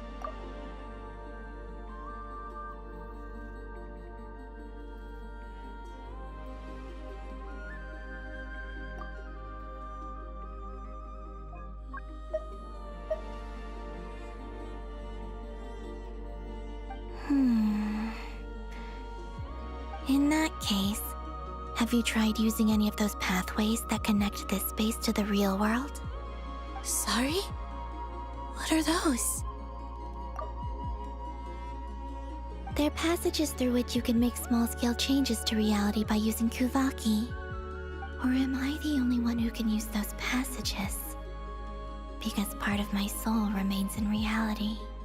Kuvaki. What is that? You don't know? It's a unique kind of elemental energy found only in Nod-krai, the land from which the moons arose. Oh. Well, it's true that the moons first rose up from the part of Tibet you say is called nod-krai. But there is no difference in the elemental energy between there and anywhere else. What? Could you show us some of this Kuvaki hyposelenia? Maybe if we see it, it'll make more sense. Okay. Isn't that just your power? What? But it's everywhere in Nod-krai. In the air, in the land. Even the creatures who live there have adapted to its influence. How curious. This Kuvaki certainly did not exist anywhere in the world before we were imprisoned. Let alone influence living creatures. So, how exactly does it affect them anyway?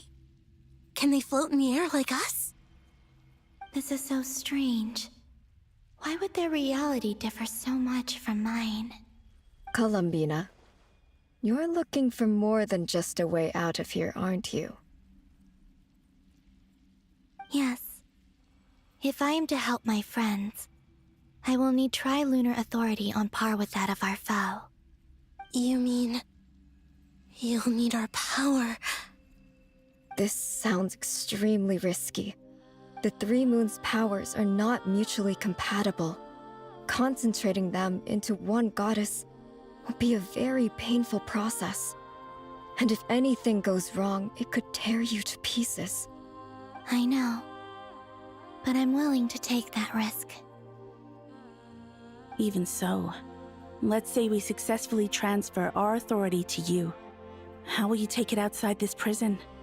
Niblin constructed this realm specifically to prevent us from using our powers to interfere in his war.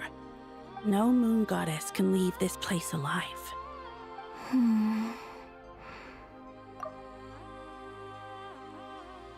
What if I don't leave alive?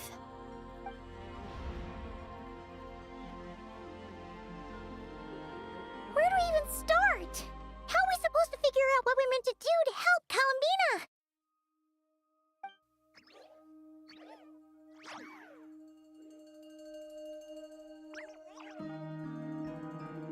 Columbina?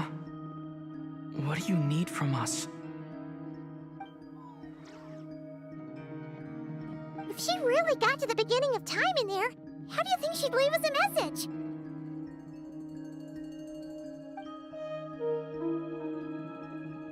You don't think she'd write it down on a stone tablet somewhere in the hopes that we'd find it, do you?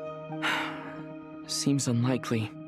Columbina may not talk a lot, but she thinks deeply about issues like this. Let's review what we know. This is the Columbina who fought alongside us against the Rahir of Solnari, and with whom we celebrated Moon Prayer Night. She knows our personalities, our ways of doing things, even our unique strengths and abilities. So, if she wanted to tell us something from a long, long time ago, what would she do? Oh.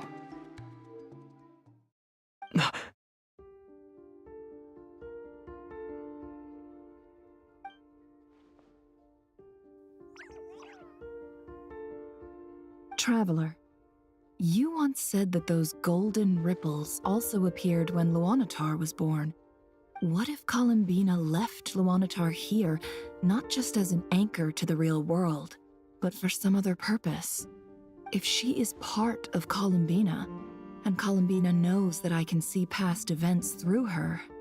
Oh yeah! Like when you peeked into Rarer's past through his heart!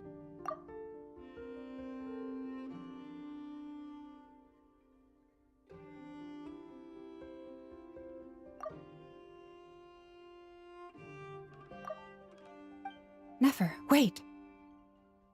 If you're right about this, and you can really see past events through Luonnatar, your eyes, they'll... Oh, I know. Looking at Rerir's past in Conria was already enough of a strain on my eyes. Looking this far back into the past, it'll surely blind me. But it's our only chance. This is the only way. Boss. We spoke about this once, a long time ago. Do you remember what I said, Yehoda? The day I lose my sight, the Curatorium of Secrets will be yours to run. But... What's wrong? I'd be overjoyed if I were you. This day's come a lot earlier than either of us expected.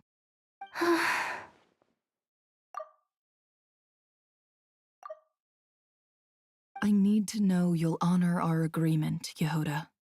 Promise me. Yes, Boss Neff. I promise. Are you sure you don't want some time to think this through? What is there to think through? I should have gone blind after our battle with Rerir. Frankly, it's almost criminal that I got away with it for this long. Then at least let me take some precautions on your behalf. And if you really do lose your sight, I'll visit your office every day and make sure you're well looked after. Oh, please, anything but that. I was actually ready to go through with this. Are you trying to scare me into backing out? As if I could ever scare you. I'll assume you're just joking to calm your nerves. All right, enough chit-chat. Let's do this.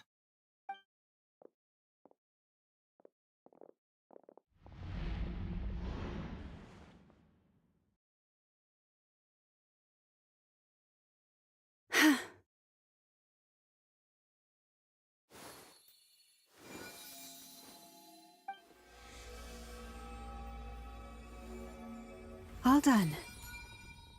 Good. Now give me some space.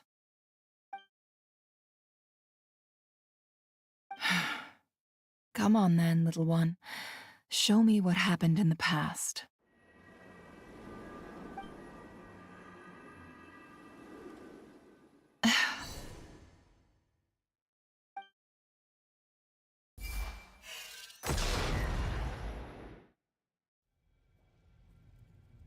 Between the Trilunar Authority, Kuvaki, and the sole-surviving moon, the Frost Moon, I think I might know how to get back. But I will need my sister's help. Time to go talk it over with them.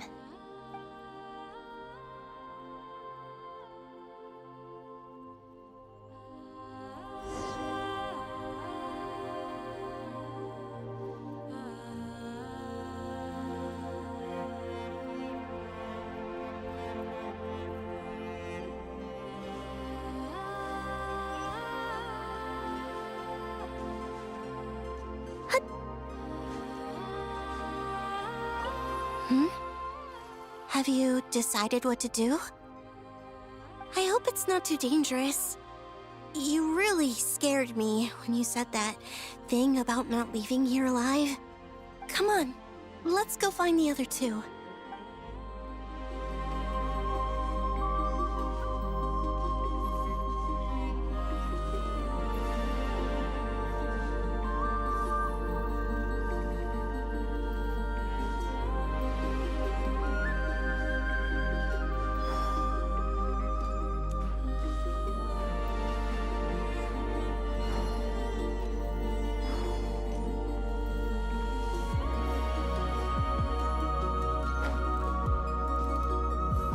Seems you have reached a decision. I'm all ears. What do you propose?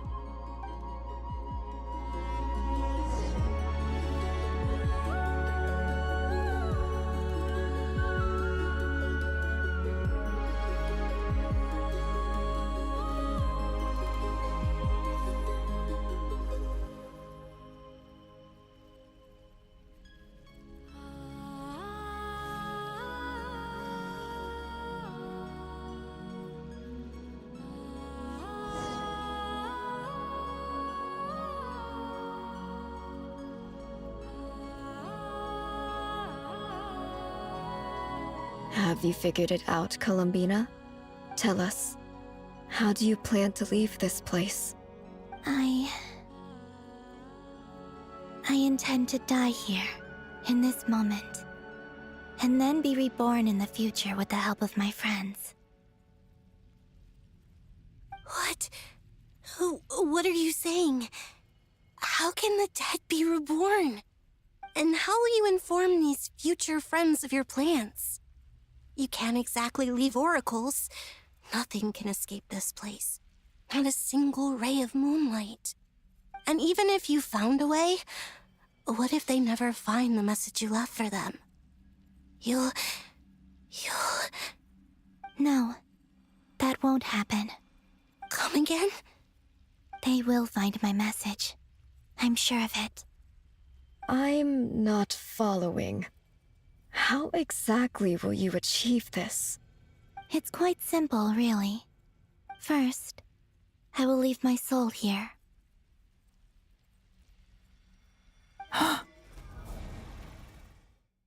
I see it. Your soul? You mean you're a divinity? Yes. I once left a portion of my soul in the future. One so small that this prison barely noticed anything. In this very moment, she can resonate with my soul across time. When the time comes, I believe that she can serve as an anchor to pull my soul from here back to the future reality. Just as gravity connects the world to the moon. Exactly. In the future, where I came from, the moon has been cast beyond the false sky, but I can still feel that it is there. In a similar way, I can feel a connection to the soul fragment I left behind even now. My friends can use it to detect my presence.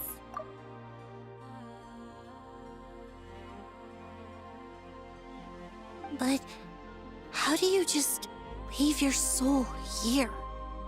Is that even possible? On my way here, I met an ordinary mortal who entered this place long before I did. Her body is long gone, but her soul remains. And before that, I encountered an old enemy whose entire soul survives here intact, while the power that once corrupted his body has faded away. So, perhaps this space is specifically designed to imprison divinity and authority, but not the physical body. Still, even if your body can escape, would it not just be a lifeless husk without the soul inside? Wait, is that what you meant when you said you wouldn't leave alive? Yes. I shall turn my body into moonlight and pour it over nod-krai. That power shall protect the land and quietly blend into it, awaiting my soul's return in the future. However, I cannot do this on my strength alone. I would need your help to do this, so I'm humbly asking for your assistance. Oh, dear sister, you need not be so formal. As I said before, we are but remnants of a bygone age. You, on the other hand, were born alone in that distant future, and you have walked a long and lonesome road since then. How could I bear to let your story end here in this dungeon? Don't forget, we are your sisters, your family.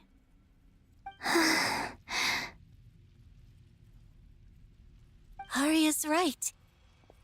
Actually, I've always wanted a little sister. Can you imagine how it's been for me? Getting nagged by 2 older sisters all the time. Now, I finally get to be the big sis. And not just that, but I get to help you return to your world, too. How could I say no to that? Sonnet. Canon?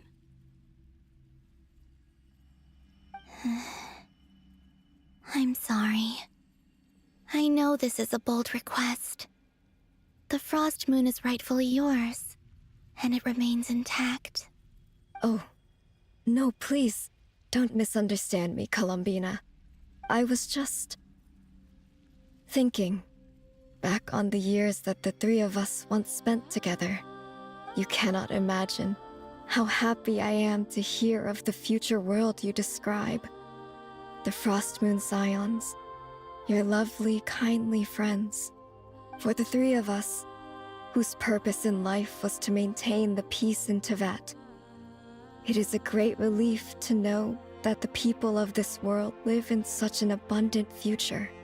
If your plan can save them and save nod-krai, I will gladly give you all that I can. Besides, the three of us have been together since the day we were born. I could never abandon them to live on alone without them.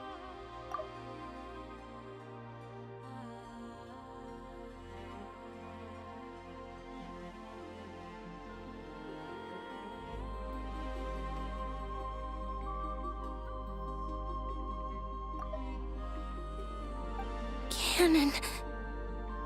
Still, I do have one question I would like to ask you before we proceed. Certainly. What is it? Why do you cover your eyes?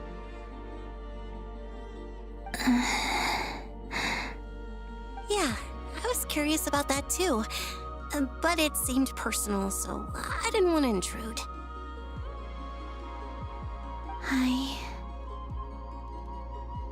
There was a time when I refused to look upon the world. I believed it was full of nothing but lies and falsehoods. I wished to hide my feelings, seal my heart, until I could return to my true home. I see. Perhaps that decision saved you from ever having to see the false sky again. But at the same time, you likely missed out on many true and precious things, like the smiles on your friends' faces. Promise me this, Columbina. When you return to the future, open your eyes, take a look at the world around you, and see your friends. I'm sure that you know this already, given that you long to return, but that is your true home. Give me your hand, Columbina. Arya, Sonnet, you too. Okay. All right.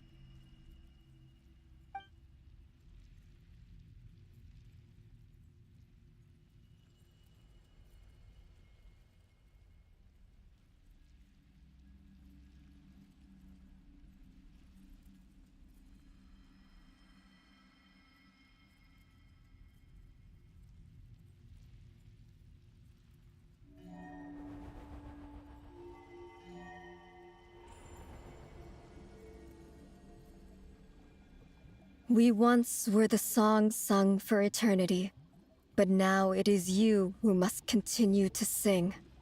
We once were the tides in the great river of time, but now we subside, and you arise. We were the messengers of madness and inspiration. But now, the lies have faded, and your truth must endure. We are souls awaiting the sun. You must return to be with those who smile when they see your face.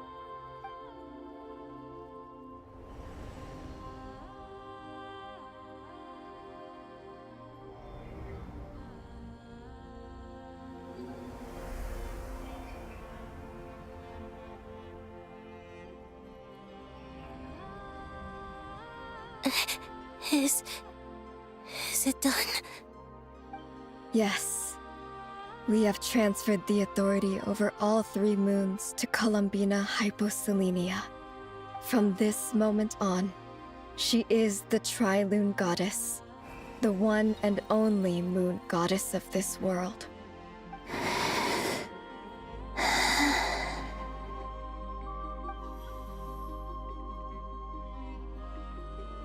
Thank you. Thank you, my sisters. Now go, and do what you believe is right, Columbina Hyposelenia. Be aware that we cannot grant you the power of the 3 moons beyond these prison walls. The conflict that arose over their remains following our disappearance will still take place. I understand. Sisters! Oh, my body. It feels... Now that we have given up our power and authority, our bodies are merely mortal shells. This prison is dissolving them as we speak. It's okay, Sonnet. The end must come for every god, just as it does for every human. That's all this is. The final destination of our lives. Canon and I will be by your side the whole way.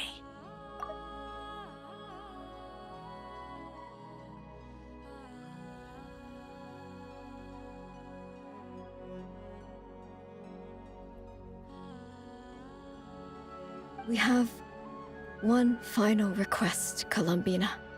Could you use the 3 moons' power to send us back into the real world? Now that we have lost our powers, I doubt this space will seek to hold us further. It's just... we would like to spend our final moments together in the only place we ever called home.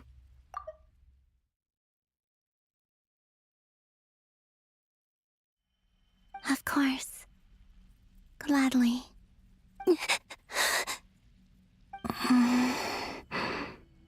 Sonnet? Yes? Don't... I wish I could tell her not to give in to the abyss. Not to be afraid. But is this really what I should say at this moment? Don't forget. I'm so glad to have a big sister like you.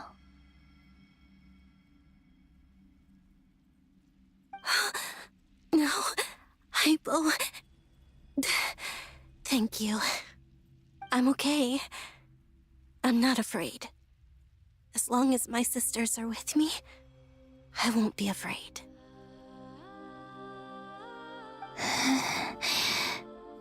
It looks like this is goodbye, sisters. Goodbye, Columbina. Take care of this world in our stead. I will.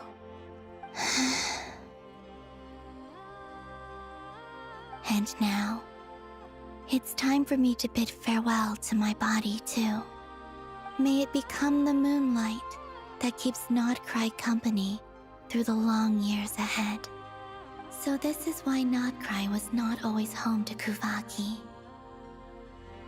It only appeared after I poured my body out upon this land, and only this land.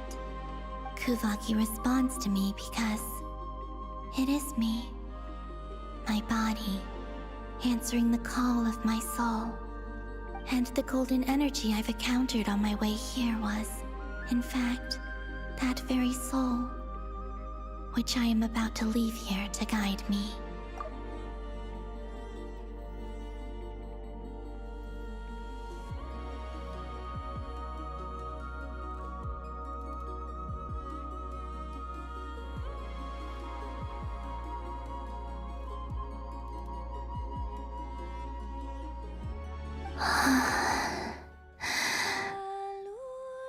O power Trilune, eternal moonlight.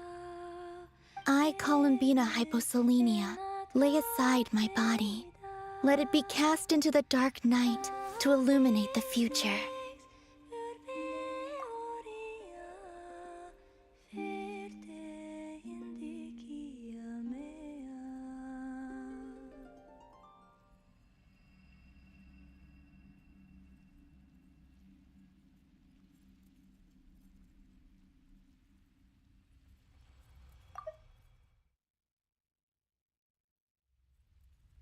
May it be a companion to all who dwell beneath the moon.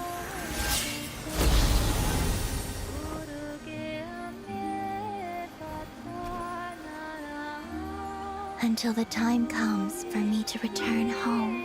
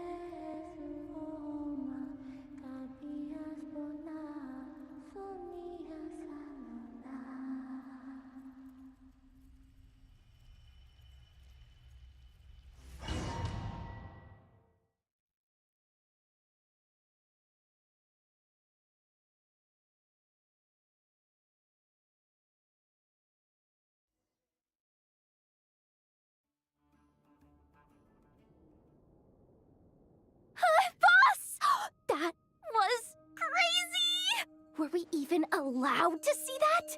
Is anyone? Can you still see? How many fingers am I holding up? I see 2 fingers, and a look of sheer terror on your face. Truly astounding, Miss Nefer. Your eyes have glimpsed the very ends of the world, and yet they remain as sharp as ever. Or is the credit for this miracle due to Miss Lauma? It seems that even time itself is no match for your medical skills. Surely you jest, Mr. Flins. I suspect we have Columbina to thank. She must have realized the immense toll that the ritual would take and purposely set aside some of her power in the past to protect Nefer's eyes when this moment arrived.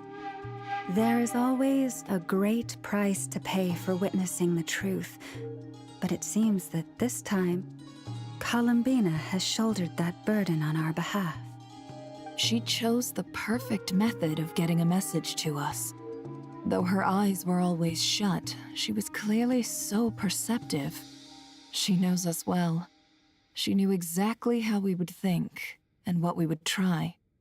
Despite being separated by time and space, we're seeing the same possibilities and seizing the same opportunities. We still don't even know if she's okay right now. But as long as there's a chance we can do something, we'll fight to make it happen. We'll get you back somehow, Columbina.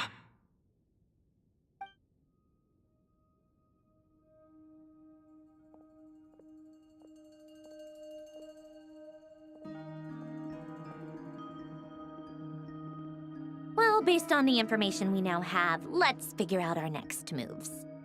Thanks to these gentlemen, we have a much clearer picture of the situation with Dottore. The civilian population has been moved to safety, so we no longer need to hold back. Miss Androne, how are the calculations going? So far, so good. I'll keep seeing how far I can push the system, though. Can't have Hatman being powered down for nothing. There's still a long road ahead. Where should we begin?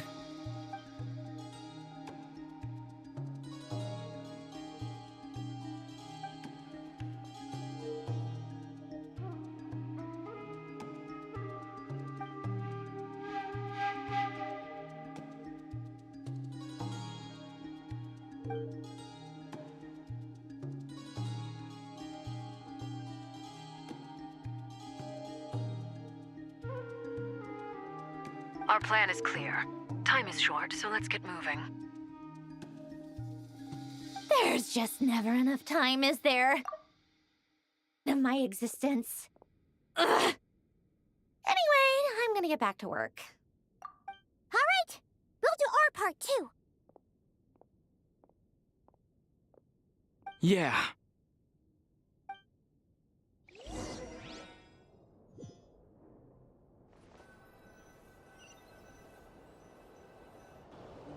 Albedo's theory says that elemental energy can dilute the light realm's power, but I'm no expert in building elemental defenses.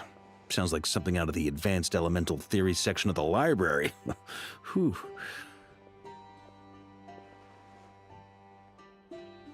You seem quite troubled.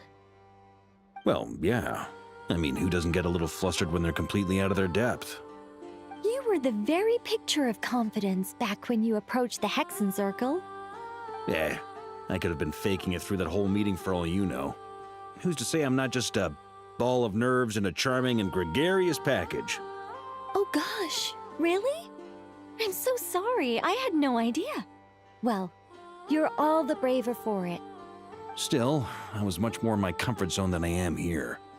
At least in Mondstadt, you can cry for help from a cliff top and actually stand a chance of summoning Barbados himself.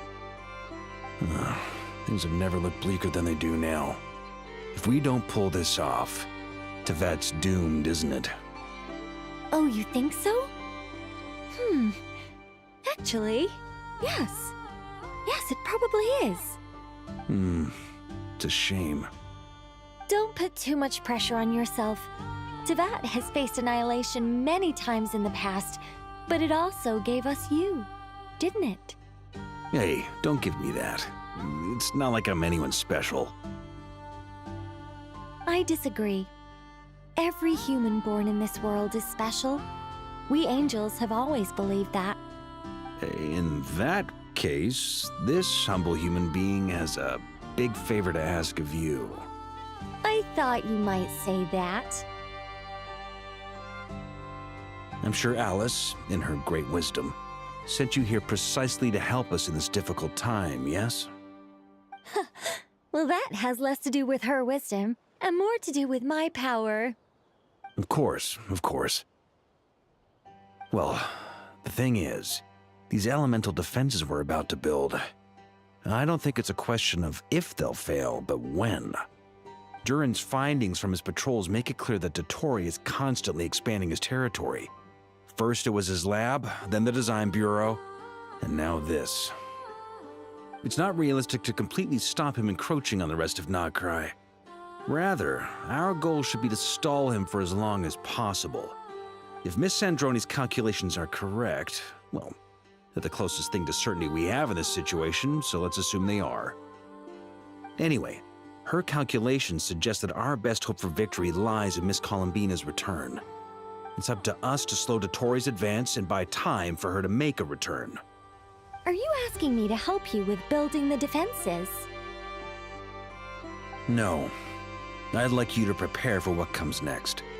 When he eventually reaches us, we will have to fight him. You were an angel once and a mage now. I'm asking you to lend us your protection. Oh.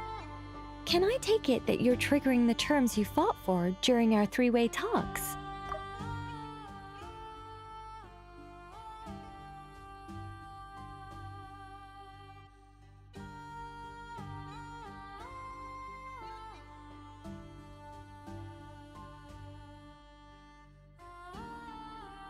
Well, technically those terms were about protecting Mondstadt. But if you're happy to agree to the change in location, then yes, let's do that. You're cashing in on this much sooner than I'd imagined. Well, yeah. The way things are going, I might not get another chance. Very well. The mages have heard the knight's plea, and we will respond.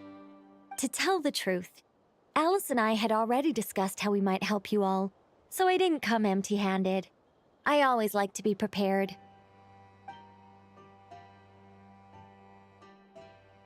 This is... wow. Yeah. This is great. Seriously, thank you. It's been many long years since I had a chance to dazzle humanity with a little divine intervention. To humbly serve as a reliable and responsible guide. Anyway, Knight of Boreas, please accept this gift in recognition of your great virtue. Go now.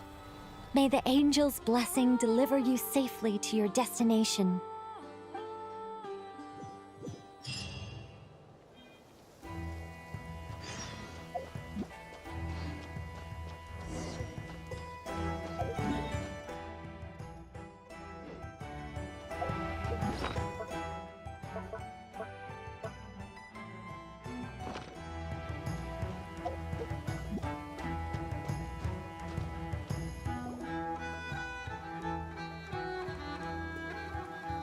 Ah, you're here. Sandroni! How are things going? Glad you asked. You two are about to become the first people to lay eyes upon my masterpiece. Or should that be the first person and the first, specter? Hey! Whatever. Come, feast your eyes on this. Wow! We've never seen something like this before! This meter displays the progress of my formula. Currently, it's still making the most important connections. Once it's finished running, I'll deliver it right to your side. And then, we can finally bring Columbina back. What do you mean, deliver it? Can't you just tell us over the Dodo communication device? It'll just be some numbers, right? Ugh, you're such a greenhorn. This isn't the kind of formula you solve in math class. It's a highly complex algorithm capable of constructing a framework of rules. Ugh, whatever. We'll be here all day if I start trying to explain it. All you need to know is the formula must be completed before we can bring Columbina back. I'll share the data with you. Nicole's agreed to let me use her information channel, so we just need to use the Dodo communication device like so. And... there. Now you can check in on my progress. Wow! Look at that! You're amazing, Sandrone! About time you recognized my genius. Took you long enough. Anyway, that's all for me. You should check on the others if you have time. Make sure we don't have any weak links in the chain. That might sound harsh to you, but close supervision is a common practice in a Fatui. Not looking to catch anyone out. I just care about everything going smoothly. That's all. I'm kinda stuck here while the formula's running, so I need you to be my second pair of eyes in the meantime.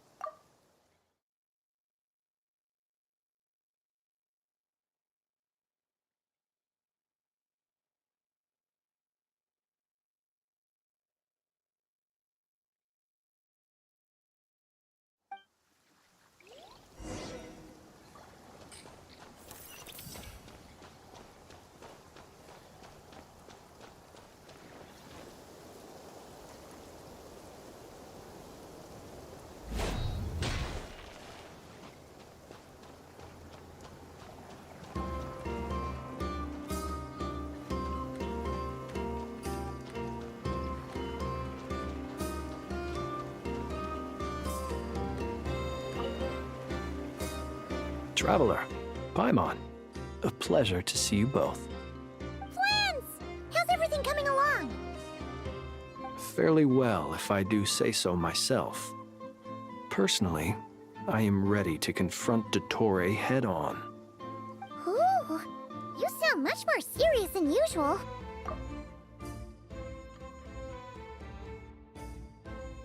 To be honest, I am not usually fond of exercising my full strength. For one thing, it's hardly conducive to maintaining a low profile. Besides, I believe one should have the right to choose when to show their hand.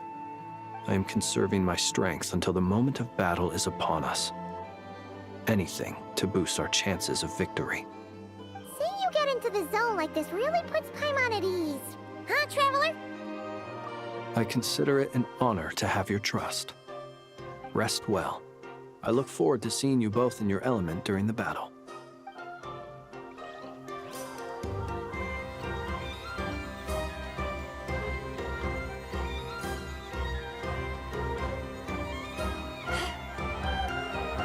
Thankfully, Miss Nicole has come to our aid. Nasha Town is now looking very well defended. Golden Flame. Yes, that's Nicole's power, all right. Based on the latest message from Grandmaster Varka, it sounds like they've reached an agreement. The situation should be more stable with her assistance. Everyone will have at least some degree of protection. Albedo! Duran! Hello there, you two. Are you well rested? That's good to hear. As per the plan, Albedo and I will be in charge of Nasha Town. As Dottore's energy field expands, it's creeping ever closer in that direction. But we will do our best to hold our position. We fought side by side many times before, and always with great success. I believe this time will be no different. So don't worry about us. Focus on fighting Dottore.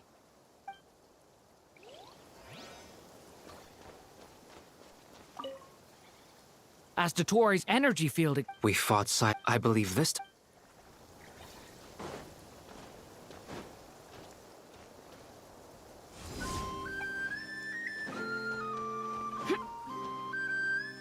Yes, Miss Moonchanter? What are you staring at? You always address me in the strangest ways.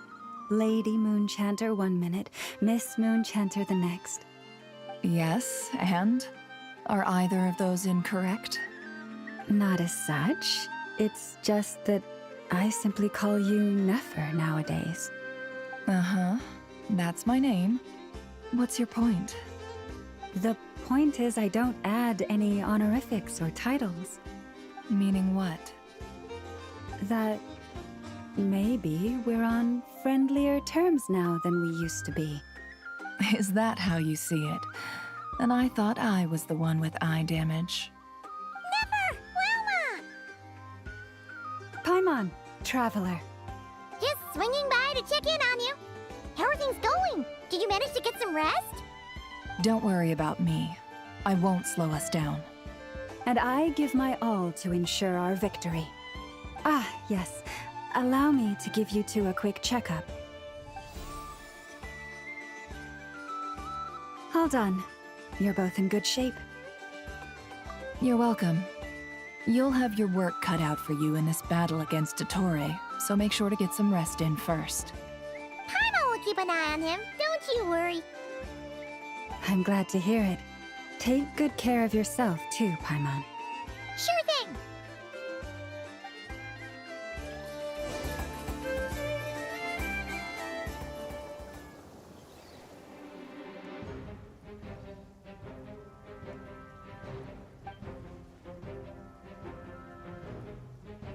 Here they come. That's quite a horde. As we expected. Get ready, everyone. Take your positions and prepare to engage. Let's begin. I'm at the ready.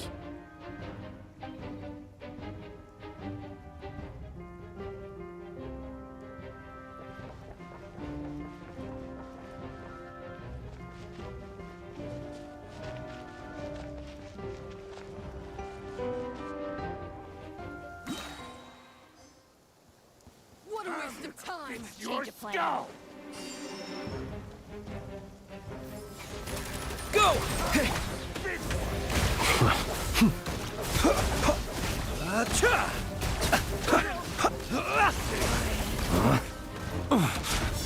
You'll sorely regret that. Do you fear the dark? Be silent. Fine.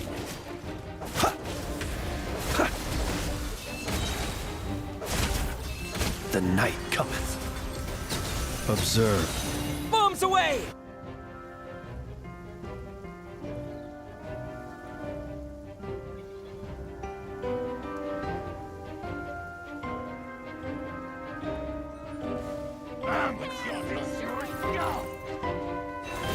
By the frost moon of old.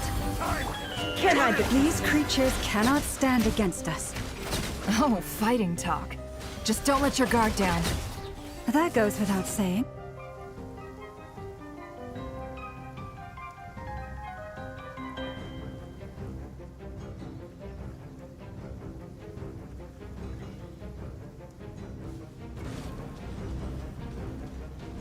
Feel this ancient power. Live! Ah! Watch out! The story has only just begun! That was easier than I thought. Naturally. What do you mean? Is it...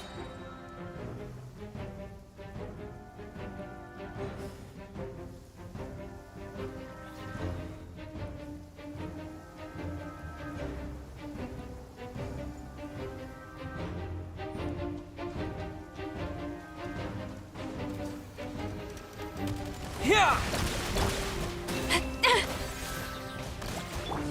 No more lies. It all falls into place. People have always used fire to drive away wild beasts. Wouldn't a lantern work just as well?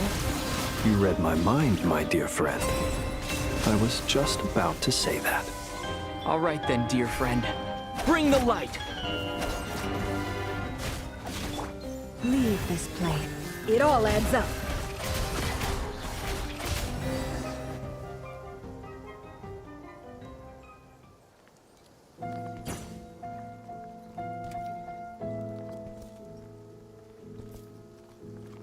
You're looking well. I trust you've had a good couple of days. Dottore.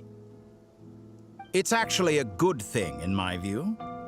If the subjects of my experiment were to die prematurely, it would throw quite a wrench in the works. And so, I must thank you all for your resilience. We are no longer on the same level, but you are nonetheless worthy of my respect. A creator god should be merciful and gracious after all. And in any case, it is only right that before I end your lives, the world is informed of the arrival of their new god.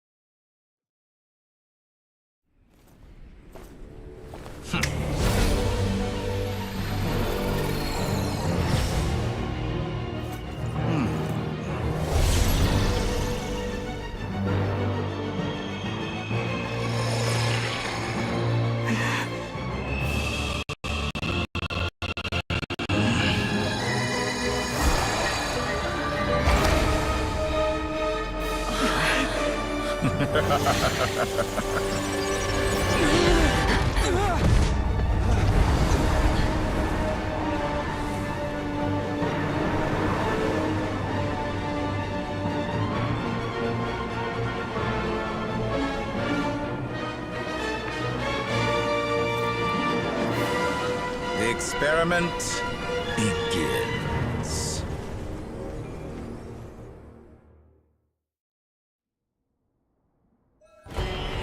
With the marrow of the 3 moons in my hand, behold the false moons fall!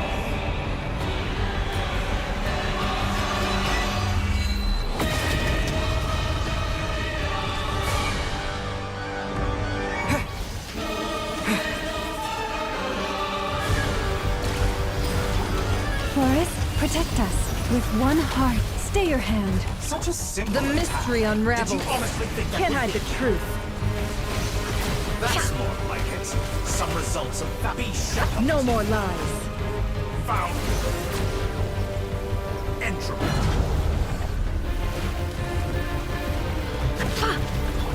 Leave this place. Water jet! Be silent. Observe.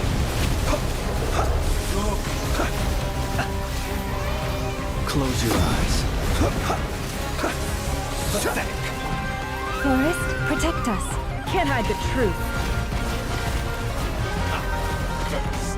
Hands in my palm. Are you quite finished? Oh. I've been moved inside another space. And it's sealed off. Looking at the structure of it, it seems like Dottore intends to trap us here. There's no exit. Our endurance is about to be put to the test.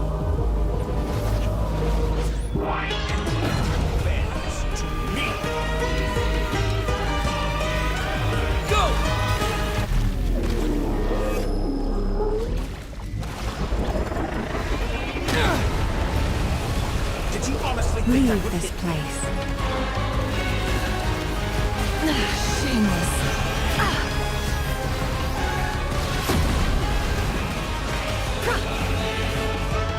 Cannot face me.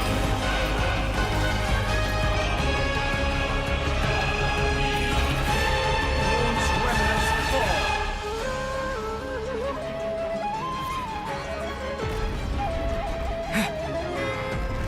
With the marrow of the 3 moons in my hand, behold the false moons fall!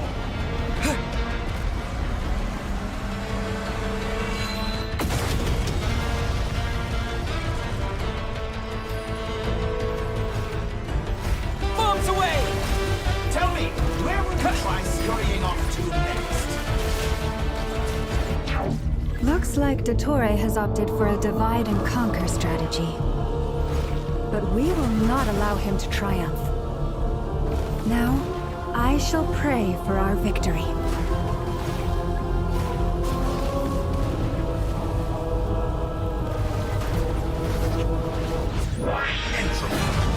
Go! No more lies. It all falls into place. Time to come clean.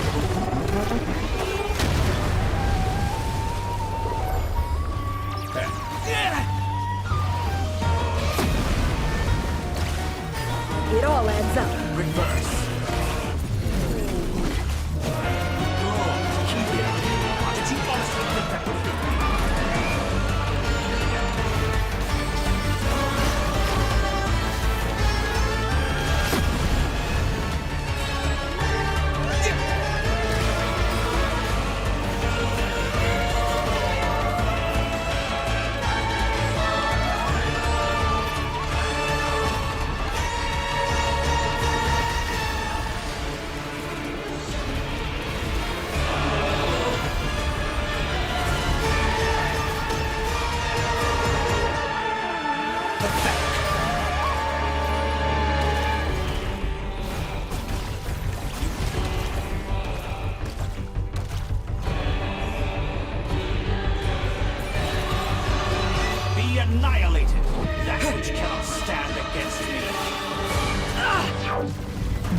supposed to be? A knockoff version of the space Columbina got trapped in? There really is no way out. We'll see about that, Dottore.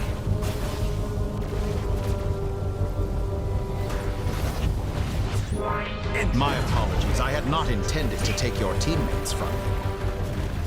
But you have a choice in the matter. Obey, and I can release them. An excellent deal, if you ask me. Won't you consider it?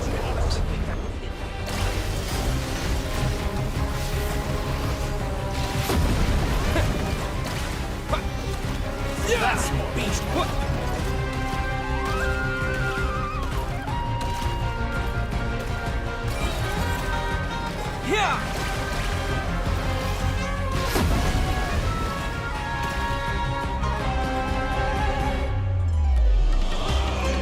I'm aware you've been working on some little tricks to surprise me with, but it appears that none of them have come to fruition. My guess would be that you're trying to bring Columbina back. But then, where is Sandrone? Or are you trying to buy time for her? I always found their friendship to be a curious phenomenon. Two highly incongruent personalities, and yet they share a deep connection. Speaking of Columbina, I once saw her as like a younger sister. We got along quite amicably while she was with the Fatui. But then one day she suddenly decided she would refuse to take part in any further experiments. To this day, I truly don't understand what I could have done to upset her so much. It's such a pity. I could have had a sister, a family. But alas, she grew to dislike me. You're not fit to be family to her. That I can't deny. So many people, all obsessed with playing out the same tired old dramas. This world is rotten to the core. And then there's you. You had every opportunity to reach the right conclusion. The thought of killing you off like this? But I maintain that I approached you in good faith, so I will offer you another chance. Will you work with me? You have until I count to 10 to make your choice. 1, 2, 3. Not in a million years. Huh?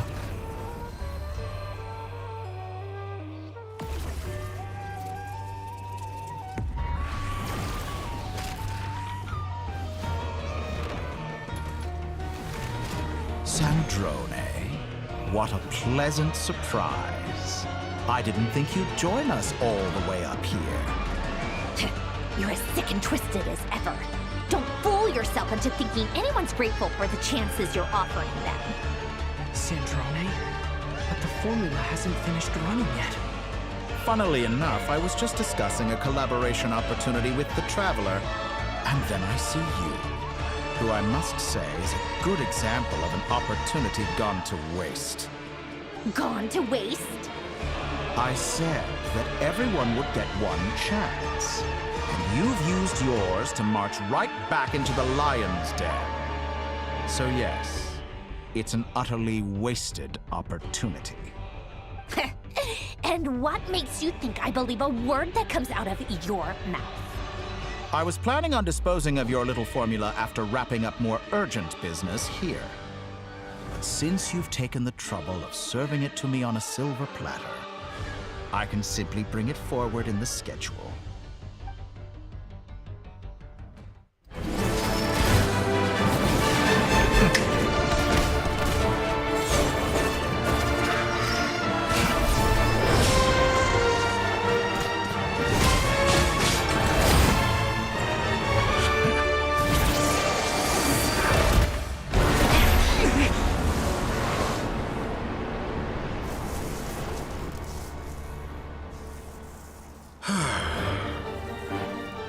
Is this your life's work?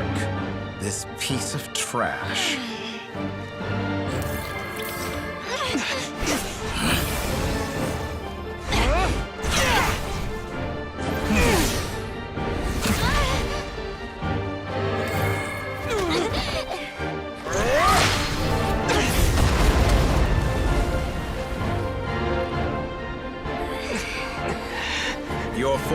runs too slowly, Sandrone. You put your hope for success on others instead of fighting dirty. That is why you have failed. Now, whom should I slay first? Any volunteers? No one?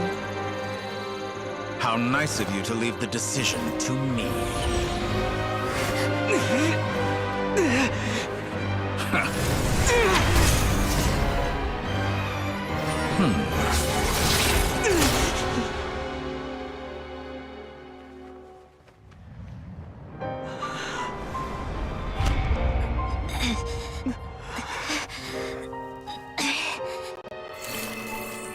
Oh, how unexpected. Sandrone, any last words for me, comrade?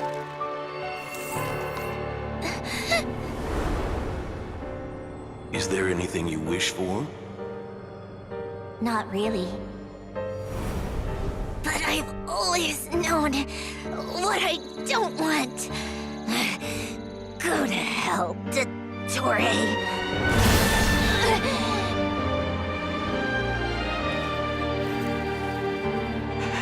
No!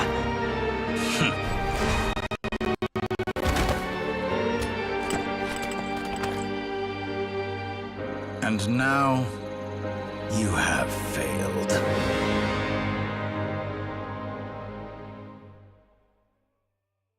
Sandrone! Now you see how fragile mechanical contraptions are.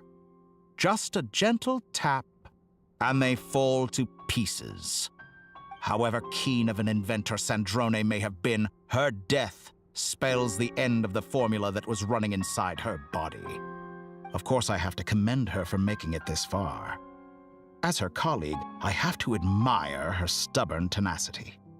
Now, it is time for you to take your place by my side. My count was interrupted, but the second chance I extended to you still stands. Once again, you are welcome to join me. By now, I'm sure you have gained a greater appreciation for the power and authority I wield. What is stopping you from embracing a new world of endless possibilities? Not in the mood to talk? As you wish. You seem less talkative than usual today. I'll change the topic to something more apropos. Sandrone was always like this, never trusting anyone, always so reluctant to share her research with them. Objectively speaking, she had her strengths. It is remarkable how she extracted and even optimized the world formula from so much data. But her inability to trust was her undoing. Had she allowed someone else to monitor or run the formula for her, you might still have a chance at victory even now. But regrettably, she was a stubborn fool. As much as it pains me, she had to go. Dottore, maybe this is news to you, but people can change. Columbina surprised you when she escaped. And I think Sandrone would surprise you too. Change? You can twist the truth however you want, but I see it clear as day. You're the one who can't trust other people. Is that how you see me? By this point, what can you hope to do about it?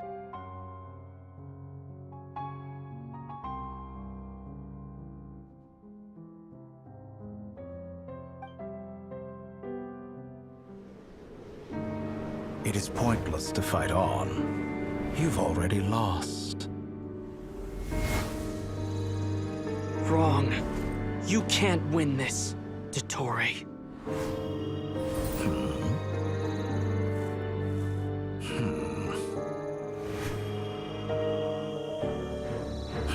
What?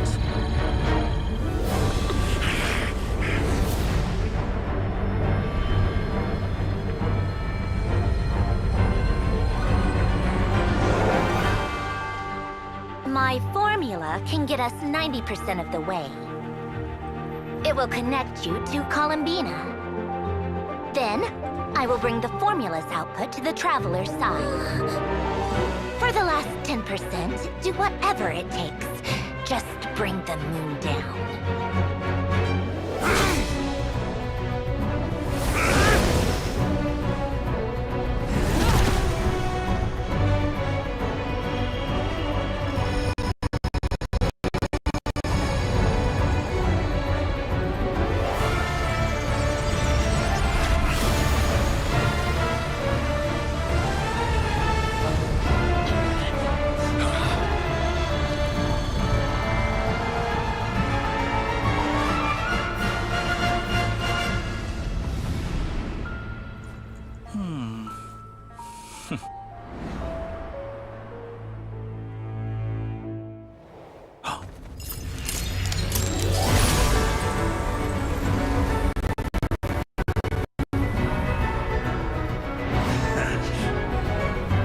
The moon will never be yours!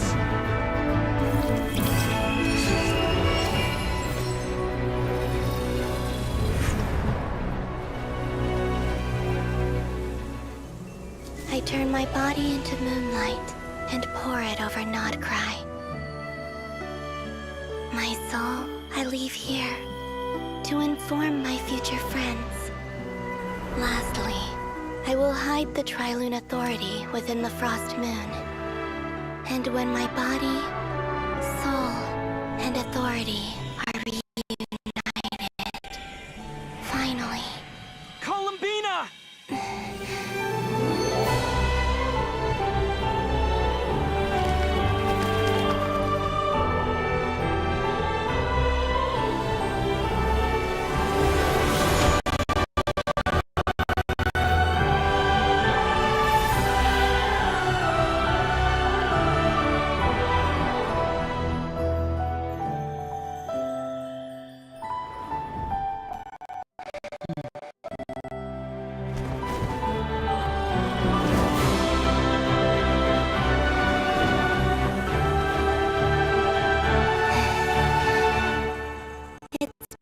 Too long. I'm back.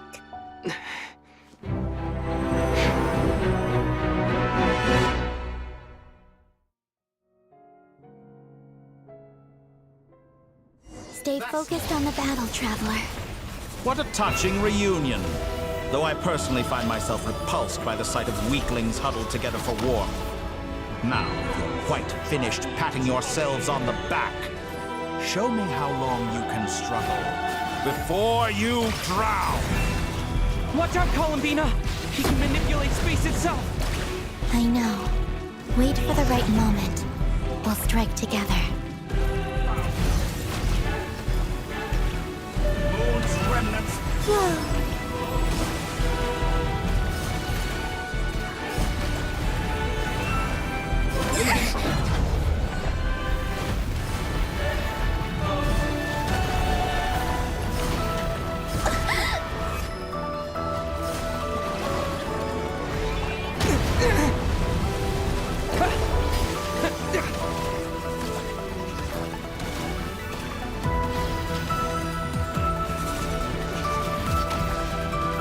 Water jet!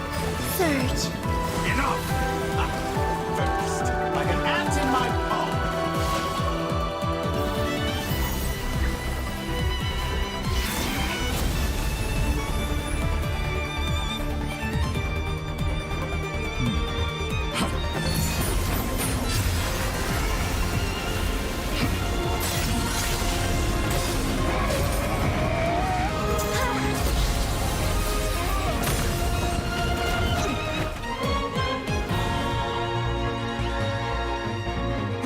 You the new moon's blessing. The new moon shines upon you. I am growing weary of your stubborn resistance. It's over, Dottore!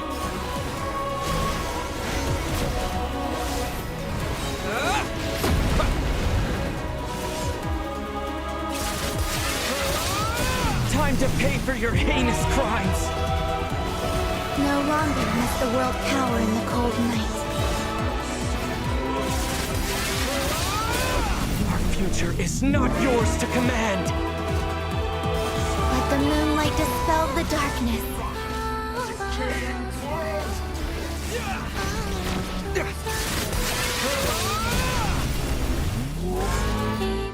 Everlasting as the moon.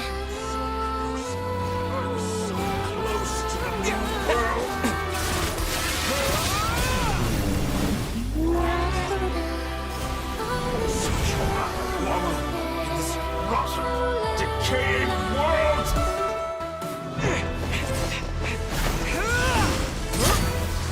Willfully blind. How can you be so satisfied with your fate?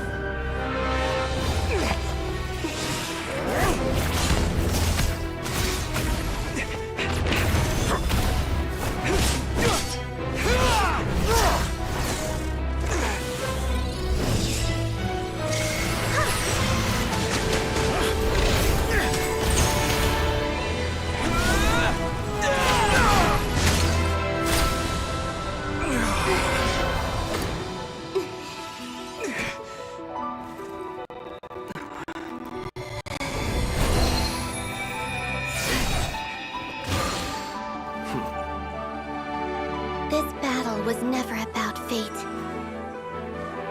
It's about friends, family, and the home you stole from them.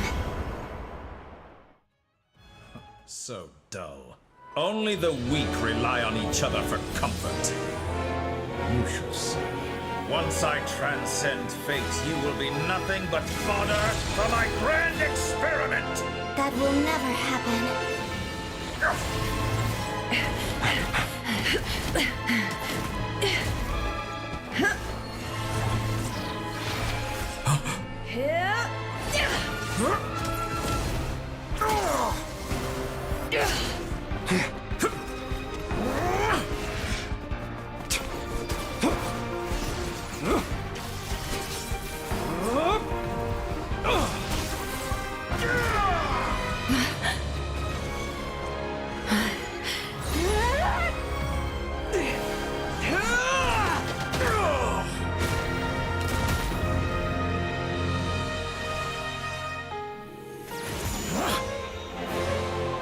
Today, the moon lights up this world once more.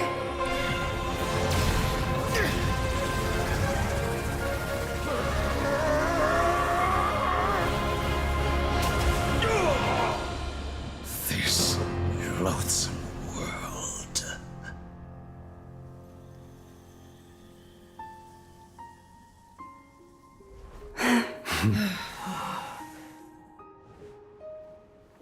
No, this world is our home.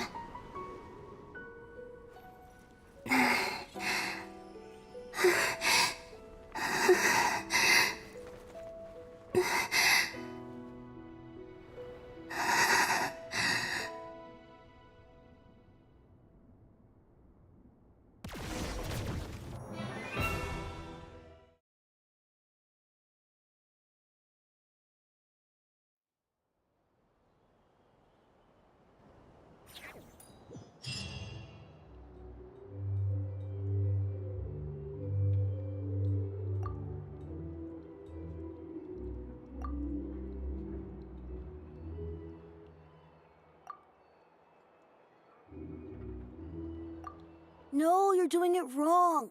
The moon looks like this now. What are you trying, children? The new moon, Mom. It looks different than before, doesn't it? Also... Can I go buy a sugar sculpture today? Please? Just one? All right. I suppose today is a special day after all. Almost like a festival. Extra, extra!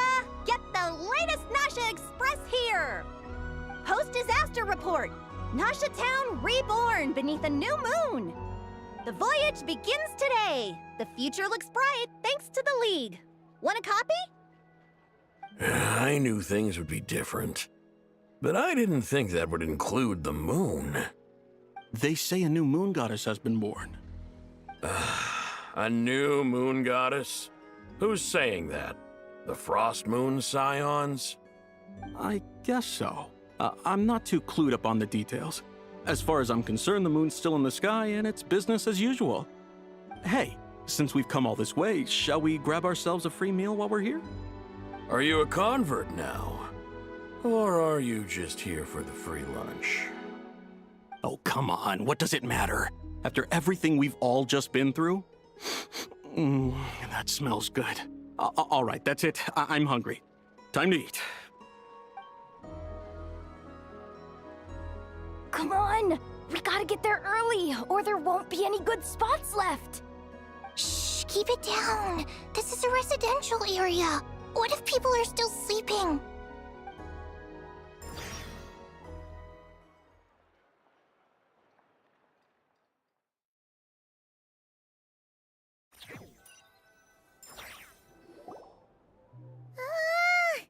Why is it so noisy outside? It's okay. Paimon was pretty much awake anyway. It's been so long since we last had a chance to relax, huh?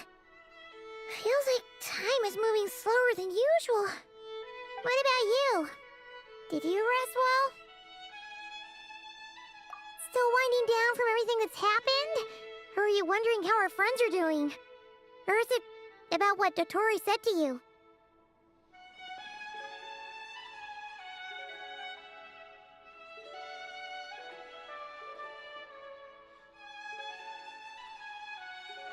Okay, if you say so. But don't push yourself, alright? Let Paimon know if you need to talk. What we just went through was a lot. It's totally normal if you need some time to get back in your groove. Luanatar disappeared after Columbina came back. Apparently, she was part of Columbina's soul or something. Still, Paimon kind of misses Luanatar somehow.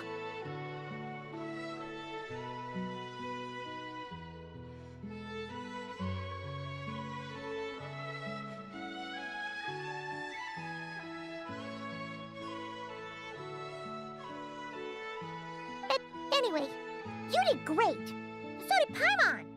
We all worked our butts off to contain this disaster, and in the end, we made it. So, chin up, Traveler. You should be proud of yourself.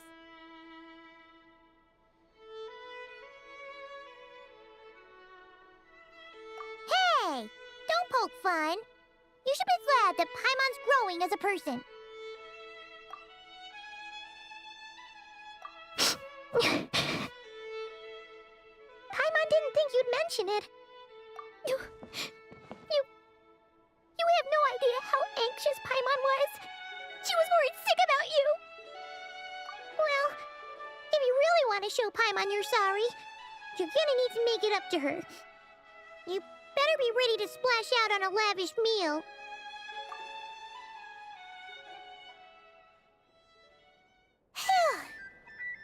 Okay. Paimon's full now. Huh? Oh, well... Hey there, Traveler and Paimon! Good morning! Morning, Yehuda! Here for some breakfast? Oh, I've already eaten. Just need some water. I was mostly worried you might forget what day it was today. So, I came over to remind you.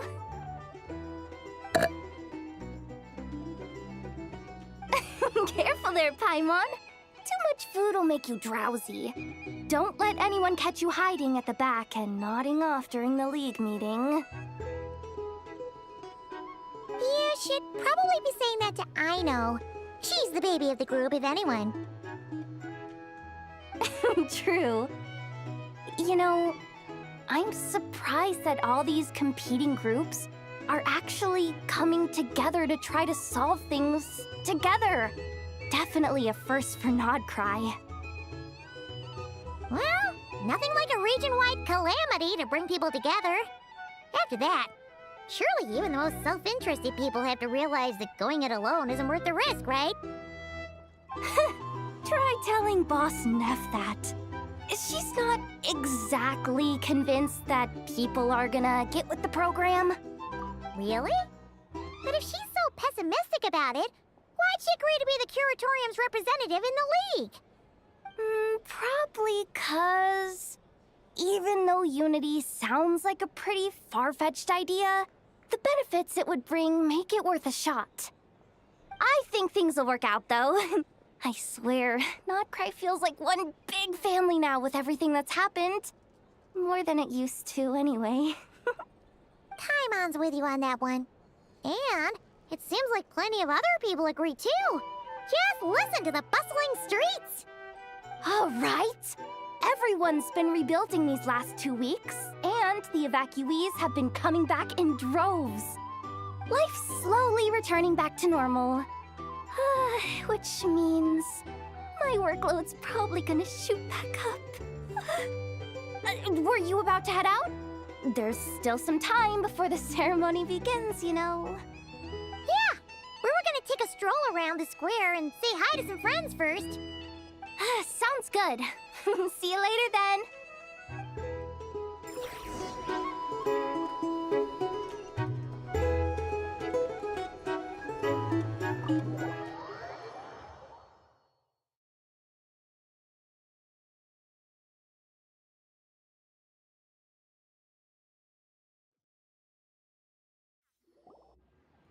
Please accept today's boon.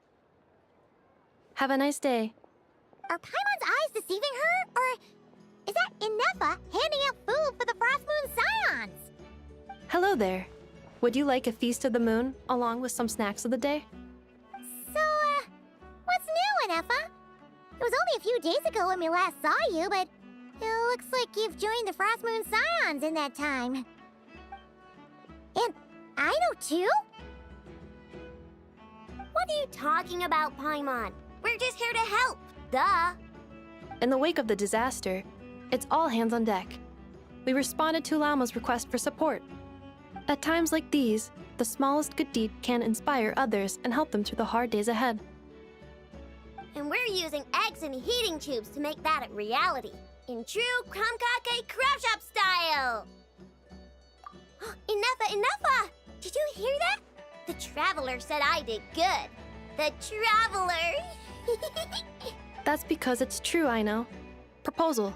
If you can resist eating today's dessert, I will provide you with compliments, too. No way! Well, that proposal got shot down quickly. I need something to get me through the hard times too, you know. Mom! Yes, dear. Go right ahead. Excuse me. Could I take a photo with the robot lady? She helped us get safely out of nod-krai, and she helped us get back home too. She's the best. Of course she is! And since I'm the whiz kid who built her, that makes me even better than best, right? But you stole my snacks, though. Oops. Shall we move to the open space near the center? The view there is better. Thank you!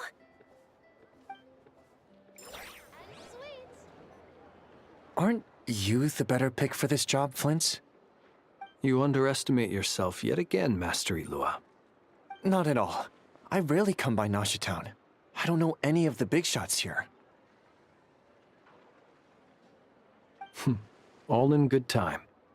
Socializing is a step-by-step journey. But you're much further ahead on that road, aren't you? You're not seeing the full picture. You know the truth now. My friends do not understand my habits.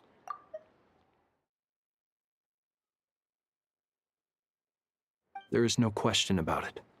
The Lightkeepers need a representative in the League. Someone who is upright, cares about other people, and can realize their self-worth through group action. You say it like you wouldn't make the cut. I am most flattered that you think I would. Sigh a little less, Master Ilua, and have more faith in yourself. All the Lightkeepers agree that you're a very promising young man. That is precisely why Starshina Nikita felt safe delegating such important work to you. I'm sure we all also agree that we would sooner die of dehydration than manage to wrangle anything out of you in a discussion. My apologies.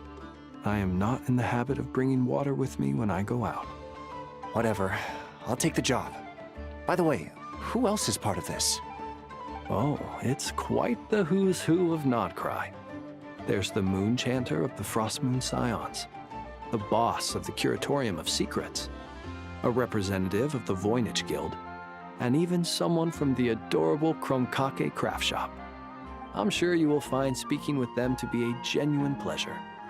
If you say so. I've never done this work before, so I'm honestly a little scared of making mistakes.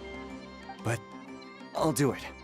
Not only is it our duty as Lightkeepers, but because I want to make nod-krai a more welcoming place. An admirable attitude to take. The beacons are lit, Itlua. We're but one step away from breaking through the blizzard. We have the chance to band together and build our shared homeland into an Elysium. This is unprecedented for nod-krai. An opportunity not to be missed. Yeah. You're right. I'll do my best. Quite a few familiar faces have arrived. Let's go, shall we?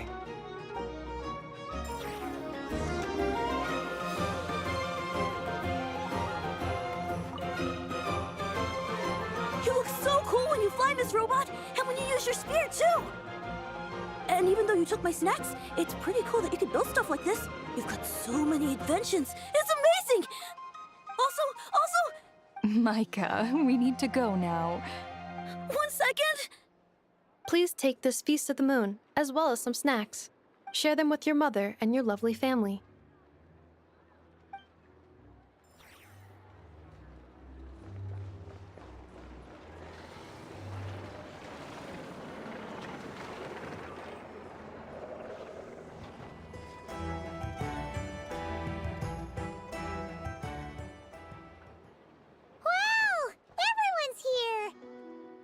You seem well rested. I know no one's asked, but I'm sure you all want to know, so let me just say, we're doing great. Thanks.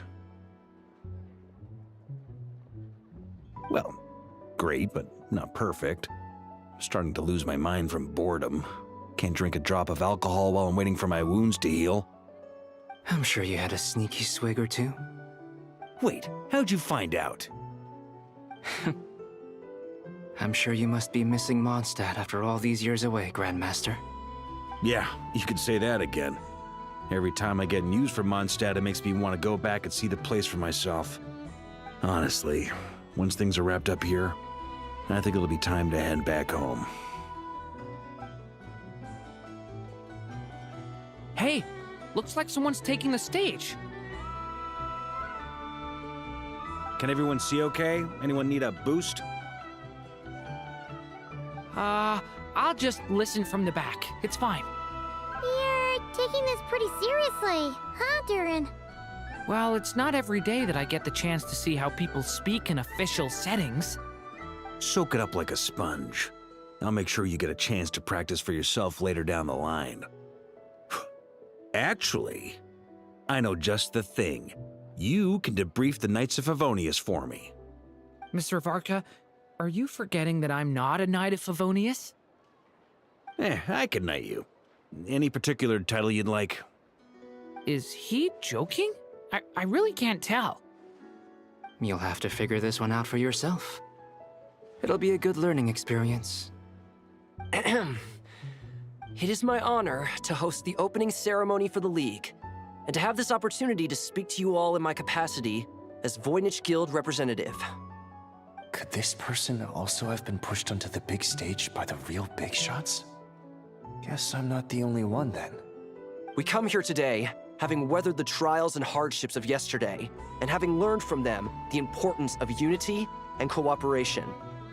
All right, here we go. Uh-oh, looks like Aino's off in Dreamland already. Wait, Boss is looking kinda drowsy too.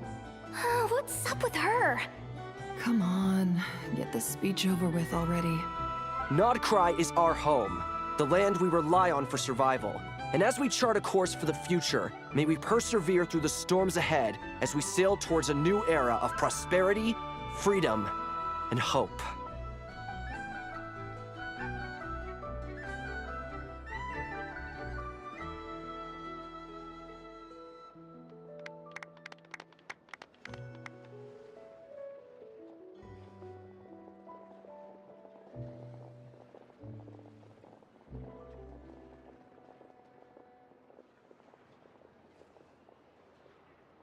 Looks like we'll have more opportunities to travel in the future.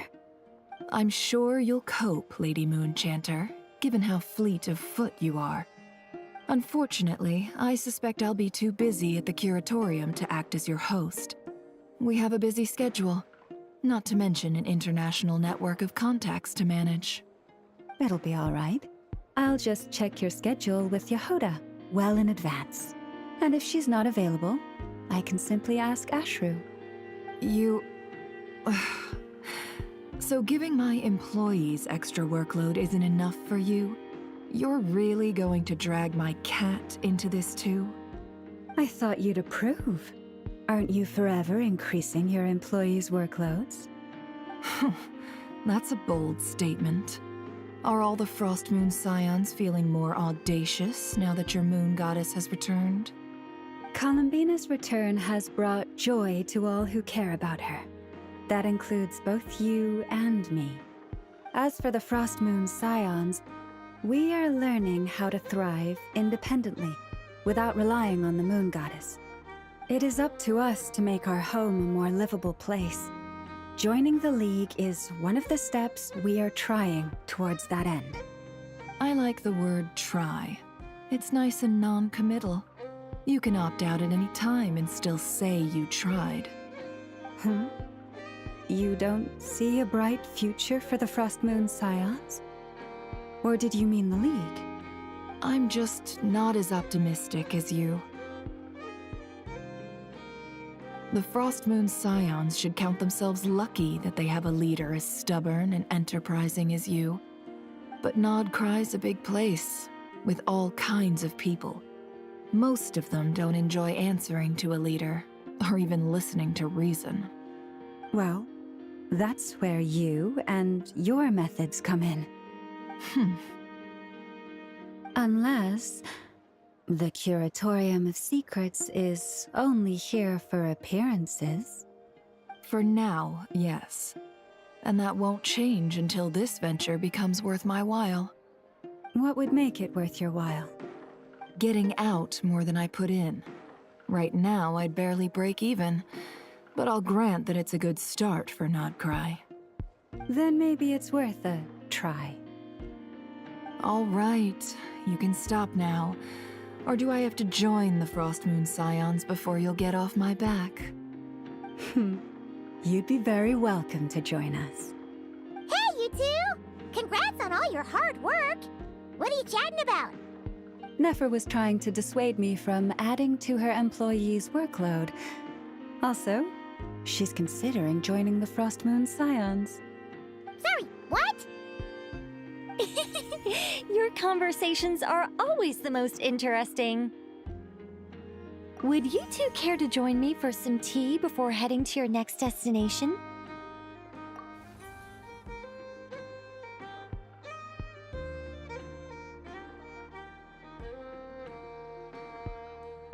Nicole? Wait, where are you? Aren't you gonna show up today? Sadly not. I'm otherwise occupied right now. I'm sorry, Paimon.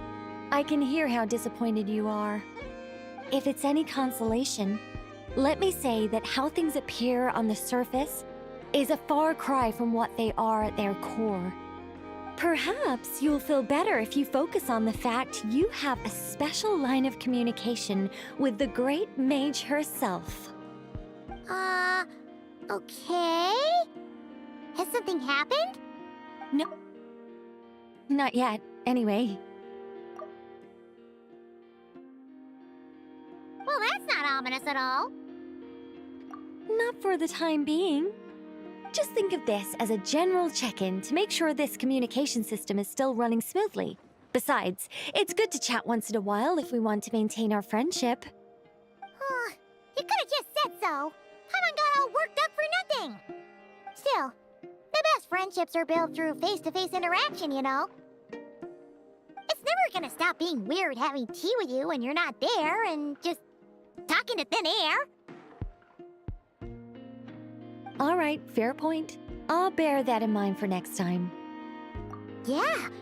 Any update on that crisis at the world's borders? Alice just informed me that they had their work cut out for them, and now everyone's thirst. She plans to wait for things to stabilize, then reschedule her Mondstadt vacation plans. Nothing warms the soul like piping hot food. The people here When the winds of freedom blow too strong, even we're freer in than for a what was in storm. Mondstadt.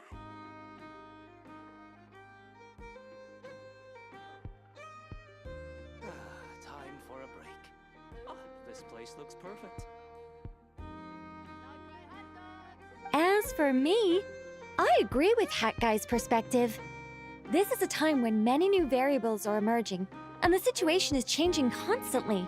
Plus, most of this change is for the worst. We have to remain vigilant and ensure that the embers of chaos are not rekindled. I did notice that the energy in nod-krai changed somewhat after the War of Funerary Flame, but since it was still aligned with the Light Realm, I never gave it a second thought. It looks like I'll have to examine the connections between phenomena I observe more closely in the future.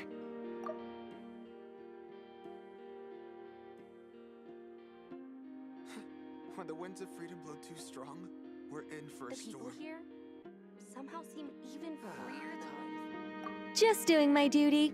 It's more or less second nature by now. Of course.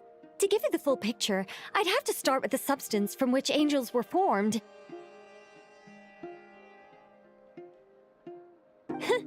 Never mind. Paimon's right. Showing off my knowledge would be much more satisfying in person.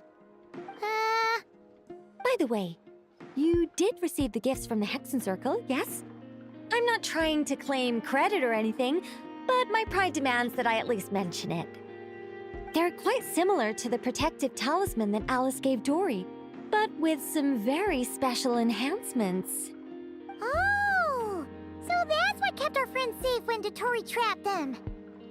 Indeed. We went to great lengths to make sure they were invisible to his eyes. I'm so happy they came in handy. Still, not fishing for gratitude, by the way. I just want you to be aware that sometimes your friends may be protecting you in ways you cannot perceive. Anyway, I'll contact you if anything else crops up. If not, you know what they say, no news is good news. Oh, my angelic instincts are tingling. They say you should head to the docks next. Your friends are about to board their ship home. Nothing warms the soul like piping hot food.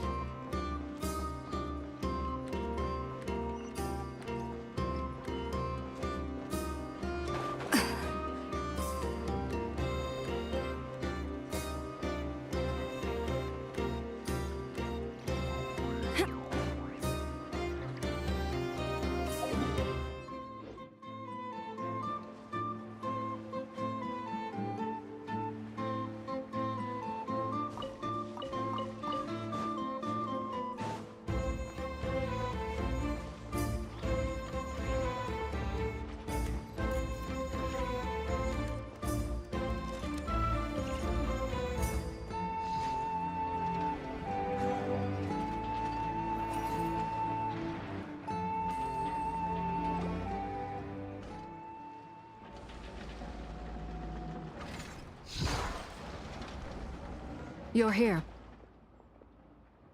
You're here too, Hat Guy! Are you heading back together? No.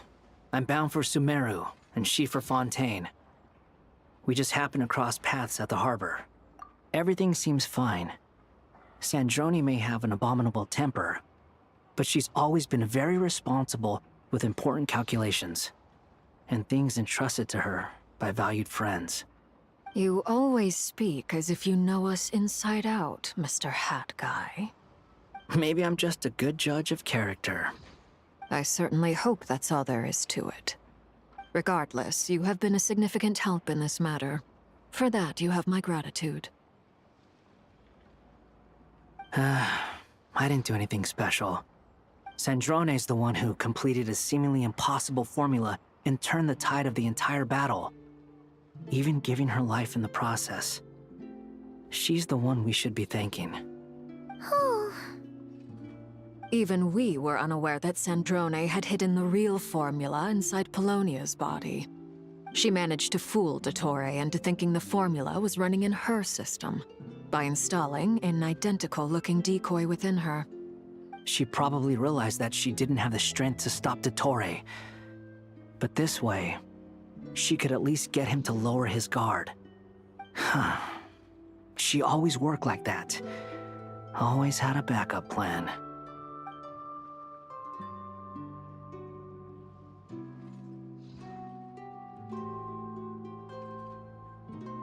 Well, that's why I'm traveling to Fontaine.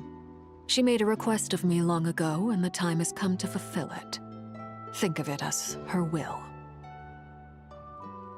She said that should she ever fail in a mission, she'd like me to deliver her core and Polonia's to the Fontaine Research Institute. She also mentioned that she had made arrangements for people there to set her affairs in order. Some of her personal effects, such as her notes, were left to me. I've decided to take them back to the House of the Hearth, for safekeeping primarily, but also as mementos, I suppose. However, there is one book among them that I'd like to leave in your care. I'll have someone deliver it to your residence at the flagship at a later date. No, I was specifically warned not to tell her. This is her last wish, and I will abide by it. I can only hope so, but none of us here can know for certain. I bade farewell to Columbina earlier today. As promised, she turned the iridescent moon's marrow over to me. She spent a long time with Sandrone's body, saying her goodbyes. Oh, is she alright? Sandrone's passing has left a great wound in all of our hearts. It will take time to heal, but Columbina surprised me. She offered me some words of comfort before I departed. Despite being grief-stricken herself, she showed an awareness of the feelings of others around her. She never used to act like this. Clearly, she has grown. And I suspect that we have you to thank for much of the change we are seeing in her.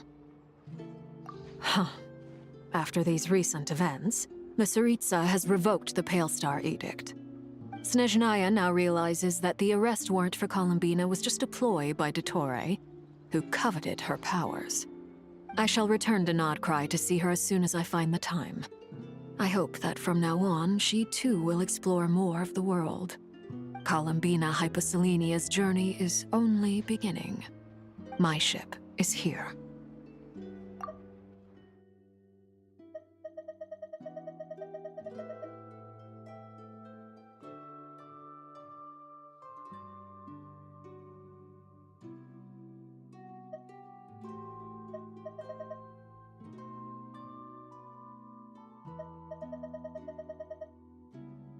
Traveler, Paimon, we shall meet again.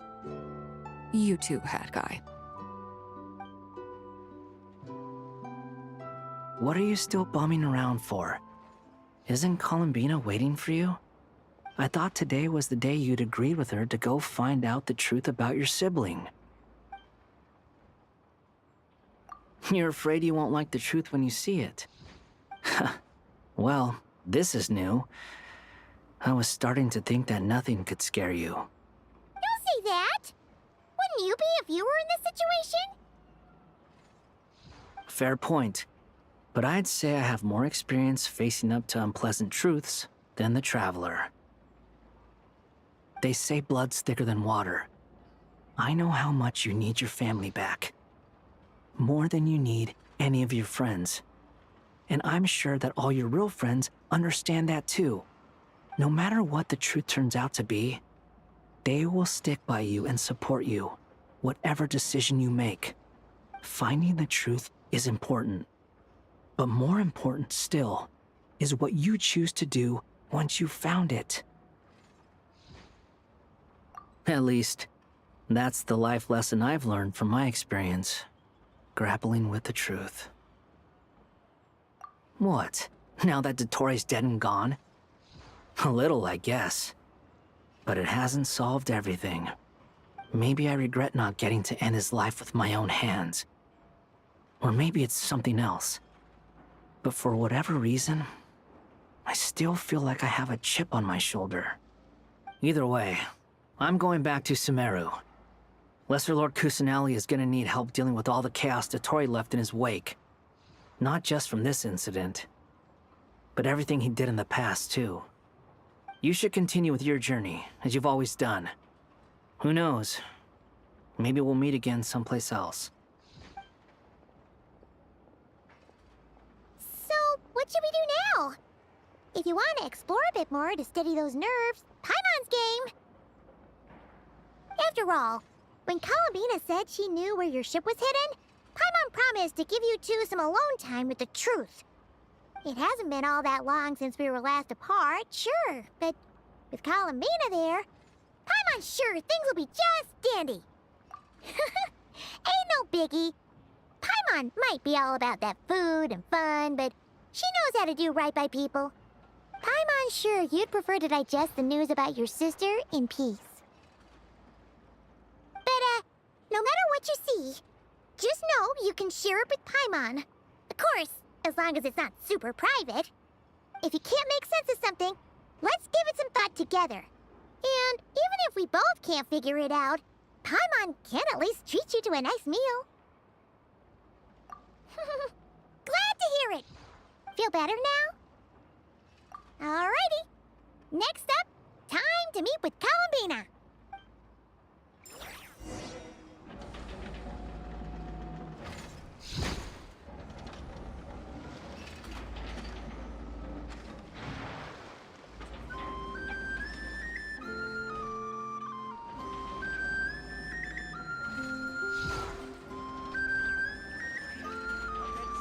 If you ever want to trade tactics, I'm always ready.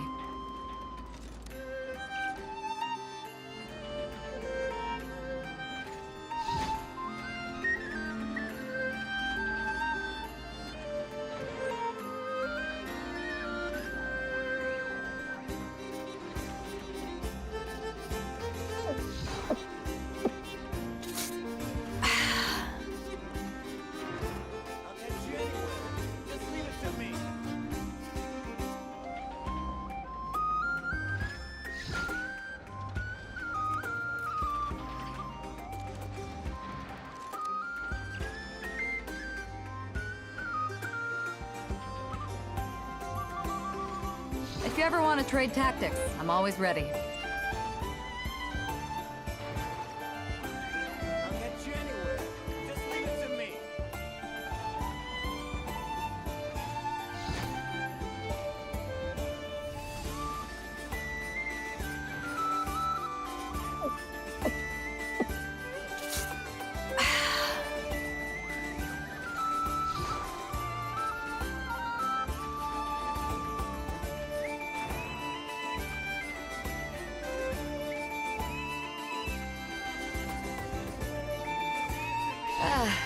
Cold beer after a hard day's work. Nothing like it.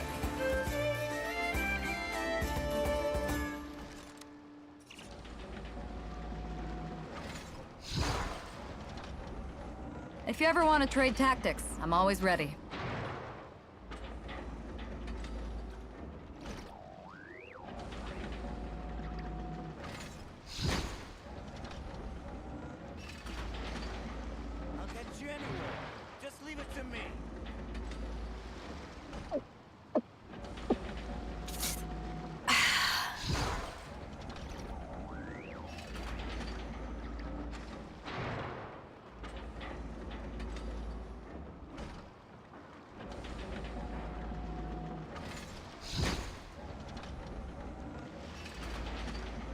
It's hard to remain on dry land for so long.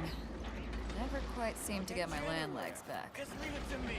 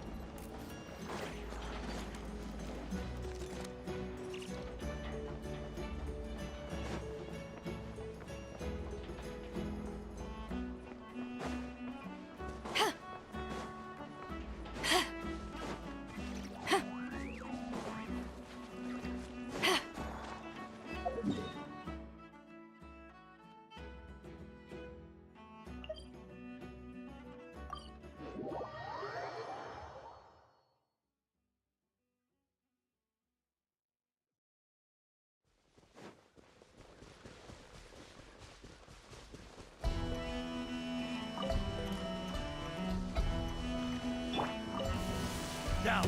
Yoo-hoo! Let my name echo in song! Don't get him, nod-krai! Don't be scared! Into the wind. To ashes!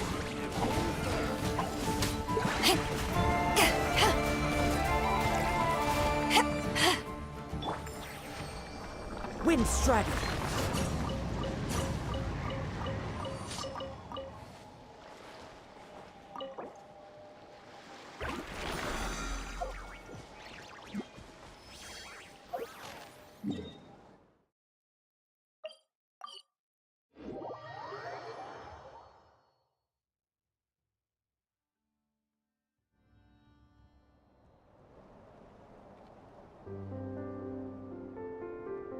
Columbina, we're here! Can't quite believe we're meeting out here. We've gotten used to walking over to Silver Moon Hall whenever we go see you. Well, you're still welcome to go there whenever you want to see me. It's just, now that it's all over, I've decided to make some changes. Try and fit in with the Frost Moon Scions, like Llama suggested.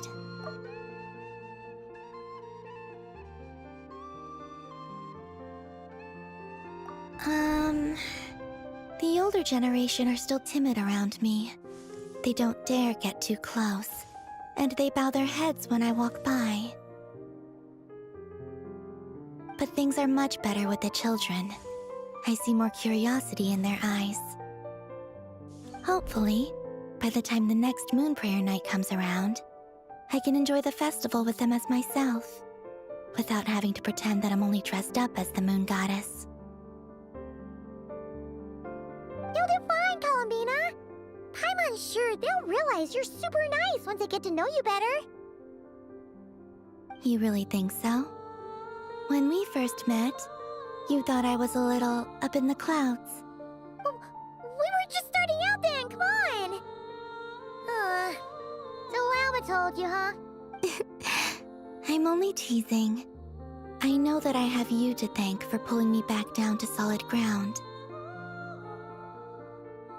It feels good to finally stand firm on the earth where I was born.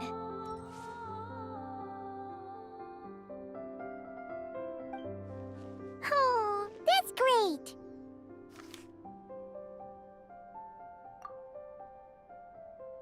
Thank you. I'll make sure not to lose it this time. Well then, are you ready? Lumine, what happened to our spaceship back then? Why did you leave? It's time to learn the truth at last. Ready as I'll ever be. Good. Then let me open the way for you.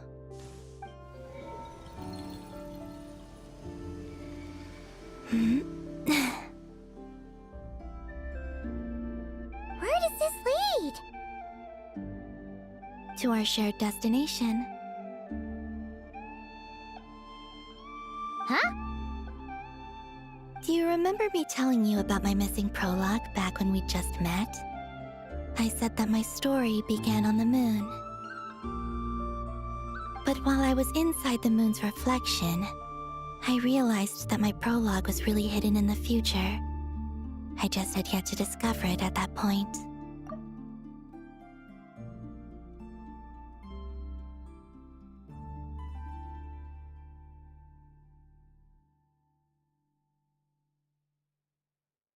The story of the time before I was born was in fact the story of my distant future. It's truly fascinating. But when I obtained the Trilunar Authority and returned to our present reality, I sensed something I hadn't expected. Your prologue. So you mean...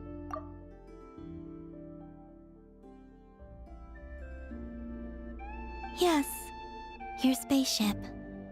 All this time, it has been hidden on the Frost Moon, which lay beyond the sky.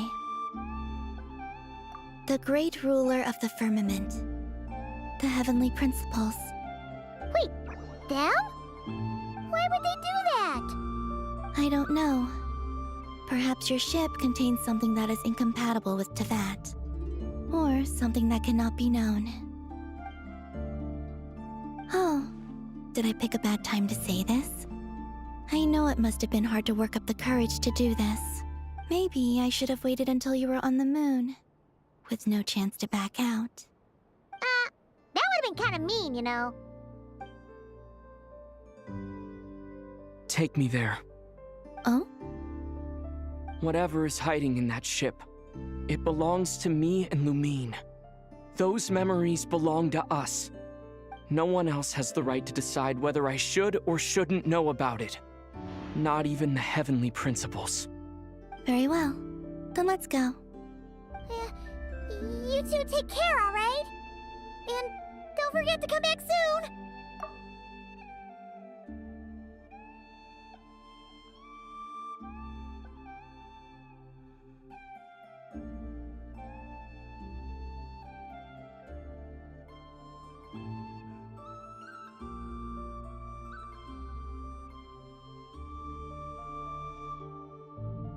Rest assured, Paimon. We will. Traveler, after you. Thinking about the story that we'll find hidden on the moon? Yes. And hoping that it has a happy ending. Stories like that don't exist, you know? You don't believe in happy endings? I don't believe in endings.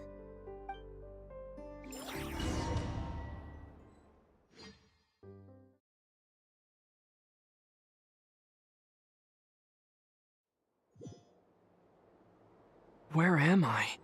This is the pathway I built between Tevat and the Frost Moon. The moon is very far away from us, so it could be a long journey.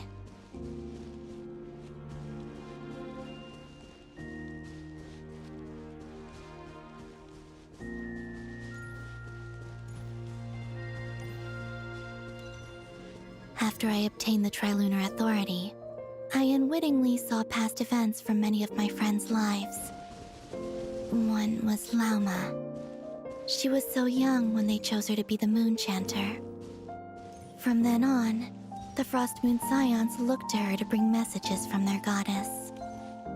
But, for better or worse, I had left Hisi Island before she was ever born. It was not until much, much later that she met me. I think it's for the best. Because of the way things turned out, you had the opportunity to become friends. You're right. In that sense, I think we were both very lucky.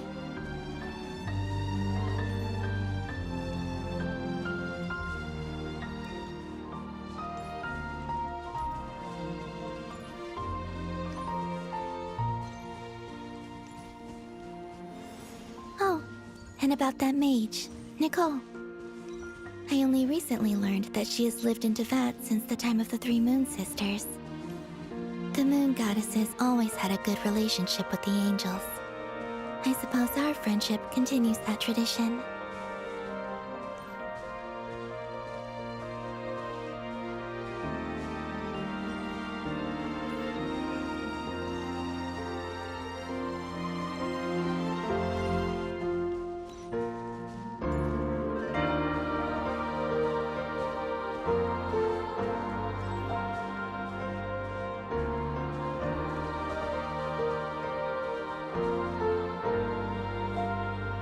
And then, there's Sandrone.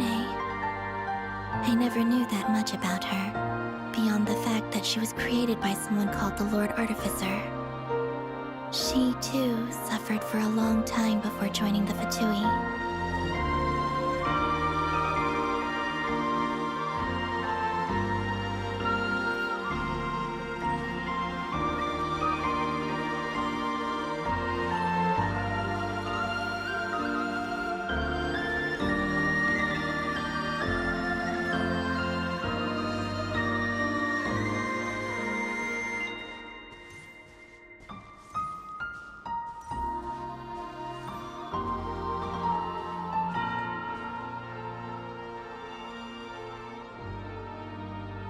How I wish I could talk to her again, even if only to hear her say nasty things to me.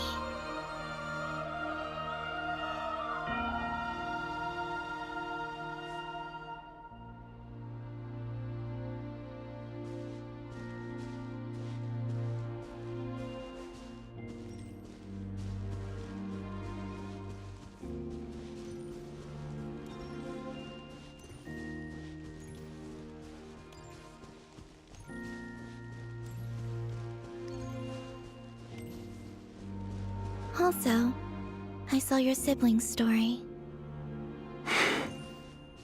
I'm afraid I didn't see much. It seems that she rarely came to the surface, where the moonlight shines.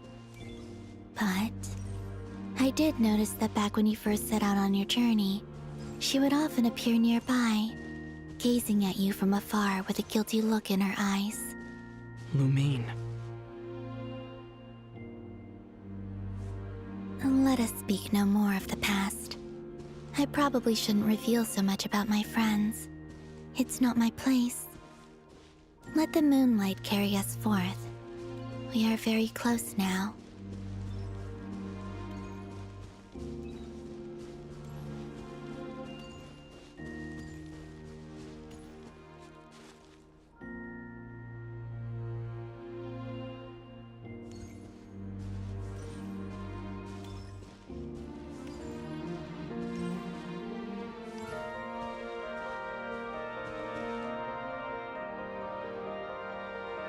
After this, I'd like to bring some kuhenki to the moon as well. If they're willing, of course. What about your other friends? Will you bring them to visit too? Certainly. But I'll need to tidy the place up first. This home hasn't received any guests in a long, long time.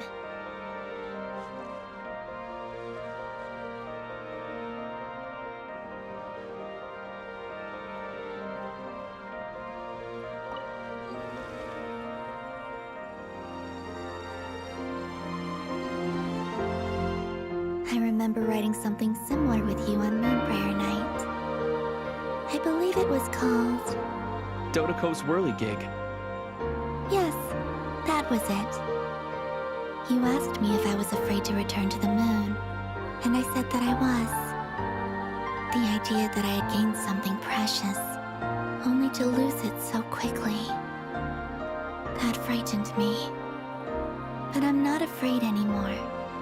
Besides, this time, we're traveling together.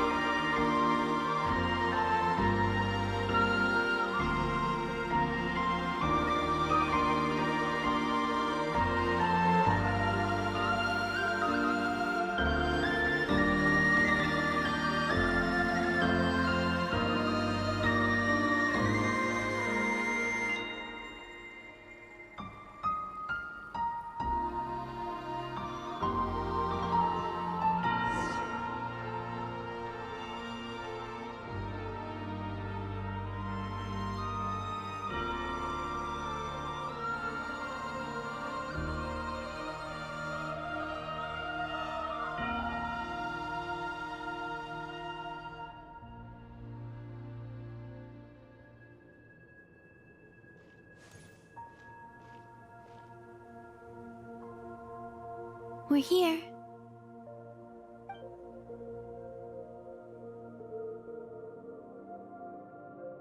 Over there.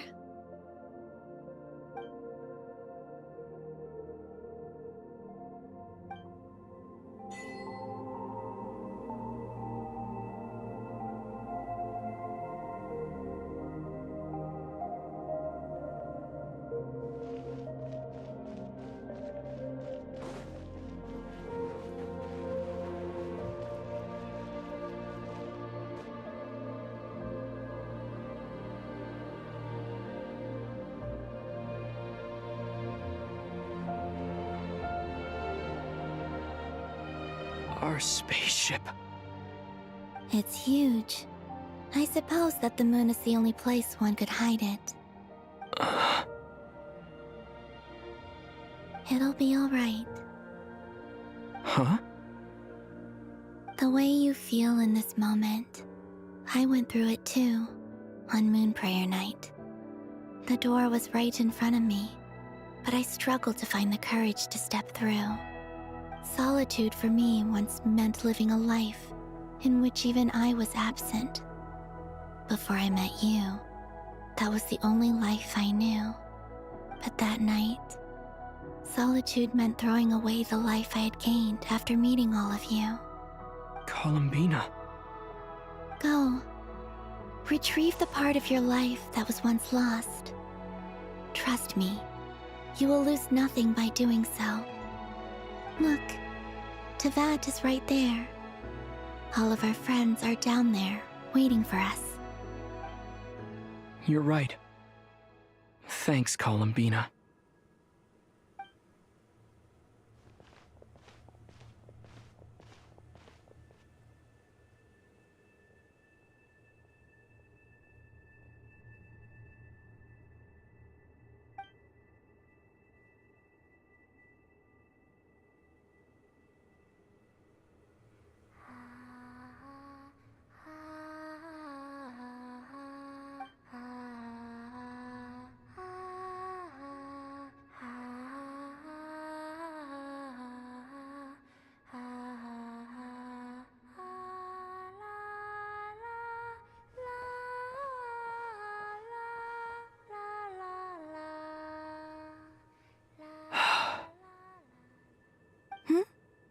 Finished?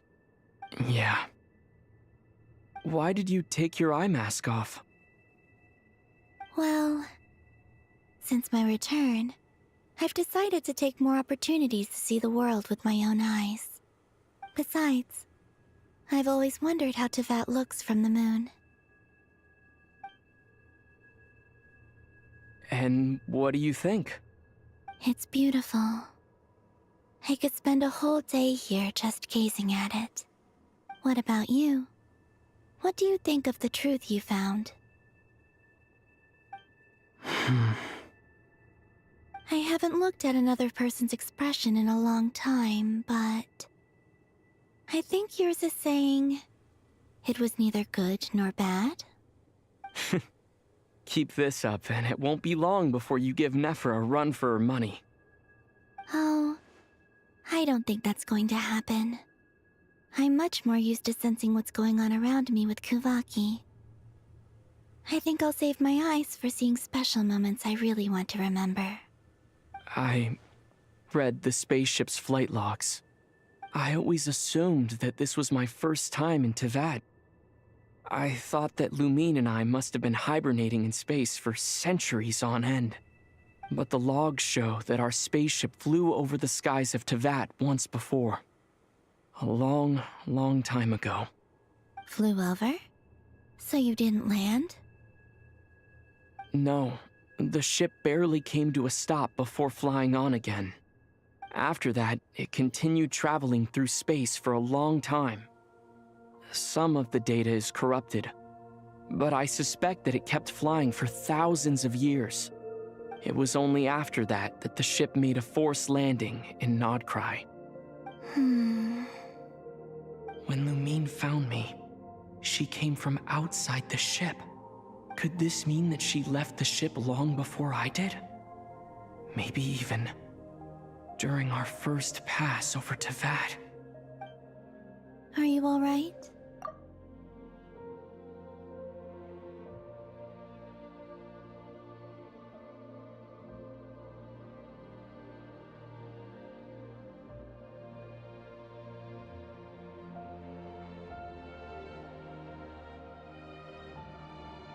Yes, I can feel that the truth is coming together, one small piece at a time. I remember Lumine telling me that when she first arrived in Conria, she could not recall the past. So this might be something that even she doesn't know. Here, I made some space for you. Your mind must be racing, and this seems like the perfect place to relax and clear your head. Oh, wait, there's one more thing. What is it? Wait here a moment.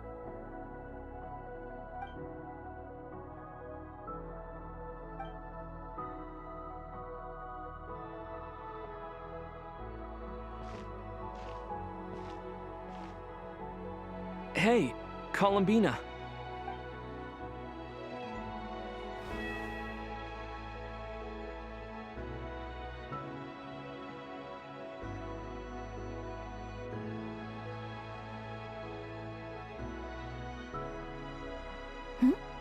Is that a new outfit?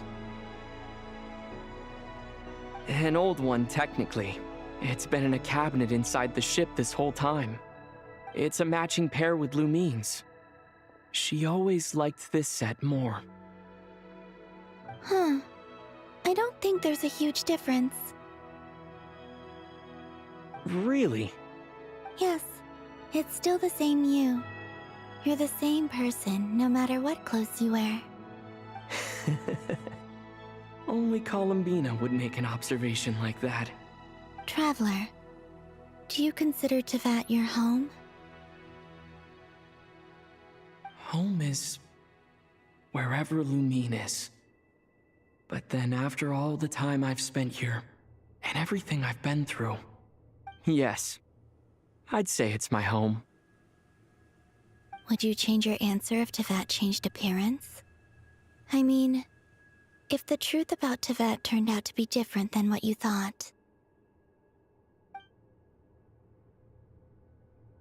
I don't know, but I don't think so. The truth is not what matters most to me about Tevat. When I was first born, I longed for a home. And when you get something before you're mature enough to understand the world, you just take it at face value. I thought that a home was a transaction. You give me what I want, and I'll do the same for you. But you and your friends taught me what a true home should look like. You never asked for anything, yet you gave so generously to me. That's because your friendship matters to us. It was worth it. In the past, I thought that my birth in nod-krai must have been a mistake. But after journeying to the distant past where the story began, I realized that it was I who chose nod-krai to be my future home.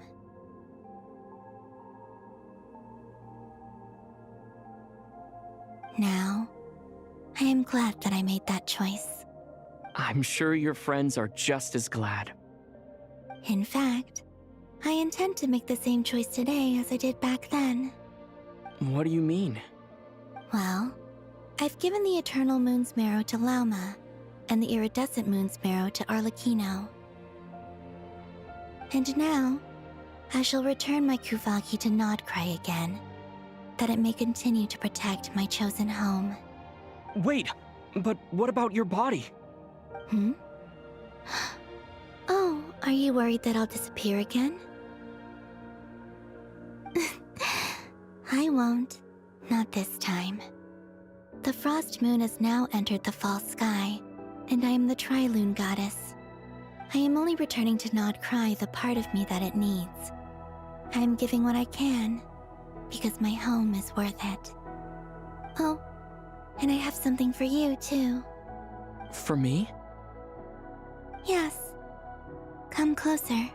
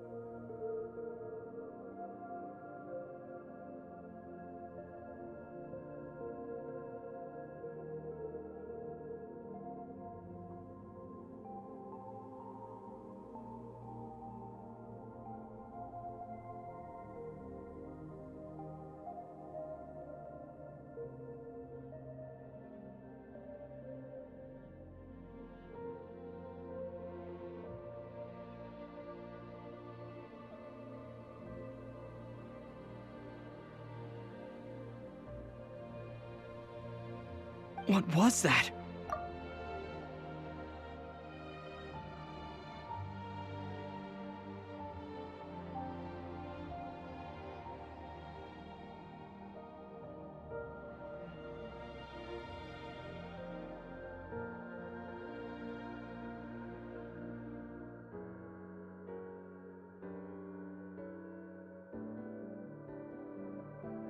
I lifted some of the restrictions this world placed on you. I trust this will help in your future adventures. My power. It feels like it's grown. I can use the elements more freely now. Thank you. This will be a great help. You're welcome. I see you as family, and after everything you've done for me, In fact, no. It's not because I owe you. It's because you're worth it. Here, this flower is for you.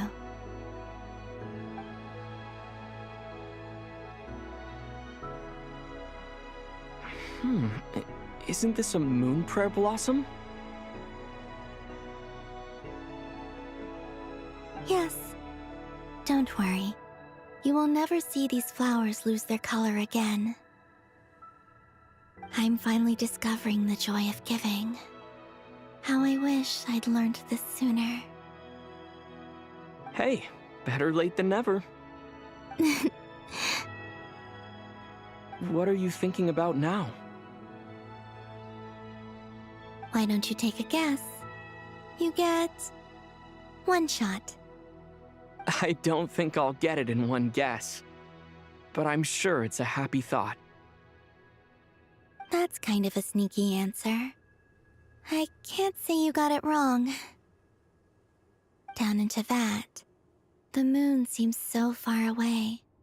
I felt it might always lie beyond my reach. But on the moon, everything feels so close by. The haze that once enshrouded the skies has finally been dispersed. I feel like a traveler on a winter's night, starting a new chapter in my tale by the warmth of a bonfire. I don't have a lot of luggage, but I do have a lot of hope for the future. Well, what's next? Next?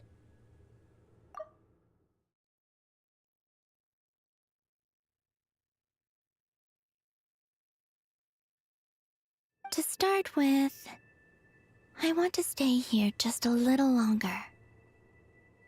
After that, let's return home and continue our journey.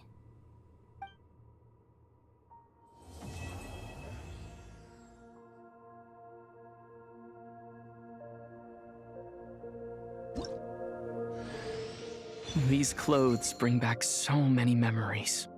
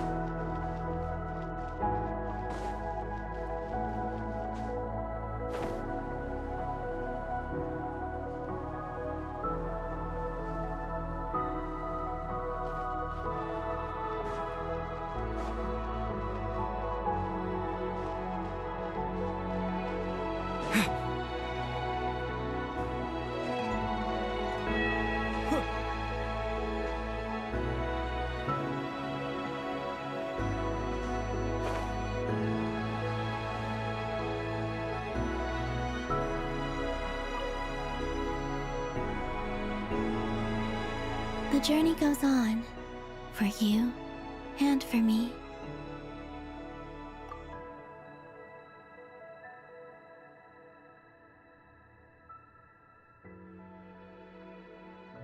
Like I said, this is not the end. I don't believe there has to be an ending. Oh, is that your next destination? Most people would probably tell you to pack some warm clothes. But I experience things differently than most people, so I can't know how cold it is. In fact, it is home to quite a wondrous heat source. I think they call it Kreshnik's torch. Every city in Snezhnaya is built around one of those. I sensed the energy it gave off as I was passing by on a railway train. It felt grand and distant. I also recommend the Korolievsky troupe in Snezhnograd. They give performances quite regularly, and entry was free for harbingers. I liked them a lot.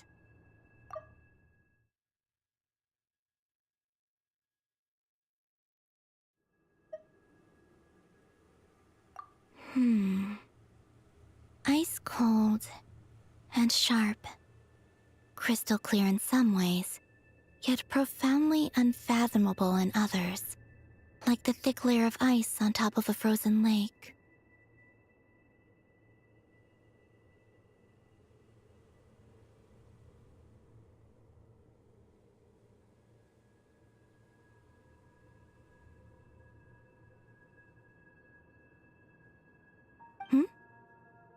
That's just the impression that Tsaritsa gives me.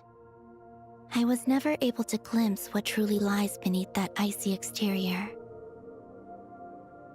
In fact, I don't think the people of Snezhnaya even know what kind of power their god wields. Maybe that's because the Tsaritsa herself has never acknowledged, nor accepted that power. There's Regrator, the Rooster, and the Jester. Between them, they control a lot of what happens in Snezhnaya, but I can never wrap my head around how exactly power is split between them. I just know they are each responsible for many specific domains. I noticed that the Rooster and Regrator often appear to get along on the surface, while working against each other in secret. And theirs is not a friendly rivalry. But I wasn't particularly interested, so I tended to keep my distance. Now that I think about it, the term Mistelton often seemed to come up in connection with Project Stuja.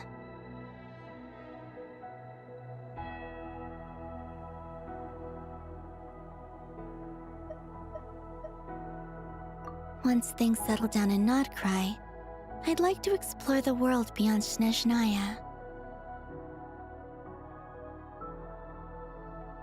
You've told me so many stories about the other places you've been to, and all the friends you've made there.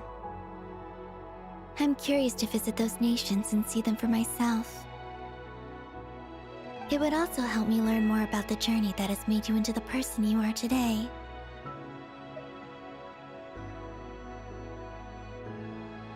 Okay. As you continue on your journey, don't forget to gaze up at the moon once in a while.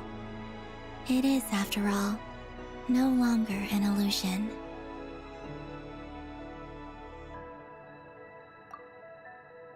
It shall cast down its true moonlight, connecting us in truth.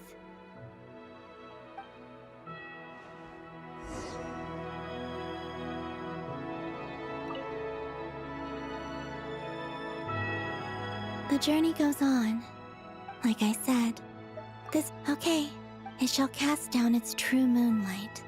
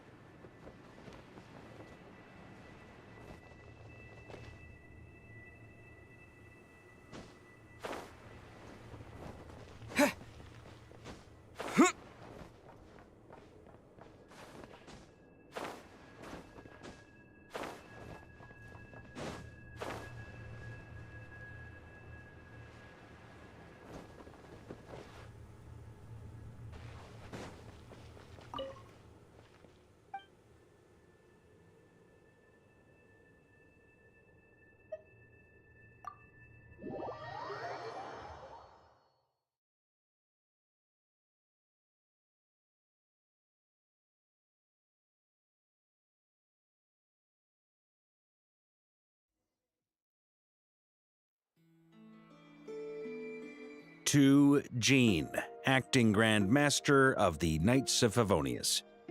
Ugh, this preamble is such a pain to write. It's probably high time we got rid of this acting business. I trust that Dern has updated you all on recent events. Hope we didn't worry you too much. Even freer than those in Mondstadt. The good news is, we managed to come together and put a stop to the Doctor's evil schemes. With that, I think it's safe to say that nod-krai is finally out of the woods. As for the Fatui, not counting the damselette, aka the Moon Goddess, who has left their organization, we found ourselves allied in this instance with both the Knave and Marionette. May she rest in peace. As ever, we find ourselves better off for making friends rather than enemies. But until we can ascertain the Tsaritsa's true intentions, the future remains uncertain. In a short while... Wait. How am I meant to surprise everyone if I tell them in the letter that I'm heading home? Well, that would be a huge waste. Okay, got it. I will begin sending the expeditionary team back home in waves. I'm sure they'll be able to answer any questions you still have. I hope they won't gloss over the details of my many heroic deeds. But if they do, I'm sure it'll be because they're just too exhausted from the long journey. I think of Mondstadt daily. Please give everyone my best regards. P.S. The honorary knight went above and beyond this time. Are there any other honors we can give him? I'll leave it with you.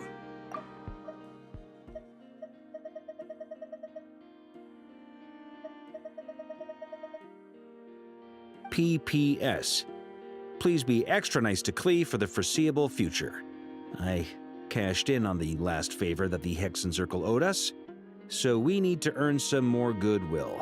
If there's any serious problems, feel free to stick me in solitary confinement when I get back. I'll do the time for her.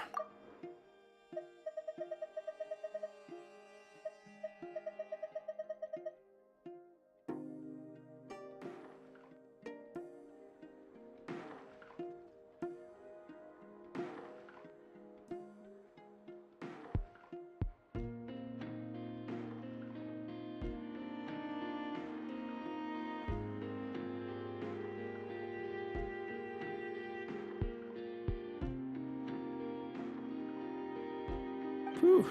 And that, as they say, is all she wrote. End of an era. And with the moon shining down brighter than ever, I think everyone is going to sleep well tonight.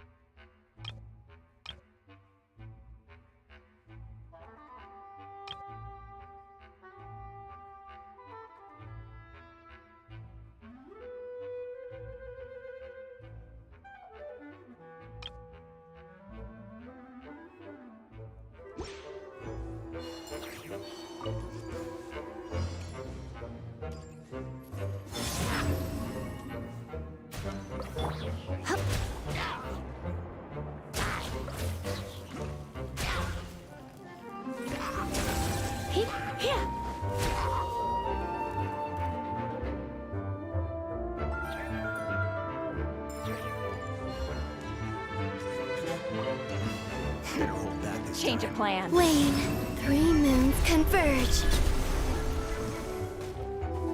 Defensive mode engaged. Preparing for dust up. For the everlasting forest. Animal test 6308. swirl, mark 2. A new moon rises. Whoa. Annihilation mode. Branch into song. With one heart, we pray.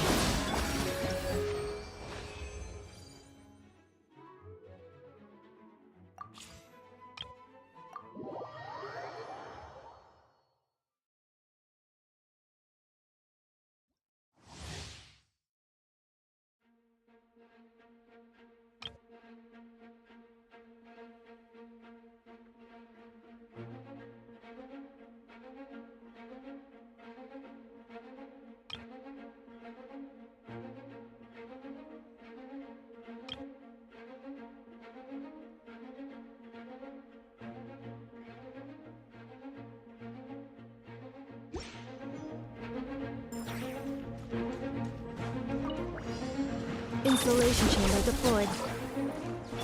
By royal decree.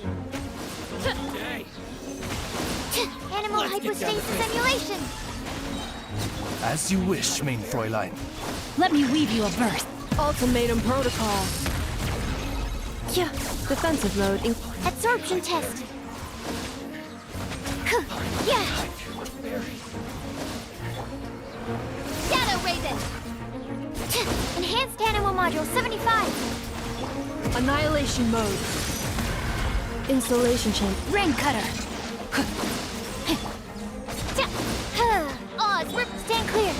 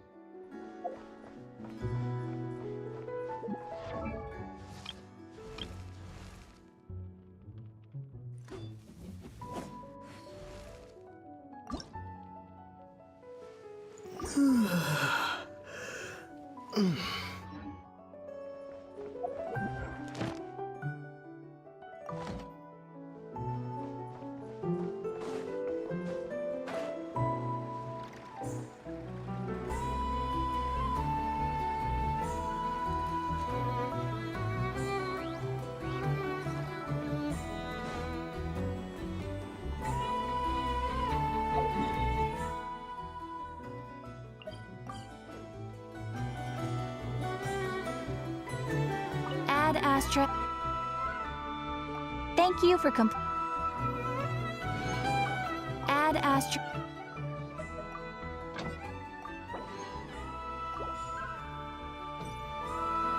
Ad Astra.